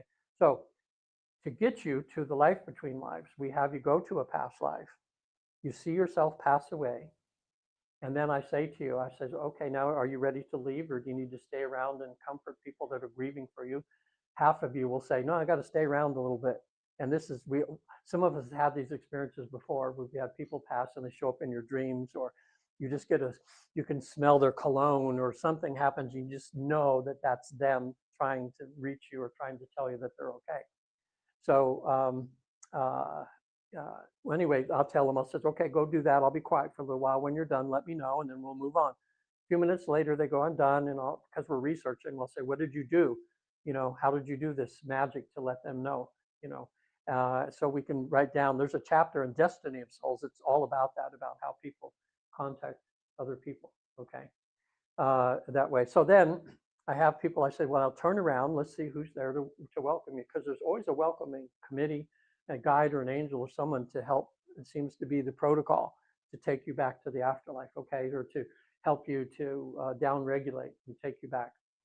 So people turn around, and then we switch to now time. So you'll find yourself standing here, your guide is here, and you're right next to the person who you were in that past lifetime, both looking at each other, knowing you're the same soul. It's the most interesting thing to witness or to experience, and realize how much bigger we are than this right here, you know. So then I'll say, if the person that past life you just had was very difficult, which a lot of times it is, or the death scene was a little bit not so pleasant, we ask if we can go to a place of rejuvenation. So that person who you were in that past lifetime, and so you with your issues now, can go to a place of rejuvenation. They always 100% say yes. All of a sudden you find yourself in some sort of heavenly spa of some sort. You go through a process of rejuvenation, which some people don't want to leave. They say, oh my God, I've never felt like this since I can remember, where they feel their whole body is being cleansed and healed, and in that. And they're right with the person who they were in that past lifetime, making sure they're healed. At some point, that part's done, and the person who you were goes back to heaven, and we concentrate on who you are now. So then we ask the guide, and we say, hey, can we go to the council when my client has some questions they'd like to answer about their life? Sure. It happens instantaneous, and then I'll say, describe to me, what's the council look like? You know, I'm not going to tell you guys, but about 90% of the people, I'll say, what are you standing on? And they'll tell me, and 90% is all the same. You know, what are you looking at? All the same. You know, this is what makes this research so beautiful, is that different people, different ages, different sexes, everything, and all having a very, very same experience, you know, which makes this so believable. So anyway, you get your questions answered, then you get to go to your soul group, talk to people there, and you want to be sure in your list to write down the good, the bad, and the difficult, especially difficult, because usually the people that have shown up in your play in chapter 1, 3, or 4, or whatever, that have made life difficult for you, those are the ones you really want to find out why you're having this difficulty. What are you supposed to learn from? What do you need to do? Okay, and you're going to get the most help from that, of getting some answers to why those things are happening that way. So Once you're done there, by that time, it's sometimes the hypnosis part. Well, the first part, we go over your homework and everything, which takes an hour or two just to plan. I'm like a tour guide, and you're saying, Regan, when I'm over there, this is who I want to talk to. I want to get this done. I want to get these answered. And I get to know you really, really well. So when we're there, I know how to guide you to keep you on task to get it all done. And then we have a bathroom break. And then the hypnosis part just lasts as long as it lasts. We just kind of ride the wave. Generally, it's 2.5 to 3 hours on the natural, but I've had a few go 6 hours, had one went 8 hours. Like, whew, I'll tell you, that's like a 10 hours altogether. But that particular person, if you knew her life, it was, whew, I mean, it was so entangled and so stuff that just to unpack everything, get answers to everything, see everybody she wants to see, just took that amount of time. So we just ride it out, however long that is. It always ends naturally, though. Like a phone call you make to a friend, and you call and you don't know when you're going to hang up, and you just feel, oh, it's time for me to get off, and then we come back. Now, if there's time over there, I've had some people, especially if you're an artist at all, if you have some sort of, if you're a writer, a dancer, musician, gosh, they have wisdom temples over there that cover almost every spectrum of human life. And if you have a particular thing you want to do, we'll ask to go to a wisdom temple, and so you can get some inspiration. I had a guy flew all the way from Florida to see me a few months ago. Man, this guy, and I have this a lot of pressure because I'm thinking, okay, he's coming all the way from Florida. I don't want this. So I tell him, I says, book 2 days at the hotel, because if we don't have luck the first night, we'll do a second session the next day. With him, first time, it was really great. He's a nurse. He works 3 days a week. He's got it so he works 10-hour shifts, so he can have 4 days off, okay? He works 30 hours a week, and he's a drummer in a really good band, and they get a lot of big gigs and everything they're doing. So I happened to think while we were there, I asked his guide, I said, do they have a place here to give inspiration for drummers? And they said, sure. I said, can you go there? And they said, yeah. So instantly he's there. He's in this room. I said, can you tell me what's going on? He says, he's kind of holding he's in trance, but he's kind of doing this. He's going, oh, what's going on? He says, oh my God, there's like every kind of an imaginable percussion instrument, and people are playing it. And there was so much noise that he was listening to that it was crazy, because he said there were some ancient African drums over here, and some modern drums, and some bongos, and everybody was playing this. And I said, well, what music are they listening to? And he goes, well, they're all hearing the music they need to hear for whatever they're playing. I thought, oh, that's pretty cool, and then all of a sudden it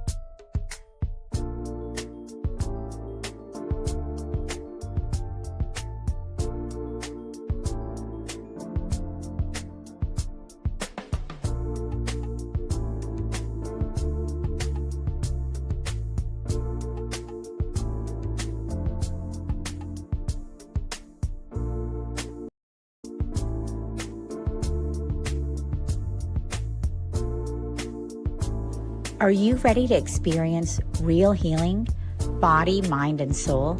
Introducing Becoming Whole, Healing with Francie Soito, a powerful new live show on SoulSearch TV. Francie is a Reiki master, psychic medium, and angelic channel with over 15 years of experience helping people and pets heal, receive messages from the spirit world, and reconnect with their true path. Every other Thursday at 6 p.m. Pacific, join Francie live as she taps into your energy field, connects with your angels and guides, and offers messages of healing, love, and deep transformation.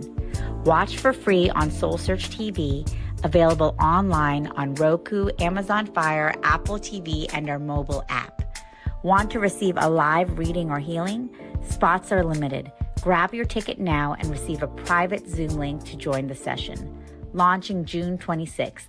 Let the healing begin. Step into a new dimension of spirit, transformation, and connection. Join evidential psychic mediums Kelly Eckhart and Cheryl Murphy for Seeing Beyond, Living Transformed, a powerful new live show on SoulSearch TV. We go live Wednesdays at 4 p.m. Pacific, starting September 10th. Receive live psychic and mediumship readings, awaken your gifts, and connect to spirit in real time. Each week, explore deep spirituality, intuitive development, and conversations with luminary experts, healing, past lives, the afterlife, and more. Call in, ask your questions, and receive direct guidance from your spirit team. Watch free on SoulSearch TV or reserve your live reading now. Spots are limited on Roku, Amazon Fire, Apple TV, Android TV, and SoulSearch TV. Step into a sacred space with Ragini Mishra for Light Mirror Reflections, where every session becomes a portal to your soul, blending intuitive energy readings, name vibration decoding, and channeled messages from Babaji, Hanumanji, and the Divine Masters. Ragini guides you back to the truth you've always carried within. This is not just a reading, it is a reflection. Join Light Mirror Reflections every other Thursday at 6 p.m. Pacific, only on SoulSearch TV. Watch for free online or tune in via Roku, Amazon, Apple TV, and Android TV. Want to go deeper? Step into the Zoom room for a live personal reading and sacred soul connection. Come not to be told who you are. Come to remember who you've always been.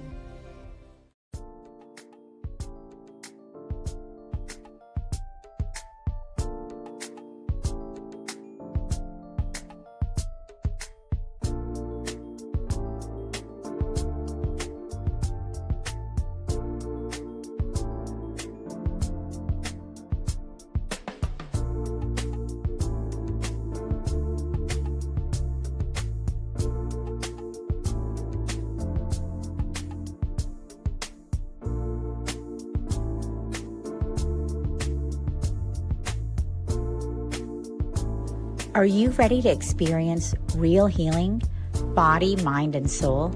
Introducing Becoming Whole, Healing with Francie Soito, a powerful new live show on SoulSearch TV. Francie is a Reiki master, psychic medium, and angelic channel with over 15 years of experience helping people and pets heal, receive messages from the spirit world, and reconnect with their true path.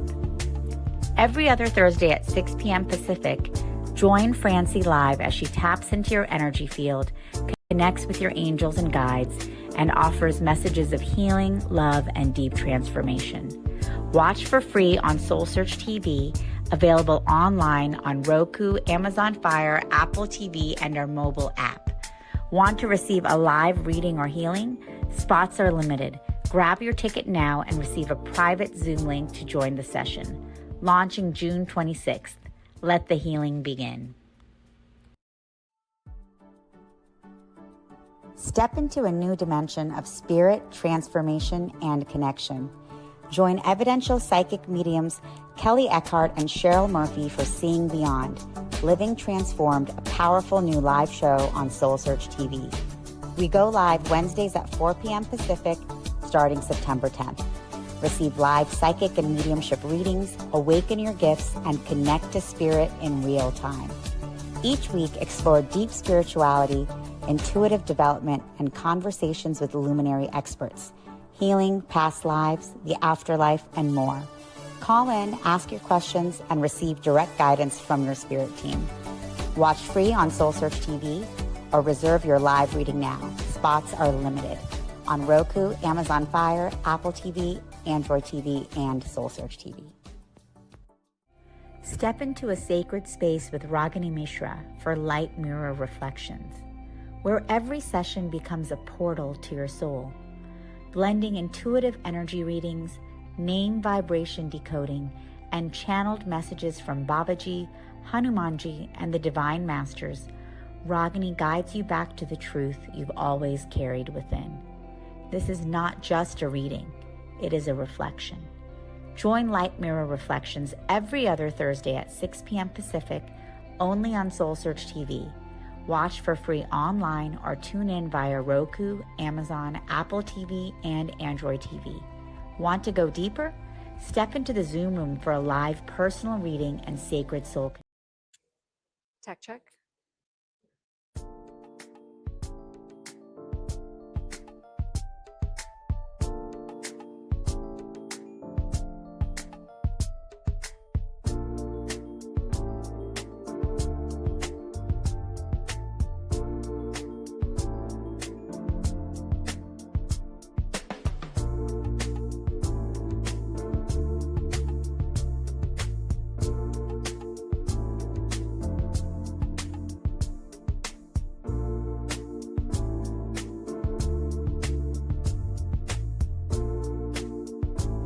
Are you ready to experience real healing, body, mind, and soul?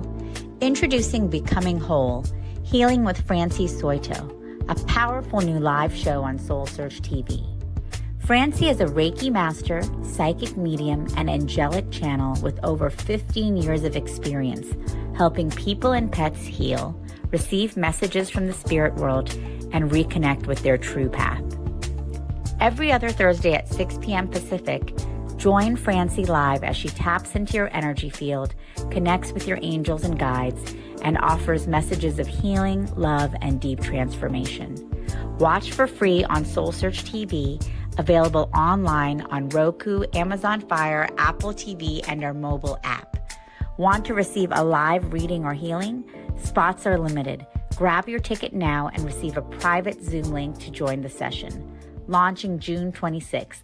Let the healing begin. Step into a new dimension of spirit, transformation, and connection. Join evidential psychic mediums Kelly Eckhart and Cheryl Murphy for Seeing Beyond, Living Transformed, a powerful new live show on SoulSearch TV. We go live Wednesdays at 4 p.m. Pacific, starting September 10th. Receive live psychic and mediumship readings, awaken your gifts, and connect to spirit in real time. Each week, explore deep spirituality, intuitive development, and conversations with luminary experts, healing, past lives, the afterlife, and more. Call in, ask your questions, and receive direct guidance from your spirit team. Watch free on SoulSearch TV or reserve your live reading now. Spots are limited on Roku, Amazon Fire, Apple TV, Android TV, and SoulSearch TV.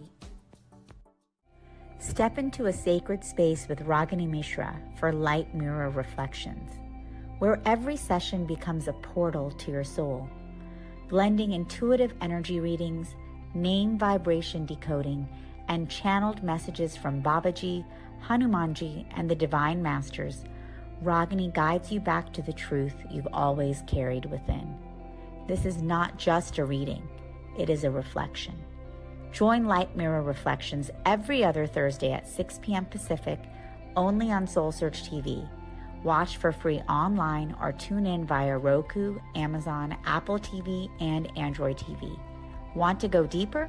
Step into the Zoom room for a live personal reading and sacred soul connection. Come not to be told who you are.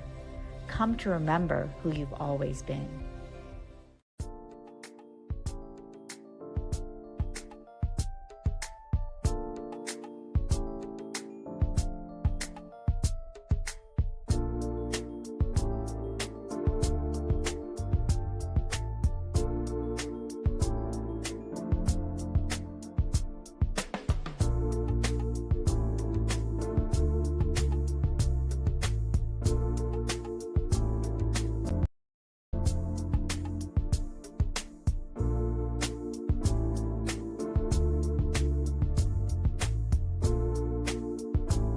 Are you ready to experience real healing, body, mind, and soul? Introducing Becoming Whole, Healing with Francie Soito, a powerful new live show on SoulSearch TV. Francie is a Reiki master, psychic medium, and angelic channel with over 15 years of experience helping people and pets heal, receive messages from the spirit world, and reconnect with their true path. Every other Thursday at 6 p.m. Pacific, join Francie live as she taps into your energy field, connects with your angels and guides, and offers messages of healing, love, and deep transformation. Watch for free on SoulSearch TV, available online on Roku, Amazon Fire, Apple TV, and our mobile app. Want to receive a live reading or healing? Spots are limited. Grab your ticket now and receive a private Zoom link to join the session. Launching June 26th. Let the healing begin. Step into a new dimension of spirit, transformation, and connection. Join evidential psychic mediums Kelly Eckhart and Cheryl Murphy for Seeing Beyond, Living Transformed, a powerful new live show on SoulSearch TV. We go. Hi, and welcome to our SoulSearch Enlightenment Expo, Psychic Healing here in Santa Cruz, California. My name is Allison, and on behalf of SoulSearch, I'd like to welcome you and thank you very much for coming out and joining us today. We also have an online audience that is watching, so we'd like to greet them as well. And it is my absolute pleasure to introduce Leah Isla, who will be speaking with us, with you today and all of us. She is a San Francisco Bay Area native based in Silicon Valley. She is a certified healer, teacher, and guide of the Modern Mystery School. Leah helps professionals maximize their performance and purpose by connecting with their spiritual power. As a vice president of design at a Fortune 500 company, Leah struggled with maintaining balance, and she often felt overwhelmed with stress, anxiety, and the imposter syndrome, which nobody ever has experienced before. So she followed her passion and dove into into ancient wisdom that she'll be sharing with you to help others build a stronger foundation and optimize their greatest potential. Today, Leah is going to introduce us to an ancient mystery school where we are going to learn who they are and how it all benefits us.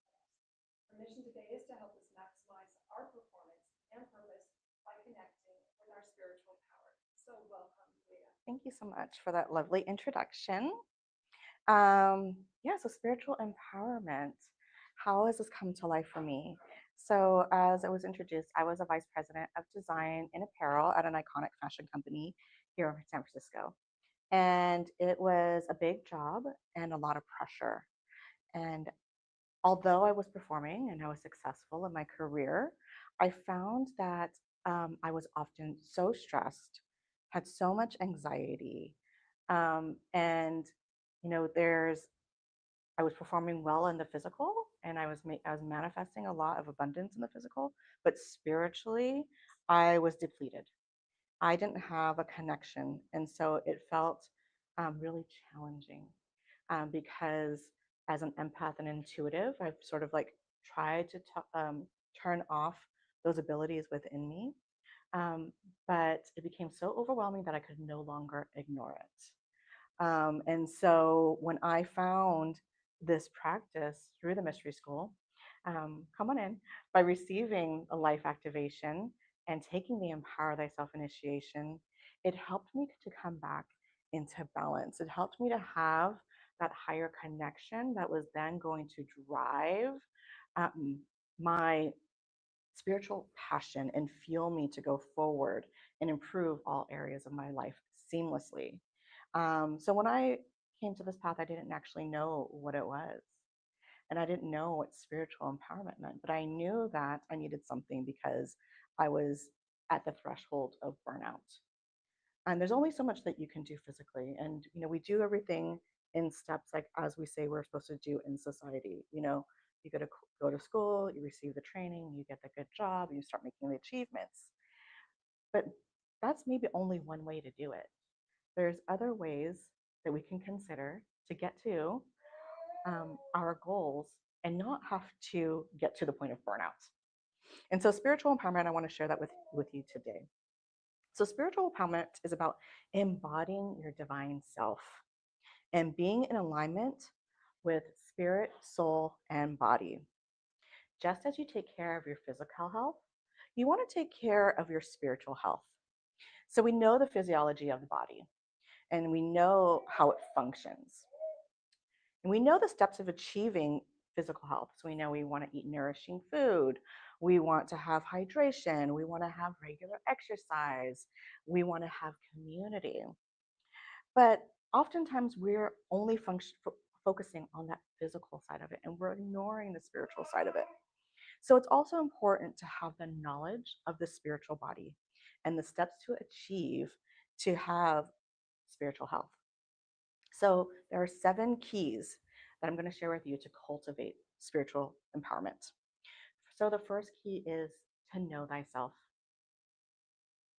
Leonardo da Vinci said, "You will never have a greater or lesser dominion than that over yourself." The height of a man's success is gauged by his self-mastery. The depth of his failure by his self-abandonment. And this is the expression of eternal justice. He who cannot establish dominion over himself will have no dominion over others. So the key to know thyself is to have self-mastery of the self. And so we explore, who am I? What am I? Where did I come from? Where am I going? And what is my purpose? So I just want to have us connect to that. So let's do an exercise where we can connect to that energy. Planting your feet firmly on the floor and closing your eyes and taking a few deep breaths. Breathing in light and exhaling all negativity. Feeling that positive energy flow and come in as we're breathing it in. And exhaling everything from the day, coming into this space where we are safe, we're filled with light. Connecting within, coming back to your regular breath. Ask this question out loud to yourself. Who am I?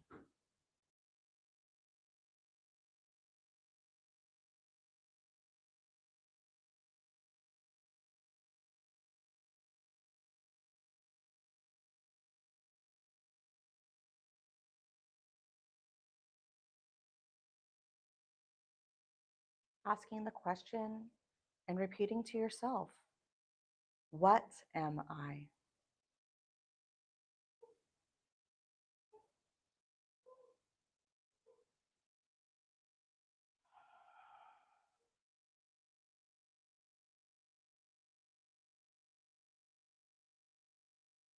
Asking the question out loud, where did I come from?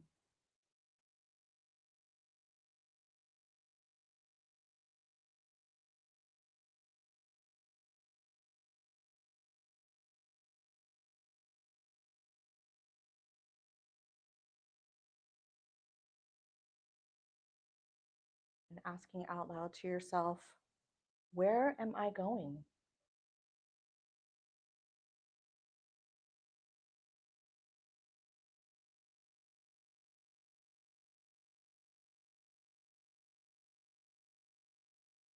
Taking a deep breath and asking yourself out loud, what is my purpose?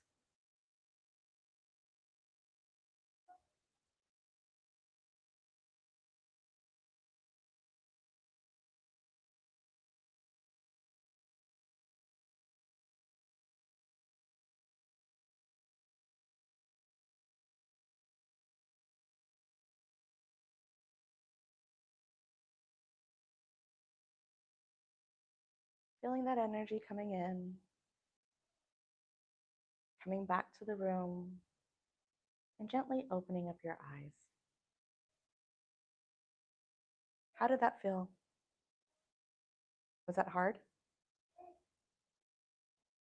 No. Yeah. Was it positive? Yes. And these are questions that you can ask yourself every day. Kind of give a gauge, where are you? How are you feeling? Checking in.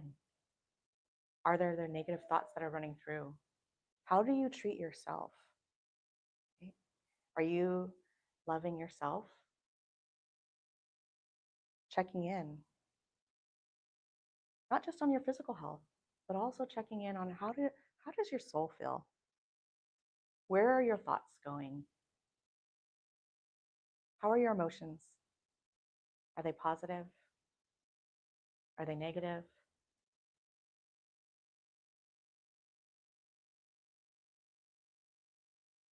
So the first key is to know thyself. And the second key is healing. So what is healing? Healing is the separation we have from God and embodying our divine self. Our divine God self. So healing that separation that we feel from embodying our divine God self. Healing that which is wounded and needs correction. And that's where those 5 questions come in as being very valuable as well. Connecting within and saying, how well am I connected to my divine being? And then trying to feel into it, tune in. Where am I off course?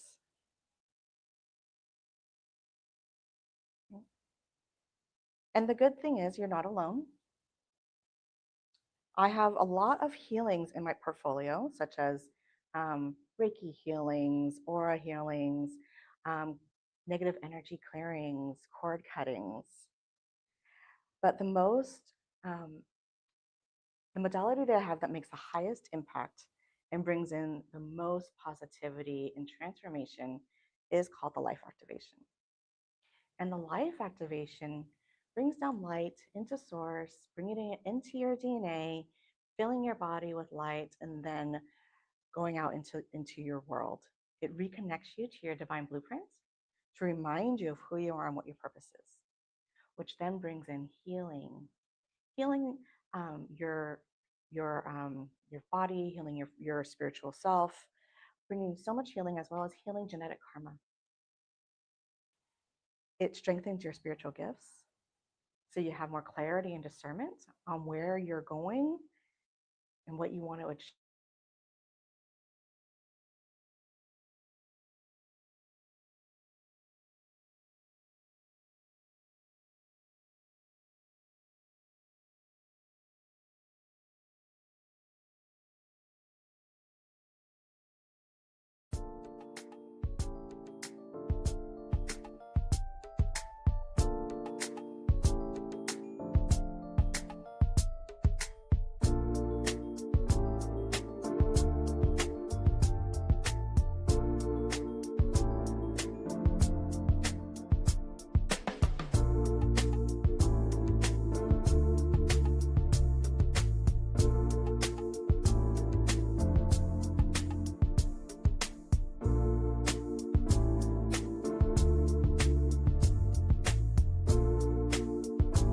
Are you ready to experience real healing, body, mind, and soul?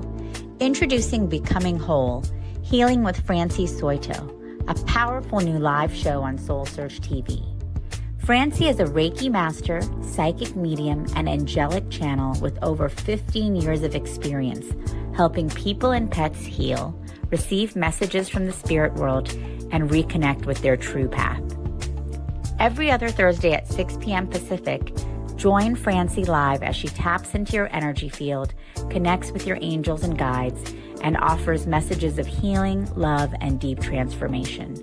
Watch for free on SoulSearch TV available online on Roku, Amazon Fire, Apple TV, and our mobile app.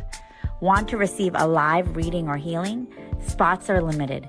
Grab your ticket now and receive a private Zoom link to join the session. Launching June 26th.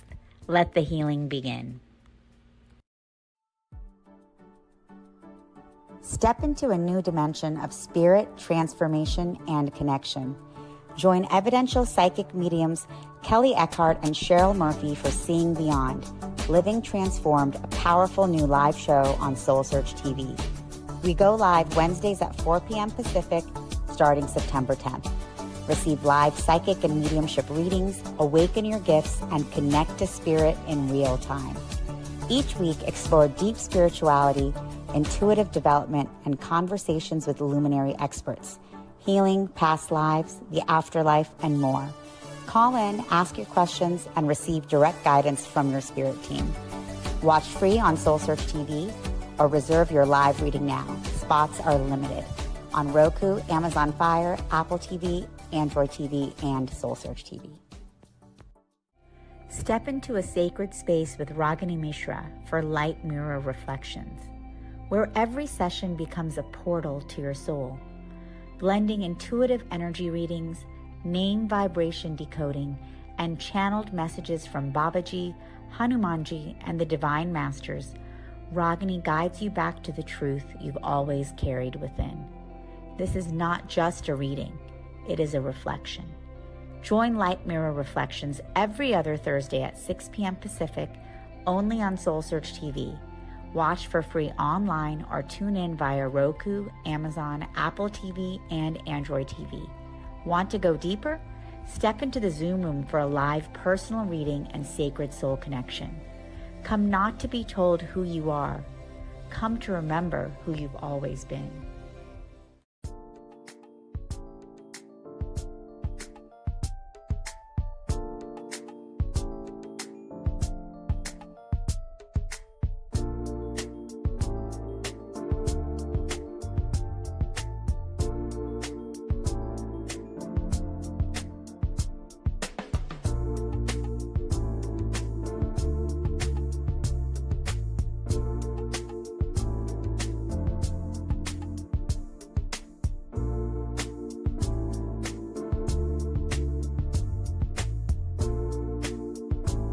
Are you ready to experience real healing, body, mind, and soul?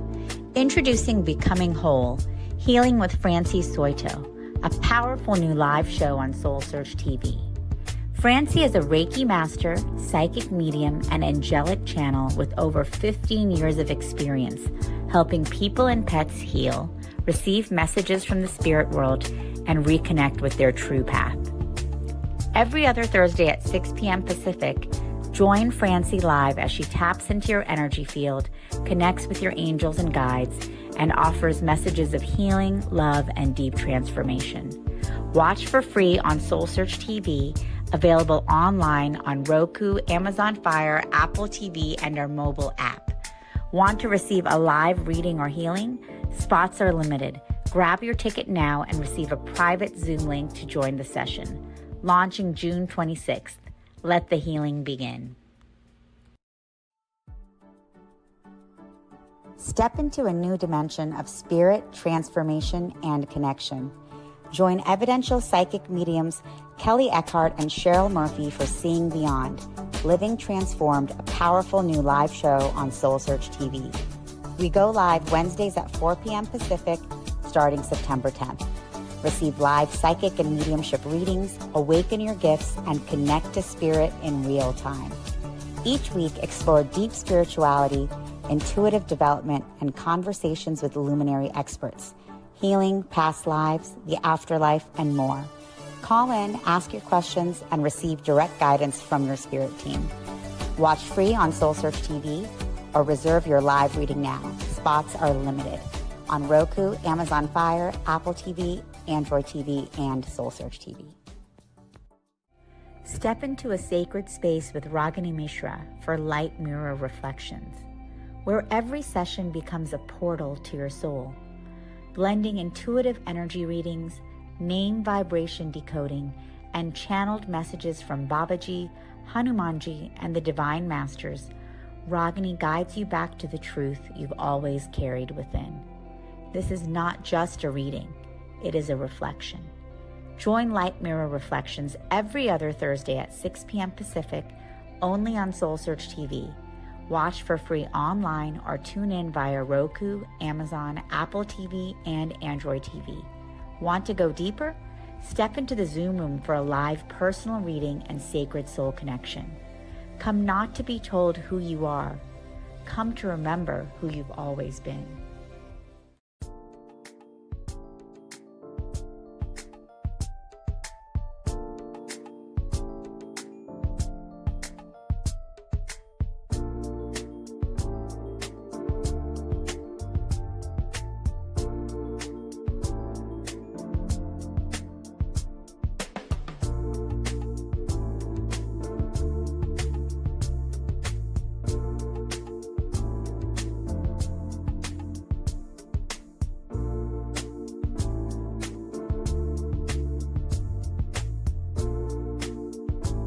Are you ready to experience real healing, body, mind, and soul? Introducing Becoming Whole, Healing with Francie Soito, a powerful new live show on SoulSearch TV. Francie is a Reiki master, psychic medium, and angelic channel with over 15 years of experience helping people and pets heal, receive messages from the spirit world, and reconnect with their true path. Every other Thursday at 6 p.m. Pacific, join Francie live as she taps into your energy field, connects with your angels and guides, and offers messages of healing, love, and deep transformation. Watch for free on SoulSearch TV, available online on Roku, Amazon Fire, Apple TV, and our mobile app. Want to receive a live reading or healing? Spots are limited. Grab your ticket now and receive a private Zoom link to join the session. Launching June 26th. Let the healing begin. Step into a new dimension of spirit, transformation, and connection. Join evidential psychic mediums Kelly Eckhart and Cheryl Murphy for Seeing Beyond, Living Transformed, a powerful new live show on SoulSearch TV. We go live Wednesdays at 4 p.m. Pacific, starting September 10th. Receive live psychic and mediumship readings, awaken your gifts, and connect to spirit in real time. Each week, explore deep spirituality, intuitive development, and conversations with luminary experts, healing, past lives, the afterlife, and more. Call in, ask your questions, and receive direct guidance from your spirit team. Watch free on SoulSearch TV or reserve your live reading now. Spots are limited. On Roku, Amazon Fire, Apple TV, Android TV, and SoulSearch TV.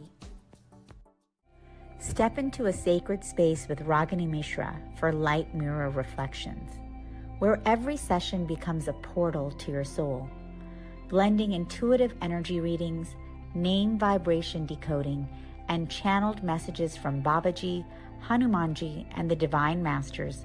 Ragini guides you back to the truth you've always carried within. This is not just a reading, it is a reflection. Join Light Mirror Reflections every other Thursday at 6 p.m. Pacific, only on SoulSearch TV. Watch for free online or tune in via Roku, Amazon, Apple TV, and Android TV. Want to go deeper? Step into the Zoom room for a live personal reading and sacred soul connection. Come not to be told who you are. Come to remember who you've always been.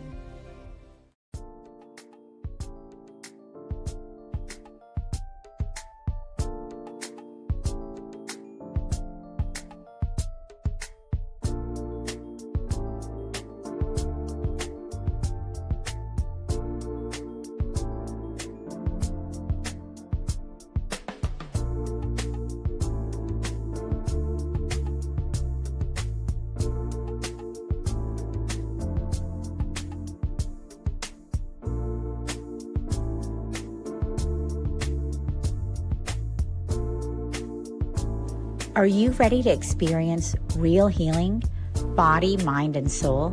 Introducing Becoming Whole, Healing with Francie Soito, a powerful new live show on SoulSearch TV. Francie is a Reiki master, psychic medium, and angelic channel with over 15 years of experience helping people and pets heal, receive messages from the spirit world, and reconnect with their true path. Every other Thursday at 6 p.m. Pacific, join Francie live as she taps into your energy field, connects with your angels and guides, and offers messages of healing, love, and deep transformation. Watch for free on SoulSearch TV, available online on Roku, Amazon Fire, Apple TV, and our mobile app. Want to receive a live reading or healing? Spots are limited. Grab your ticket now and receive a private Zoom link to join the session. Launching June 26th. Let the healing begin. Step into a new dimension of spirit, transformation, and connection. Join evidential psychic mediums Kelly Eckhart and Cheryl Murphy for Seeing Beyond, Living Transformed, a powerful new live show on SoulSearch TV. We go live Wednesdays at 4 p.m. Pacific, starting September 10th. Receive live psychic and mediumship readings, awaken your gifts, and connect to spirit in real time. Each week, explore deep spirituality, intuitive development, and conversations with luminary experts, healing, past lives, the afterlife, and more. Call in, ask your questions, and receive direct guidance from your spirit team. Watch free on SoulSearch TV or reserve your live reading now. Spots are limited on Roku, Amazon Fire, Apple TV, Android TV, and SoulSearch TV. Step into a sacred space with Ragini Mishra for Light Mirror Reflections, where every session becomes a portal to your soul, blending intuitive energy readings, name vibration decoding, and channeled messages from Babaji, Hanumanji, and the Divine Masters. Ragini guides you back to the truth you've always carried within. This is not just a reading, it is a reflection. Join Light Mirror Reflections every other Thursday at 6 p.m. Pacific, only on SoulSearch TV. Watch for free online or tune in via Roku, Amazon, Apple TV, and Android TV. Want to go deeper? Step into the Zoom room for a live personal reading and sacred soul connection. Come not to be told who you are. Come to remember who you've always been.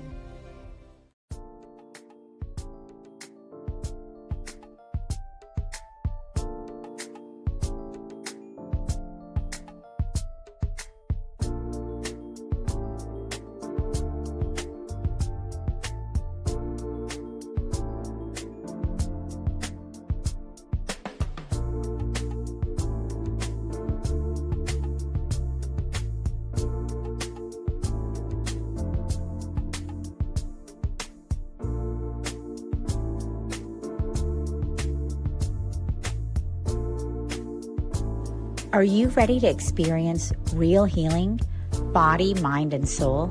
Introducing Becoming Whole, Healing with Francie Soito, a powerful new live show on SoulSearch TV. Francie is a Reiki master, psychic medium, and angelic channel with over 15 years of experience helping people and pets heal, receive messages from the spirit world, and reconnect with their true path. Every other Thursday at 6 p.m. Pacific, join Francie live as she taps into your energy field, connects with your angels and guides, and offers messages of healing, love, and deep transformation. Watch for free on SoulSearch TV, available online on Roku, Amazon Fire, Apple TV, and our mobile app. Want to receive a live reading or healing? Spots are limited. Grab your ticket now and receive a private Zoom link to join the session. Launching June 26th. Let the healing begin. Step into a new dimension of spirit, transformation, and connection. Join evidential psychic mediums Kelly Eckhart and Cheryl Murphy for Seeing Beyond, Living Transformed, a powerful new live show on SoulSearch TV. We go live Wednesdays at 4 p.m. Pacific, starting September 10th. Receive live psychic and mediumship readings, awaken your gifts, and connect to spirit in real time. Each week, explore deep spirituality, intuitive development, and conversations with luminary experts, healing, past lives, the afterlife, and more. Call in, ask your questions, and receive direct guidance from your spirit team. Watch free on SoulSearch TV or reserve your live reading now. Spots are limited on Roku, Amazon Fire, Apple TV, Android TV, and SoulSearch TV. Step into a sacred space with Ragini Mishra for light mirror reflections, where every session becomes a portal to your soul, blending intuitive energy readings, name vibration decoding, and channeled messages from Babaji, Hanumanji, and the Divine Masters. Ragini guides you back to the truth you've always carried within. This is not just a reading, it is a reflection. Join Light Mirror Reflections every other Thursday at 6 p.m. Pacific, only on SoulSearch TV. Watch for free online or tune in via Roku, Amazon, Apple TV, and Android TV. Want to go deeper? Step into the Zoom room for a live personal reading and sacred soul connection. Come not to be told who you are. Come to remember who you've always been.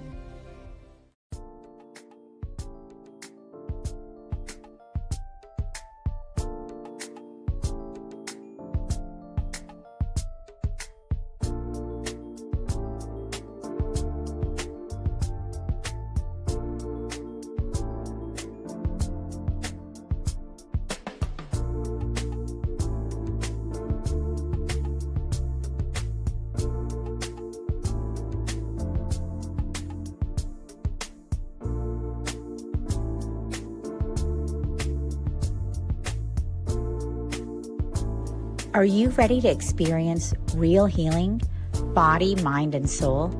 Introducing Becoming Whole, Healing with Francie Soito, a powerful new live show on SoulSearch TV. Francie is a Reiki master, psychic medium, and angelic channel with over 15 years of experience helping people and pets heal, receive messages from the spirit world, and reconnect with their true path. Every other Thursday at 6 p.m. Pacific, join Francie live as she taps into your energy field, connects with your angels and guides, and offers messages of healing, love, and deep transformation. Watch for free on SoulSearch TV, available online on Roku, Amazon Fire, Apple TV, and our mobile app. Want to receive a live reading or healing? Spots are limited. Grab your ticket now and receive a private Zoom link to join the session. Launching June 26th. Let the healing begin. Step into a new dimension of spirit, transformation, and connection. Join evidential psychic mediums Kelly Eckhart and Cheryl Murphy for Seeing Beyond, Living Transformed, a powerful new live show on SoulSearch TV. We go live Wednesdays at 4 p.m. Pacific, starting September 10th. Receive live psychic and mediumship readings, awaken your gifts, and connect to spirit in real time. Each week, explore deep spirituality, intuitive development, and conversations with luminary experts, healing, past lives, the afterlife, and more. Call in, ask your questions, and receive direct guidance from your spirit team. Watch free on SoulSearch TV or reserve your live reading now. Spots are limited on Roku, Amazon Fire, Apple TV, Android TV, and SoulSearch TV. Step into a sacred space with Ragini Mishra for light mirror reflections, where every session becomes a portal to your soul, blending intuitive energy readings, name vibration decoding, and channeled messages from Babaji, Hanumanji, and the Divine Masters. Ragini guides you back to the truth you've always carried within. This is not just a reading, it is a reflection. Join Light Mirror Reflections every other Thursday at 6 p.m. Pacific, only on SoulSearch TV. Watch for free online or tune in via Roku, Amazon, Apple TV, and Android TV. Want to go deeper? Step into the Zoom room for a live personal reading and sacred soul connection. Come not to be told who you are. Come to remember who you've always been.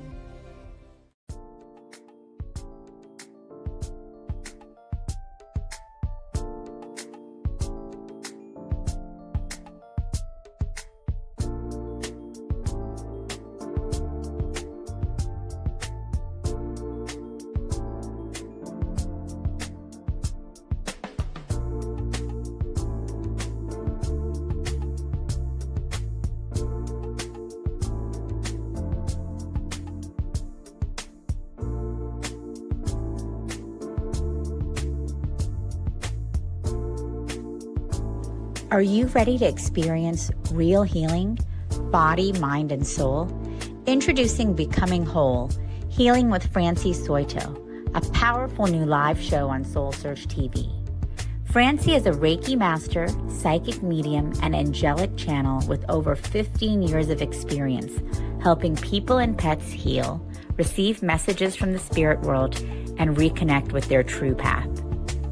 Every other Thursday at 6 p.m. Pacific, join Francie live as she taps into your energy field, connects with your angels and guides, and offers messages of healing, love, and deep transformation. Watch for free on SoulSearch TV, available online on Roku, Amazon Fire, Apple TV, and our mobile app. Want to receive a live reading or healing? Spots are limited. Grab your ticket now and receive a private Zoom link to join the session. Launching June 26th. Let the healing begin. Step into a new dimension of spirit, transformation, and connection. Join evidential psychic mediums Kelly Eckhart and Cheryl Murphy for Seeing Beyond, Living Transformed, a powerful new live show on SoulSearch TV. We go live Wednesdays at 4 p.m. Pacific, starting September 10th. Receive live psychic and mediumship readings, awaken your gifts, and connect to spirit in real time. Each week, explore deep spirituality, intuitive development, and conversations with luminary experts, healing, past lives, the afterlife, and more. Call in, ask your questions, and receive direct guidance from your spirit team.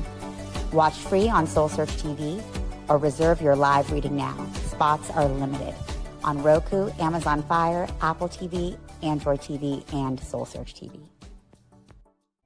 Step into a sacred space with Ragini Mishra for Light Mirror Reflections, where every session becomes a portal to your soul, blending intuitive energy readings, name vibration decoding, and channeled messages from Babaji, Hanumanji, and the Divine Masters. Ragini guides you back to the truth you've always carried within. This is not just a reading, it is a reflection. Join Light Mirror Reflections every other Thursday at 6 p.m. Pacific, only on SoulSearch TV. Watch for free online or tune in via Roku, Amazon, Apple TV, and Android TV. Want to go deeper? Step into the Zoom room for a live personal reading and sacred soul connection. Come not to be told who you are. Come to remember who you've always been.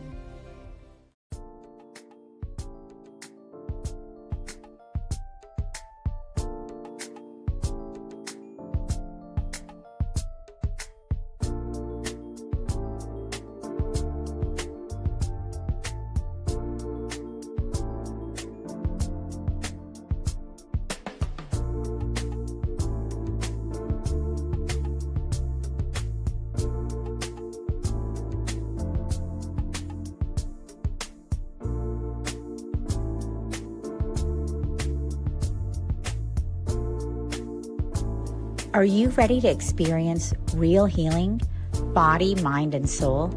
Introducing Becoming Whole, Healing with Francie Soito, a powerful new live show on SoulSearch TV. Francie is a Reiki master, psychic medium, and angelic channel with over 15 years of experience helping people and pets heal, receive messages from the spirit world, and reconnect with their true path. Every other Thursday at 6 p.m. Pacific, join Francie live as she taps into your energy field, connects with your angels and guides, and offers messages of healing, love, and deep transformation. Watch for free on SoulSearch TV, available online on Roku, Amazon Fire, Apple TV, and our mobile app. Want to receive a live reading or healing? Spots are limited. Grab your ticket now and receive a private Zoom link to join the session. Launching June 26th. Let the healing begin. Step into a new dimension of spirit, transformation, and connection. Join evidential psychic mediums Kelly Eckhart and Cheryl Murphy for Seeing Beyond, Living Transformed, a powerful new live show on SoulSearch TV. We go live Wednesdays at 4 p.m. Pacific, starting September 10th. Receive live psychic and mediumship readings, awaken your gifts, and connect to spirit in real time. Each week, explore deep spirituality, intuitive development, and conversations with luminary experts, healing, past lives, the afterlife, and more. Call in, ask your questions, and receive direct guidance from your spirit team. Watch free on SoulSearch TV or reserve your live reading now. Spots are limited on Roku, Amazon Fire, Apple TV, Android TV, and SoulSearch TV. Step into a sacred space with Ragini Mishra for light mirror reflections, where every session becomes a portal to your soul, blending intuitive energy readings, name vibration decoding, and channeled messages from Babaji, Hanumanji, and the Divine Masters. Ragini guides you back to the truth you've always carried within. This is not just a reading, it is a reflection. Join Light Mirror Reflections every other Thursday at 6 p.m. Pacific, only on SoulSearch TV. Watch for free online or tune in via Roku, Amazon, Apple TV, and Android TV. Want to go deeper? Step into the Zoom room for a live personal reading and sacred soul connection. Come not to be told who you are. Come to remember who you've always been.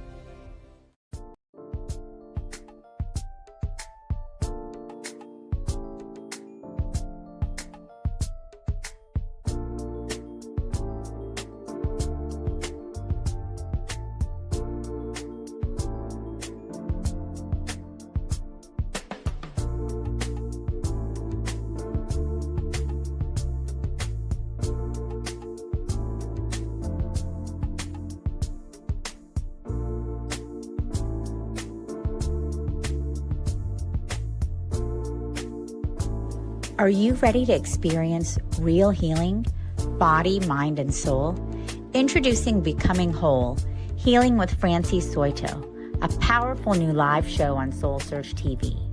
Francie is a Reiki master, psychic medium, and angelic channel with over 15 years of experience helping people and pets heal, receive messages from the spirit world, and reconnect with their true path. Every other Thursday at 6 p.m. Pacific, join Francie live as she taps into your energy field, connects with your angels and guides, and offers messages of healing, love, and deep transformation. Watch for free on SoulSearch TV, available online on Roku, Amazon Fire, Apple TV, and our mobile app. Want to receive a live reading or healing? Spots are limited. Grab your ticket now and receive a private Zoom link to join the session. Launching June 26th. Let the healing begin. Step into a new dimension of spirit, transformation, and connection. Join evidential psychic mediums Kelly Eckhart and Cheryl Murphy for Seeing Beyond, Living Transformed, a powerful new live show on SoulSearch TV. We go live Wednesdays at 4 p.m. Pacific, starting September 10th. Receive live psychic and mediumship readings, awaken your gifts, and connect to spirit in real time. Each week, explore deep spirituality, intuitive development, and conversations with luminary experts, healing, past lives, the afterlife, and more. Call in, ask your questions, and receive direct guidance from your spirit team.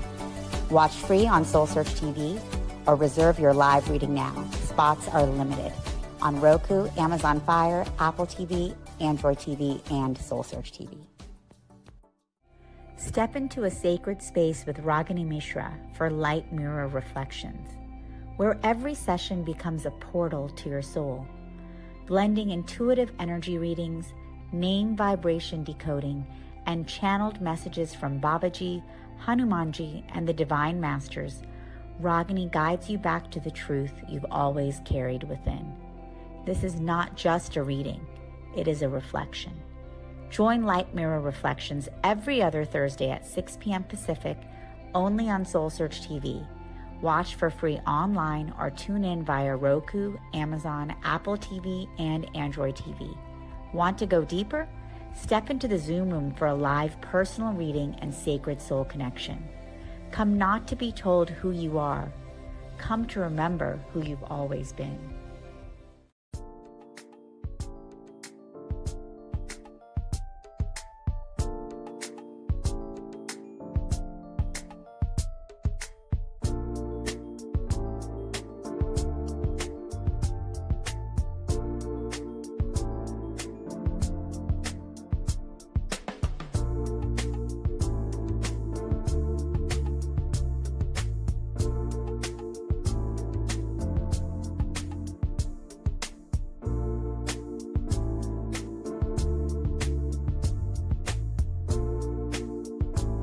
Are you ready to experience real healing, body, mind, and soul? Introducing Becoming Whole, Healing with Francie Soito, a powerful new live show on SoulSearch TV. Francie is a Reiki master, psychic medium, and angelic channel with over 15 years of experience helping people and pets heal, receive messages from the spirit world, and reconnect with their true path. Every other Thursday at 6 p.m. Pacific, join Francie live as she taps into your energy field, connects with your angels and guides, and offers messages of healing, love, and deep transformation. Watch for free on SoulSearch TV, available online on Roku, Amazon Fire, Apple TV, and our mobile app. Want to receive a live reading or healing? Spots are limited. Grab your ticket now and receive a private Zoom link to join the session. Launching June 26th. Let the healing begin. Step into a new dimension of spirit, transformation, and connection. Join evidential psychic mediums Kelly Eckhart and Cheryl Murphy for Seeing Beyond, Living Transformed, a powerful new live show on SoulSearch TV. We go live Wednesdays at 4 p.m. Pacific, starting September 10th. Receive live psychic and mediumship readings, awaken your gifts, and connect to spirit in real time. Each week, explore deep spirituality, intuitive development, and conversations with luminary experts, healing, past lives, the afterlife, and more. Call in, ask your questions, and receive direct guidance from your spirit team. Watch free on SoulSearch TV or reserve your live reading now. Spots are limited. On Roku, Amazon Fire, Apple TV, Android TV, and SoulSearch TV. Step into a sacred space with Ragini Mishra for Light Mirror Reflections, where every session becomes a portal to your soul, blending intuitive energy readings, name vibration decoding, and channeled messages from Babaji, Hanumanji, and the Divine Masters. Ragini guides you back to the truth you've always carried within. This is not just a reading, it is a reflection. Join Light Mirror Reflections every other Thursday at 6 p.m. Pacific, only on SoulSearch TV. Watch for free online or tune in via Roku, Amazon, Apple TV, and Android TV. Want to go deeper? Step into the Zoom room for a live personal reading and sacred soul connection. Come not to be told who you are. Come to remember who you've always been.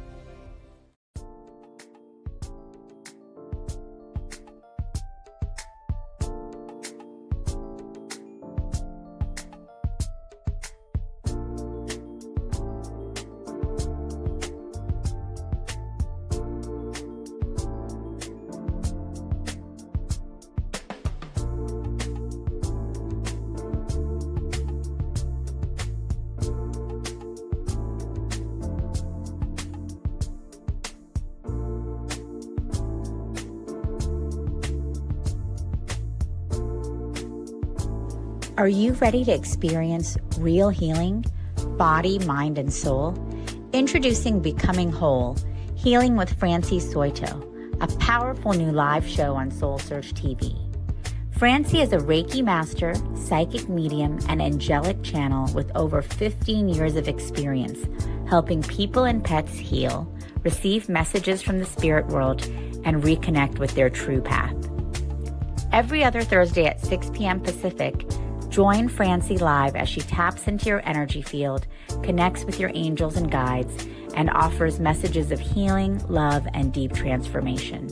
Watch for free on SoulSearch TV, available online on Roku, Amazon Fire, Apple TV, and our mobile app. Want to receive a live reading or healing? Spots are limited. Grab your ticket now and receive a private Zoom link to join the session. Launching June 26th. Let the healing begin. Step into a new dimension of spirit, transformation, and connection. Join evidential psychic mediums Kelly Eckhart and Cheryl Murphy for Seeing Beyond, Living Transformed, a powerful new live show on SoulSearch TV. We go live Wednesdays at 4 p.m. Pacific, starting September 10th. Receive live psychic and mediumship readings, awaken your gifts, and connect to spirit in real time. Each week, explore deep spirituality, intuitive development, and conversations with luminary experts, healing, past lives, the afterlife, and more.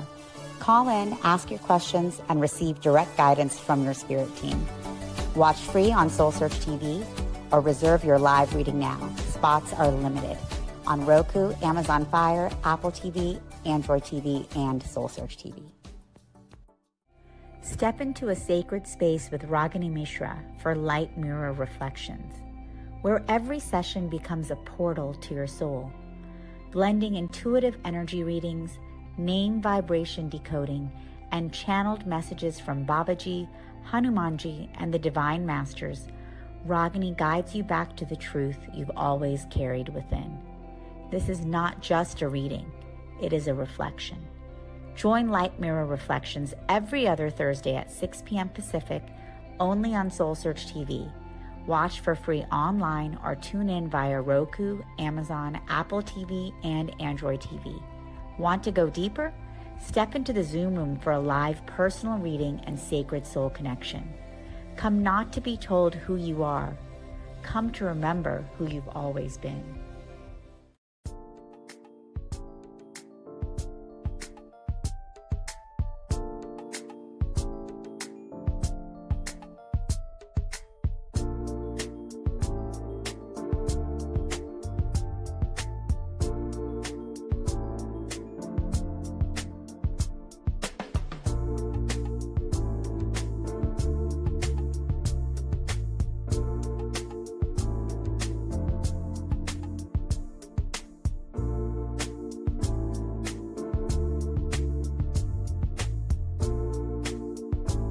Are you ready to experience real healing, body, mind, and soul? Introducing Becoming Whole, Healing with Francie Soito, a powerful new live show on SoulSearch TV. Francie is a Reiki master, psychic medium, and angelic channel with over 15 years of experience helping people and pets heal, receive messages from the spirit world, and reconnect with their true path. Every other Thursday at 6 p.m. Pacific, join Francie live as she taps into your energy field, connects with your angels and guides, and offers messages of healing, love, and deep transformation. Watch for free on SoulSearch TV, available online on Roku, Amazon Fire, Apple TV, and our mobile app. Want to receive a live reading or healing? Spots are limited. Grab your ticket now and receive a private Zoom link to join the session. Launching June 26th. Let the healing begin. Step into a new dimension of spirit, transformation, and connection. Join evidential psychic mediums Kelly Eckhart and Cheryl Murphy for Seeing Beyond, Living Transformed, a powerful new live show on SoulSearch TV. We go live Wednesdays at 4 p.m. Pacific, starting September 10th. Receive live psychic and mediumship readings, awaken your gifts, and connect to spirit in real time. Each week, explore deep spirituality, intuitive development, and conversations with luminary experts, healing, past lives, the afterlife, and more. Call in, ask your questions, and receive direct guidance from your spirit team. Watch free on SoulSearch TV or reserve your live reading now. Spots are limited on Roku, Amazon Fire, Apple TV, Android TV, and SoulSearch TV. Step into a sacred space with Ragini Mishra for light mirror reflections, where every session becomes a portal to your soul, blending intuitive energy readings, name vibration decoding, and channeled messages from Babaji, Hanumanji, and the Divine Masters. Ragini guides you back to the truth you've always carried within.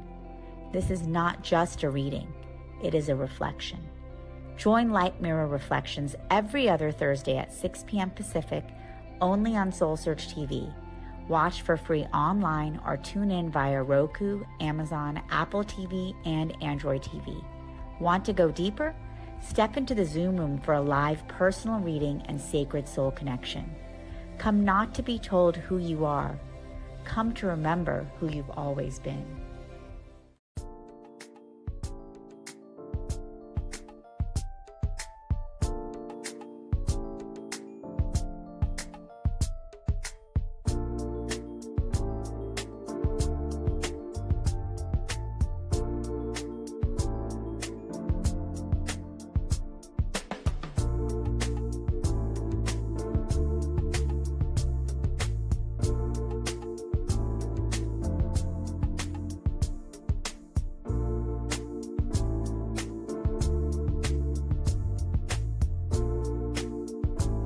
Are you ready to experience real healing, body, mind, and soul? Introducing Becoming Whole, Healing with Francie Soito, a powerful new live show on SoulSearch TV.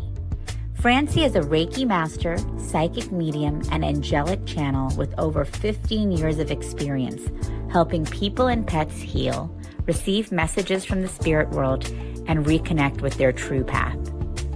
Every other Thursday at 6 p.m. Pacific, join Francie live as she taps into your energy field, connects with your angels and guides, and offers messages of healing, love, and deep transformation. Watch for free on SoulSearch TV, available online on Roku, Amazon Fire, Apple TV, and our mobile app. Want to receive a live reading or healing? Spots are limited. Grab your ticket now and receive a private Zoom link to join the session. Launching June 26th. Let the healing begin. Step into a new dimension of spirit, transformation, and connection. Join evidential psychic mediums Kelly Eckhart and Cheryl Murphy for Seeing Beyond, Living Transformed, a powerful new live show on SoulSearch TV. We go live Wednesdays at 4 p.m. Pacific, starting September 10th. Receive live psychic and mediumship readings, awaken your gifts, and connect to spirit in real time. Each week, explore deep spirituality, intuitive development, and conversations with luminary experts, healing, past lives, the afterlife, and more. Call in, ask your questions, and receive direct guidance from your spirit team. Watch free on Soul. Check.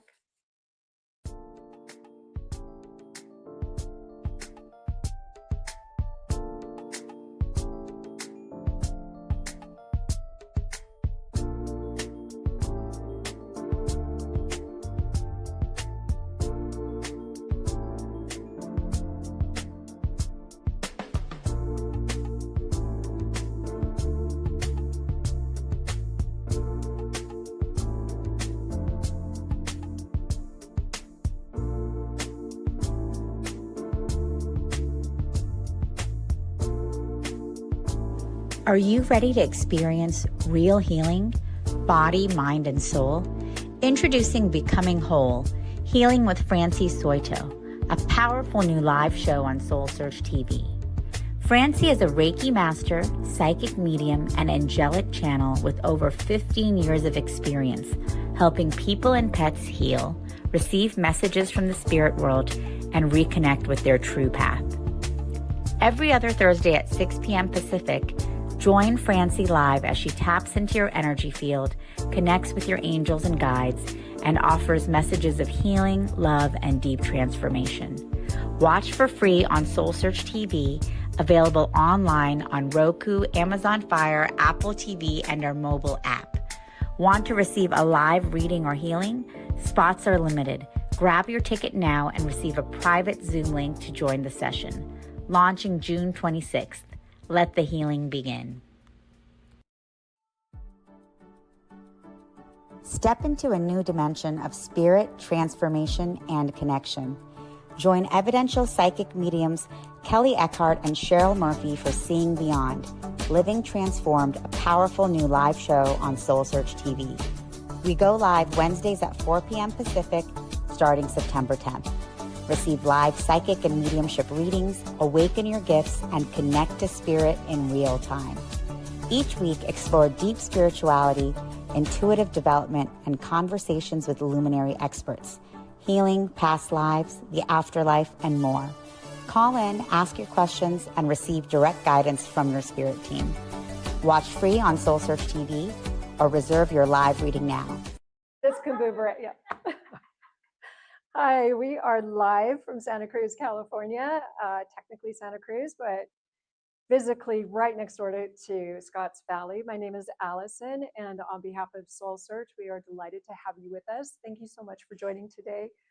We're always happy to be back in Santa Cruz.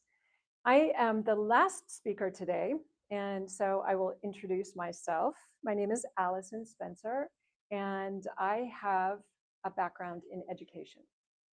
Not by choice. It's something of a cosmic joke because school and I were not friends.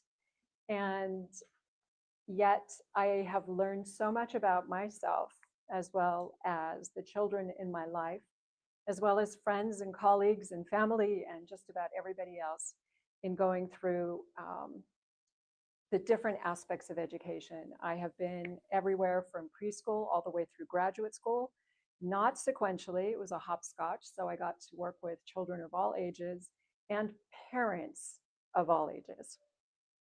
So it was a great adventure. And I'd like to share with you today one of the foundational things that I was introduced to, what I came to discover, is a way to know oneself. So what our life template is a framework for this incarnational journey. And when we pair it with the edict of know thyself, it helps to know the framework that we're working with. So if you didn't know who you were, who would you be? And we're doers, so we don't end up being a lot of times, we end up doing a lot of times. And even in our doing, we can discover more about ourselves than we recognize, because we don't pay attention to our doing, we just do the things that we do, unless as children we're reprimanded for doing those things that don't please other people. So we might adjust ourselves to find another way of doing that expresses our being. So I want to say just a word about being. The verb to be is infinitive, and that represents who we are. We are infinite. Maybe some of us aren't, but that's something for you to feel into and decide for yourself. The verb to be, and we can reference back to Shakespeare, or not to be. That is really the internal question. Are we being ourselves? Am I being me? When we do, sometimes we be in congruence of our being represented by the motion of doing. Don't want to get too far in the weeds on that, but when we're just doing without being, then we get off track, right? We are out of congruence, we're out of alignment, we are scattered, etc. So the action of being is represented in this statement: I am, you are, he, she, it is, they are, we are, etc. So what are we? Labels. We're labels. We are a daughter, we're a son, we're a sister, we're a brother, we're a friend, we're a mentor, we're a mentee, we're all these roles is represented by the motion aspect of being. I actually had a really funny thought that I'd love to share that was represented in this dynamic of being, which we consider just static, but it is all encompassing, and the action of doing. And it just popped to my awareness. Some would say it was inspired, coming from spirit. And that was Frank Sinatra would sing doobie doobie doo. So it is this dance between doing and being and being and doing, but doobie doobie doo, we flow with that rhythm. We are constantly in that relationship. So it's a fun way to kind of a mnemonic to think about that in a congruent way, that it helps us remain in a pulled together state, right? We're so often pulled away from our beingness. We're busy doing without the being part. So that's where I wanted to start with the template aspect. Now, if you think of a house has a template in as much as it has basic pieces. It's got the foundation, it's got the studs. You need a roof. I'm not talking about the walls or the interior decor. It's just the foundation aspects. You cannot have a home without these aspects. So without a home for our incarnational journey, we don't know how to get to the destination, which is the reason that we are here. We chose a reason to be here. Maybe it's to have no reason, but it's still a reason. We arrived here for an experience. So I like to think of that experience as a journey that has a lot of in-between space. So we talk about the differences between destiny and free will. So the framework of the house would be destiny, because we choose that construction, that model, as our framework, as our template for this incarnation. And free will is the decor inside it. It's the color we paint the walls. It's how we furnish it. And we could change that up, but it is our decision, that exercise of free will within the studs, the foundation, the roof of the house. So when we start in the architectural phase and start learning about what the foundation might look like, as I've learned, and in the learning process, when one pauses to sense into what's being learned for resonance, so you find your own way through, does this resonate for me?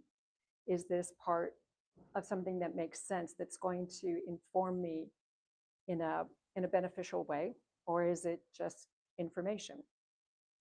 So for me, it was a fun concept of having a team and thinking of the preparation for our incarnation as going to a gigantic supermarket, where we have a cart and we load into our cart the things that we want to experience in this life, the foundational parts. So we'll find the aisle with the lumber for the studs if we want to go with lumber, or it's going to be stucco, or it's going to be something else.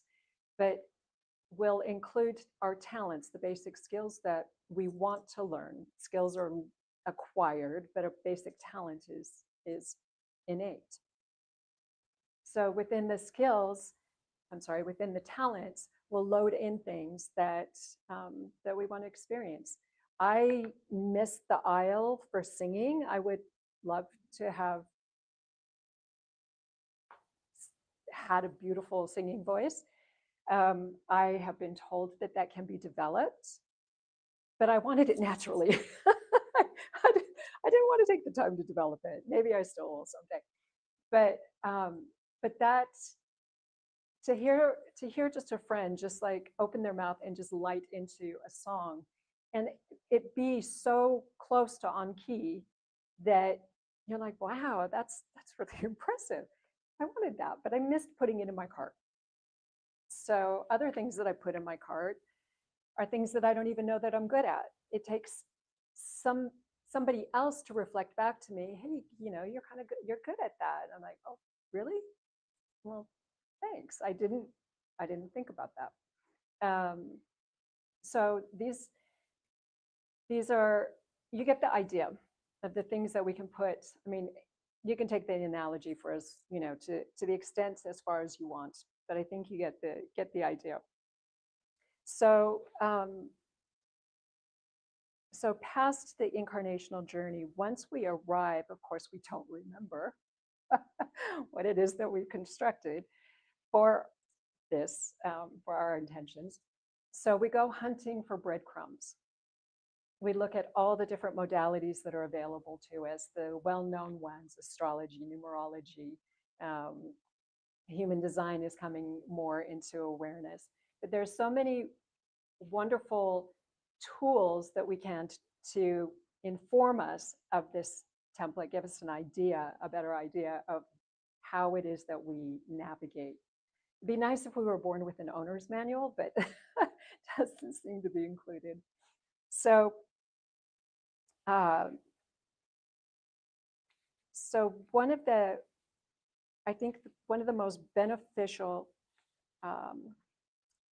systems, I'll call it that, a system that I learned as my son went through school was originated with Hippocrates back in, way long ago BC. And he was the physician, you'll know the Hippocratic Oath, do no harm. And he used the bodily fluids to diagnose. And these were later developed into the humors. We call them humors in the Middle Ages. And interestingly, the Catholic Church kind of picked it up at about that time and still uses what are called the 4 temperaments. So that's the template that I'd like to talk about mostly in this presentation. So, so the 4 temperaments I learned about through Waldorf education. Rudolf Steiner, an Austrian mystic of the late 1800s and early 1900s, he was asked to devise a school curriculum for students of the Waldorf factory in obviously Austria. And this model is still present today. The Waldorf schools are an independent school system.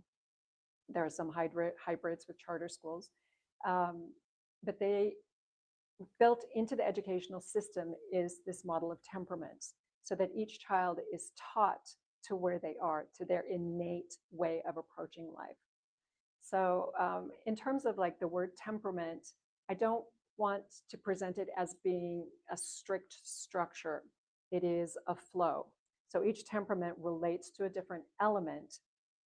It'll give you a little bit better idea. So I'll go through those in just a moment. What I wanted to say about learning about the temperaments was that not only was I engaged with it as my son's educational model, then I got to learn about myself as well. So the point of my saying this is that for any child or children in our lives, it is so informative to understand the way they naturally approach life. And we can support them, because in the process of doing that, it reflects back on us, and it reflects back on the next generation behind us, so that the temperament that my parents were informed how I behaved, because I wanted to please them, of course. And then that might influence the way I approach the children in my life. But what if my parents what if they were pleasing their parents, so they never got to be the people that they are naturally predisposed to be? I have a relative, late 80s, that not terribly long ago said to me, "I don't ever feel like I ever got to be myself." And how tragic is that? So if we know ourselves, we can be, we can be ourselves. So let me go through the 4 temperaments.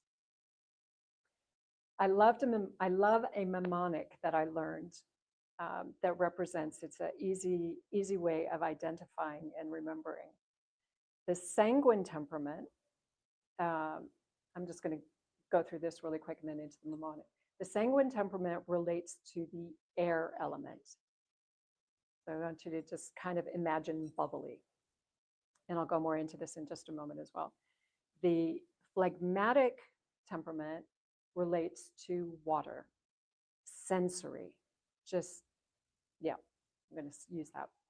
The choleric temperament is the fire temperament and is bold. And the melancholic temperament relates to the earth element and is solid, just quiet. And this is just a really quick buttonhole. So the mnemonic starts with a child who has a boo-boo finger, and there's blood. There's a drop of blood on it. And the sanguine temperament will look at that and go, "Huh, I wonder how that happened." And they'll just stare at it and just like, The phlegmatic temperament, being sensory, will go, "Oh, I don't know about that."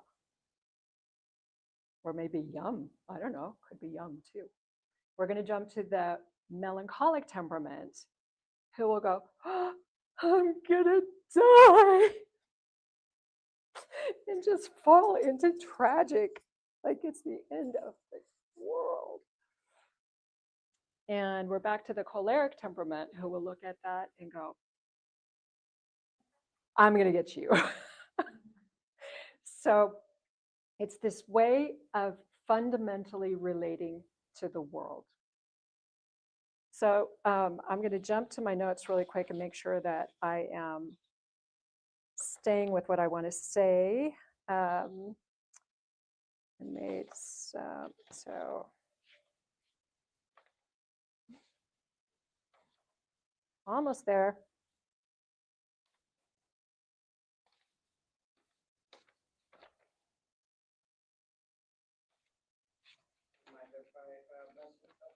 Go ahead.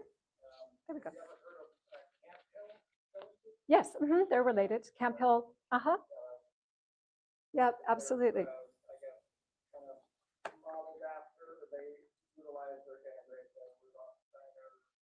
Yes.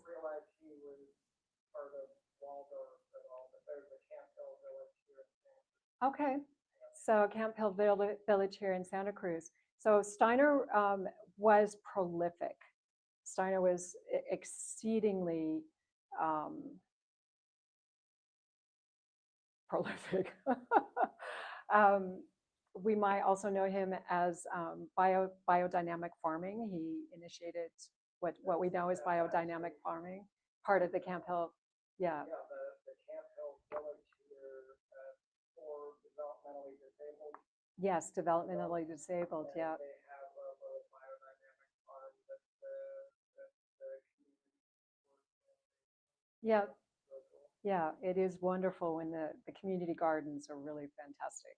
Yeah, so I'm repeating for our online audience who can't hear you. So thanks for bringing that up. Yeah. Okay, so we'll go back to the sanguine temperament is the air element, and they are characterized by a curious nature. They are idea driven. They are extroverted and joyful, and they dance on their toes, and they share ideas so many that they often lack the follow through. It's about the ideas. The phlegmatic, being the water element, is comfort loving. They love food and soft clothes. You have to take the tags off the back of their clothes because they're just, it's not comfortable. It's a thing. They are introverted, tend to being introversion, tend to introversion. They are deep feeling, like just like water, they flow and can feel the energy of others. And they can, if they're not careful. And as a child who has boundaries, I mean, children don't really have boundaries. It's something that develops, and not really until puberty are their boundaries starting to develop. So, yeah, so the phlegmatics, soothing, comfort foods, blankets, just cozy, just super cozy. The melancholic, we'll jump ahead again to the melancholic. It has a dramatic nature. Like I said, I'm going to die. It's the end of the world. They're all or nothing because they see perfection. They don't, it's not so much that they demand perfection as they see it. So in seeing perfection, they see imperfection. So a melancholic child will practice talking in the closet before saying a word, and then all of a sudden arrive in full sentences. They don't want to be embarrassed. They will watch how something is done until they feel comfortable that they can execute it with a fair amount of grace. They're very graceful, tend to be very graceful. So I'll share at this point an example of that from a child in my life who was barely 2 years old and was placed in a 2-year-old age appropriate timeout for misbehaving. And when told that the timeout was up, the response was, "No, I am not done being miserable yet." So obviously that story continues to be told in my family because it's so real and honest. and unusual for a child that age, but that's exactly so. So this child is, it's hard to get them off their nut. It's like, no, I will not budge until I am ready. It's not a stubbornness. It's, I'm not confident yet. I'm not ready. Okay, so, and that's not to say they're not happy children. Of course they are. They're all happy. They just have their way of approaching life. And so the choleric, being the fire element, is the natural born leader. The take charge, the, hey, you're not doing that right, shove over. I had a choleric child in my class continue to correct me because I wasn't doing it the same way the teacher prior had done it. It's like, Miss So-and-so did it this way. You're supposed to do it this way. And I would thank her very much for her contribution. So they are short fused. Cholerics have a short fuse. They will explode, but in the explosion, they dissipate the energy and then they feel better. Now, that doesn't account for the debris field. That doesn't necessarily feel better, but they feel better, so they tend to walk away and not look back. So this is a challenge for the choleric children. They often have a heavy footstep because they're so determined. They're just doers. They're just, it's got to get done. Let's just do it. They can be loud talkers. So you might recognize a choleric by the volume, just the natural volume of their voice. It's a little bit, tends a little bit more to the outside voice for most of us. The melancholic or the phlegmatic might have a softer inside. We might consider it too soft a little bit, because the phlegmatic and the melancholic tend to introversion, whereas the sanguine and the choleric are extroverts. Let's feel life.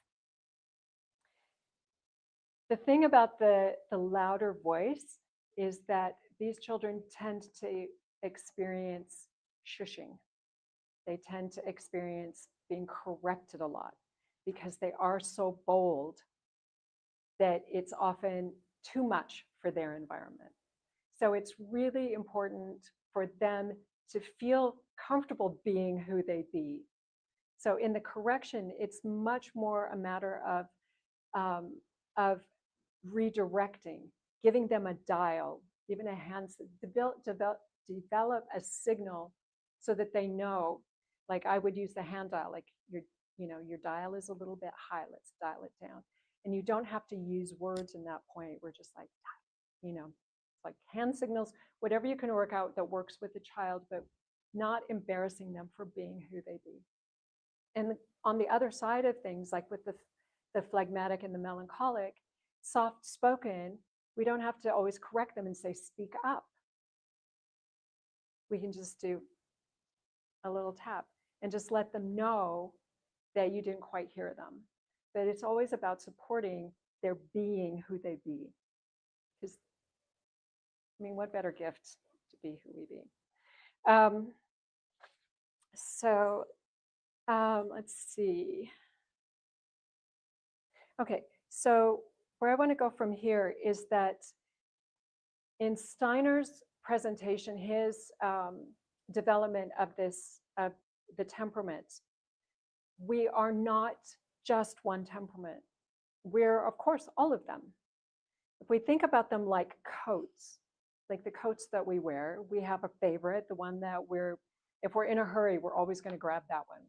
Or it's the one that we wear so much that we hardly ever take it off. We don't even realize that we're wearing it because it's the one that we wear all the time. So our secondary temperament would be the one that we grab when we need something different. It's the next best one. Then on down the line, the tertiary one would be the one that's maybe grabbed when we need it. If I need something done, I will pull on my choleric aspect. And it's funny because I will walk heavier, I will go faster, I will be more blunt because it needs to get done. right? But that isn't my default. That is not the core of my being is not that nature. But I do have that capacity. And Steiner proposes that through childhood, once a child reaches adolescence, they switch to their polar opposite and spend time experiencing that aspect of beingness. And that by the time we reach full adulthood, that we are integrated with all four. I tend to think of the last temperament that we pull on for any use as our shadow. I think of it as the realm of the least developed. So this also can be a gold mine. We can look at that temperament and say, what is it offering that I might make use of? Is there a quality of that temperament that I could develop that would enrich my life's experience? So there's a lot of room for exploration within this model of temperaments. Let's see what else I want to say.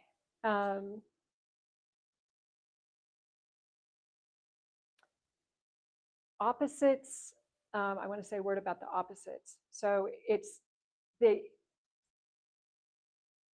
general framework, the general, I don't want to say quite consensus, but almost, is that the air element is opposite to the earth element. So sanguine and melancholics. So you've got the buoyant air element with the grounded earth element. The extrovert with the introvert. And then the phlegmatic and the choleric would be pairs. The water element with the fire element. So you've also got the introvert there and the extrovert.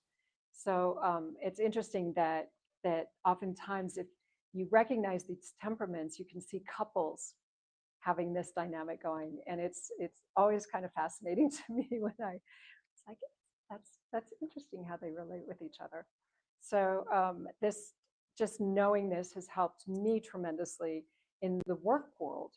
Like I know when a choleric is being short or curt or really to the point with me, that it's not personal. There's not that I did anything wrong. They're in a hurry. They need to get something done. Commensurately, if it's the phlegmatic temperament, I know to take time with the phlegmatic because comfort is really important. It's like, don't rush me. Phlegmatics do not like to be rushed. Don't. Just take your time, chill, relax. It's gonna be okay. It's gonna be fine. So so there's a lot of room for usefulness in this model.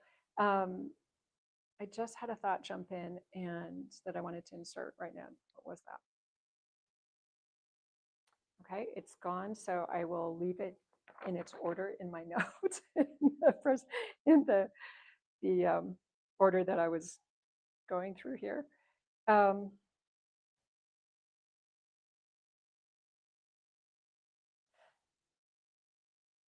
So when we take these things into consideration in terms of knowing ourselves,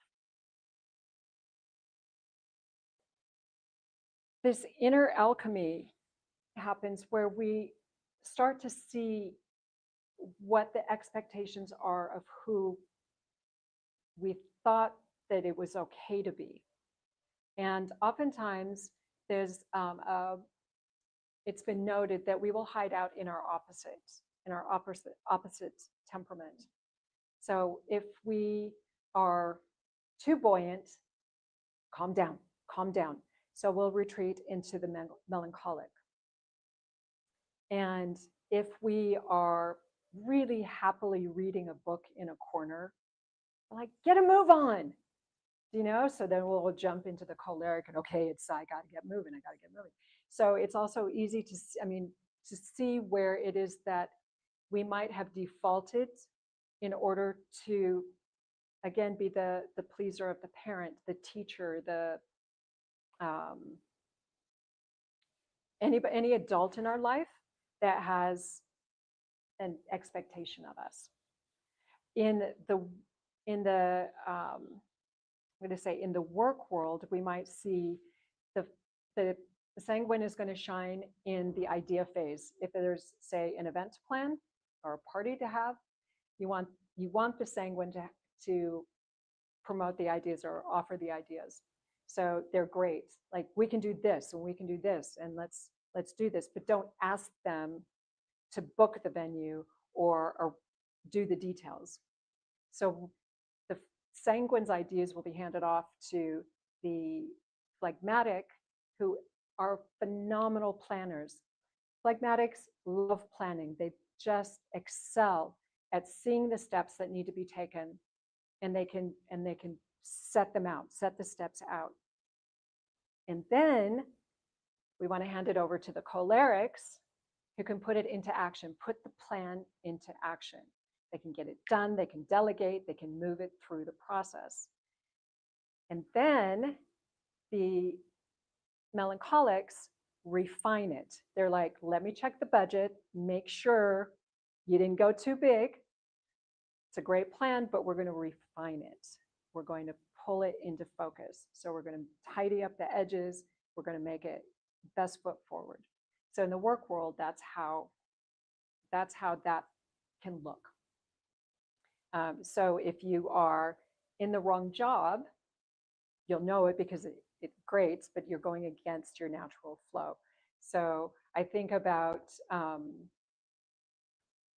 a sanguine air temperament would never do a great job at, say, something like accounting, unless they were in working with the ideas of how I can, say, save my clients money. So I'm working with the numbers, because maybe their melancholic is, or their phlegmatic would be, either one of them would be their secondary temperament. So it's still a strength within them, but they're not going to be the ones that are going to be, say, the auditors. There's not a lot of need for ideas in auditing. So you see how these can work together, but still play to the strength of the inherent temperament. Okay, and where do I want to go from here? Okay, let's see how I'm doing on time. And I want to introduce one other aspect that has some relationship, but this is different to the temperaments, and that is the astrological modes. So a mode is, again, a way of being. So it is like our, think of mode of operation or modus operandi. I am not an astrologer. I don't have a great conception around astrology. It was not something I put in my cart to experience being really adept at astrology. But the modes are something that made so much sense to me and really helped me dial into, again, understanding my being, who I be. So just to run through these, there are 3. So we know that in astrology, there are 12 sun signs. And the modalities, so, okay, let me pause for a second. So the 12 sun signs, we have the 4 elements, the earth, the water, the fire, and the earth. Modalities are 3. So we have three modalities: the cardinal, the fixed, and the mutable. And with each cardinal, we have 1 cardinal sign per element. So one sign that's 1 cardinal sign in water, 1 cardinal sign in, what did I just say? Water, earth, fire, and air. So we have 1 per, and I'll go through those in just a minute. But I want to describe the cardinal sign. These are the movers. These are the movers. So again, it kind of relates to the choleric. They don't have the fire. This isn't related to fire. It's not related to an element. Cardinal is just movement. The fixed signs are the stabilizers. These are the ones that they're not budging. Could be mistaken for stubborn, could be stubborn, but they are you get it, the stabilizers. They're okay. Mutable are the flexible ones. They're the ones that are the most adaptable.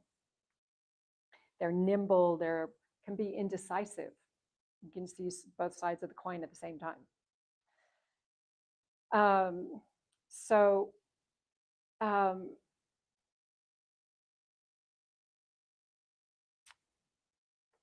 Let's see.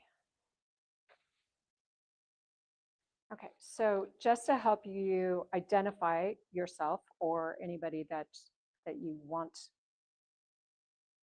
to kind of have a clue about, let's see, the cardinal signs. Aries is a cardinal sign.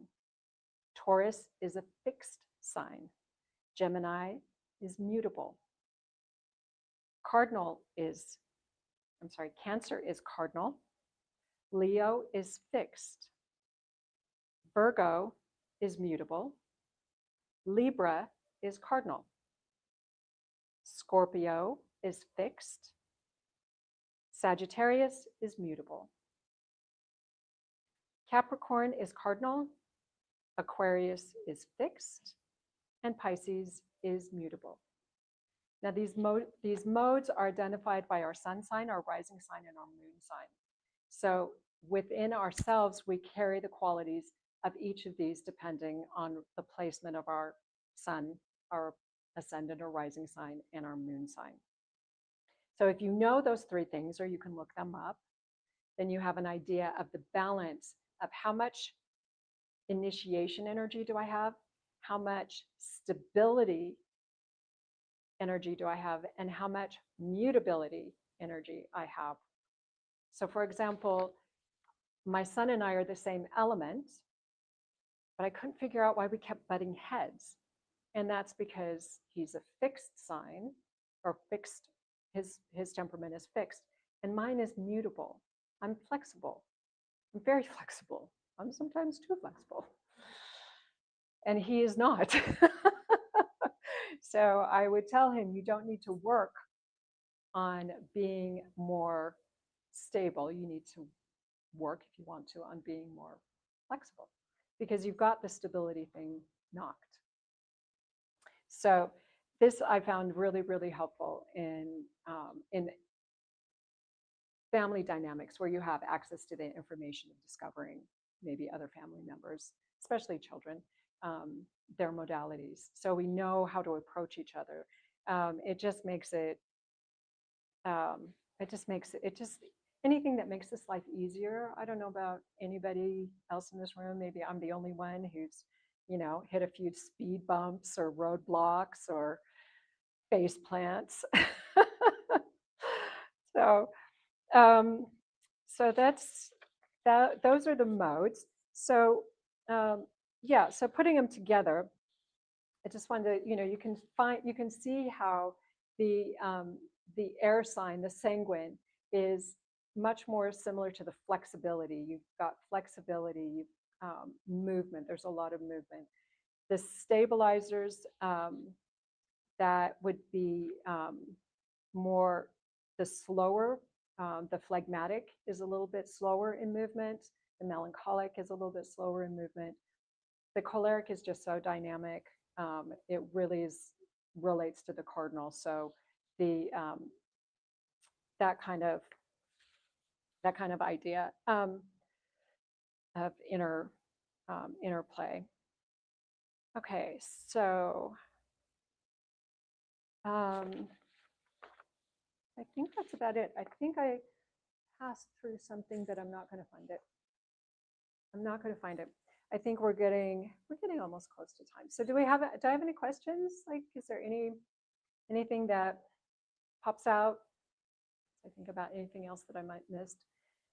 Overall, the temperaments are, again, so I think what I want to share about you by way of wrapping up is that when we know who we be,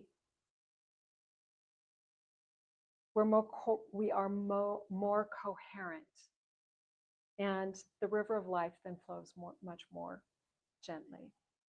When we're constantly pushing the river, doing outside of being, outside of coherence, then it's a struggle.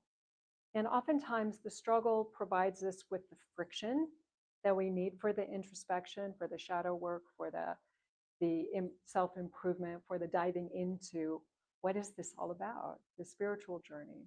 Because really that's, that's why we're here. It's like we know there's an immense more to life than just going out and raking leaves, and which can be enjoyable too, but the spiritual aspect of our beingness is at the core of everything. And I think more and more people are coming to recognize that core needs tending. And I think that things like the temperaments offer us a little bit of a expressway to getting back to our center.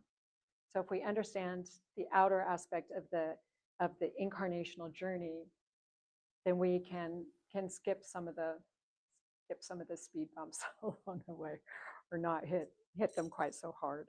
I don't know where along the line it began, but I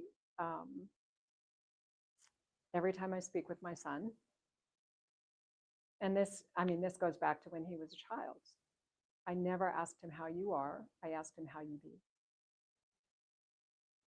And that even just in that moment, even bringing that word into your awareness, pulling it into acknowledging that that's what's behind the doing. It's a centering word. Who I be in this moment. Who you be, how you be. Just pulls us together.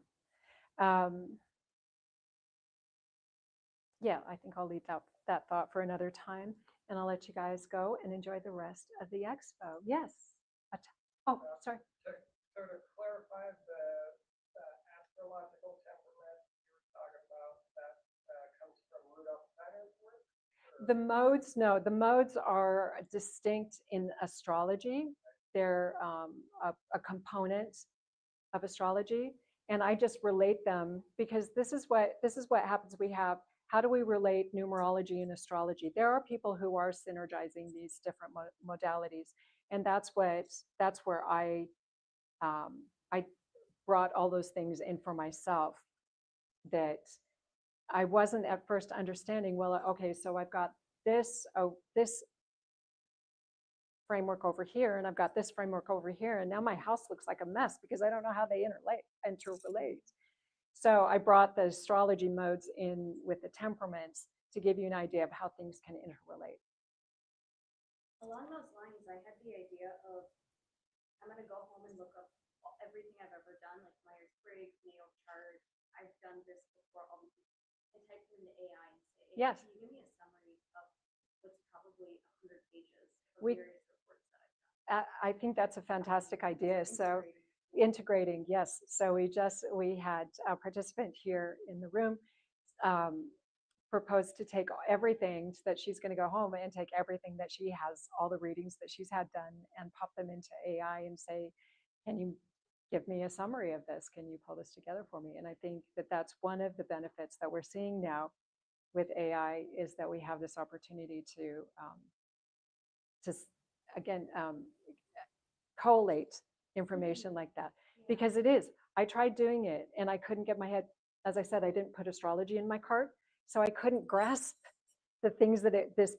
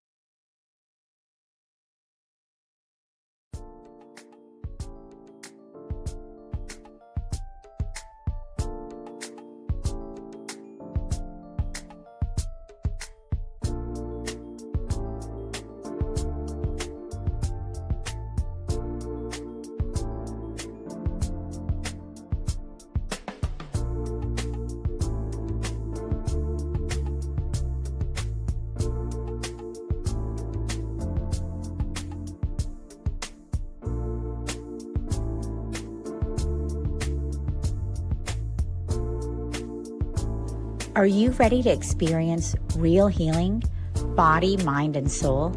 Introducing Becoming Whole, Healing with Francie Soito, a powerful new live show on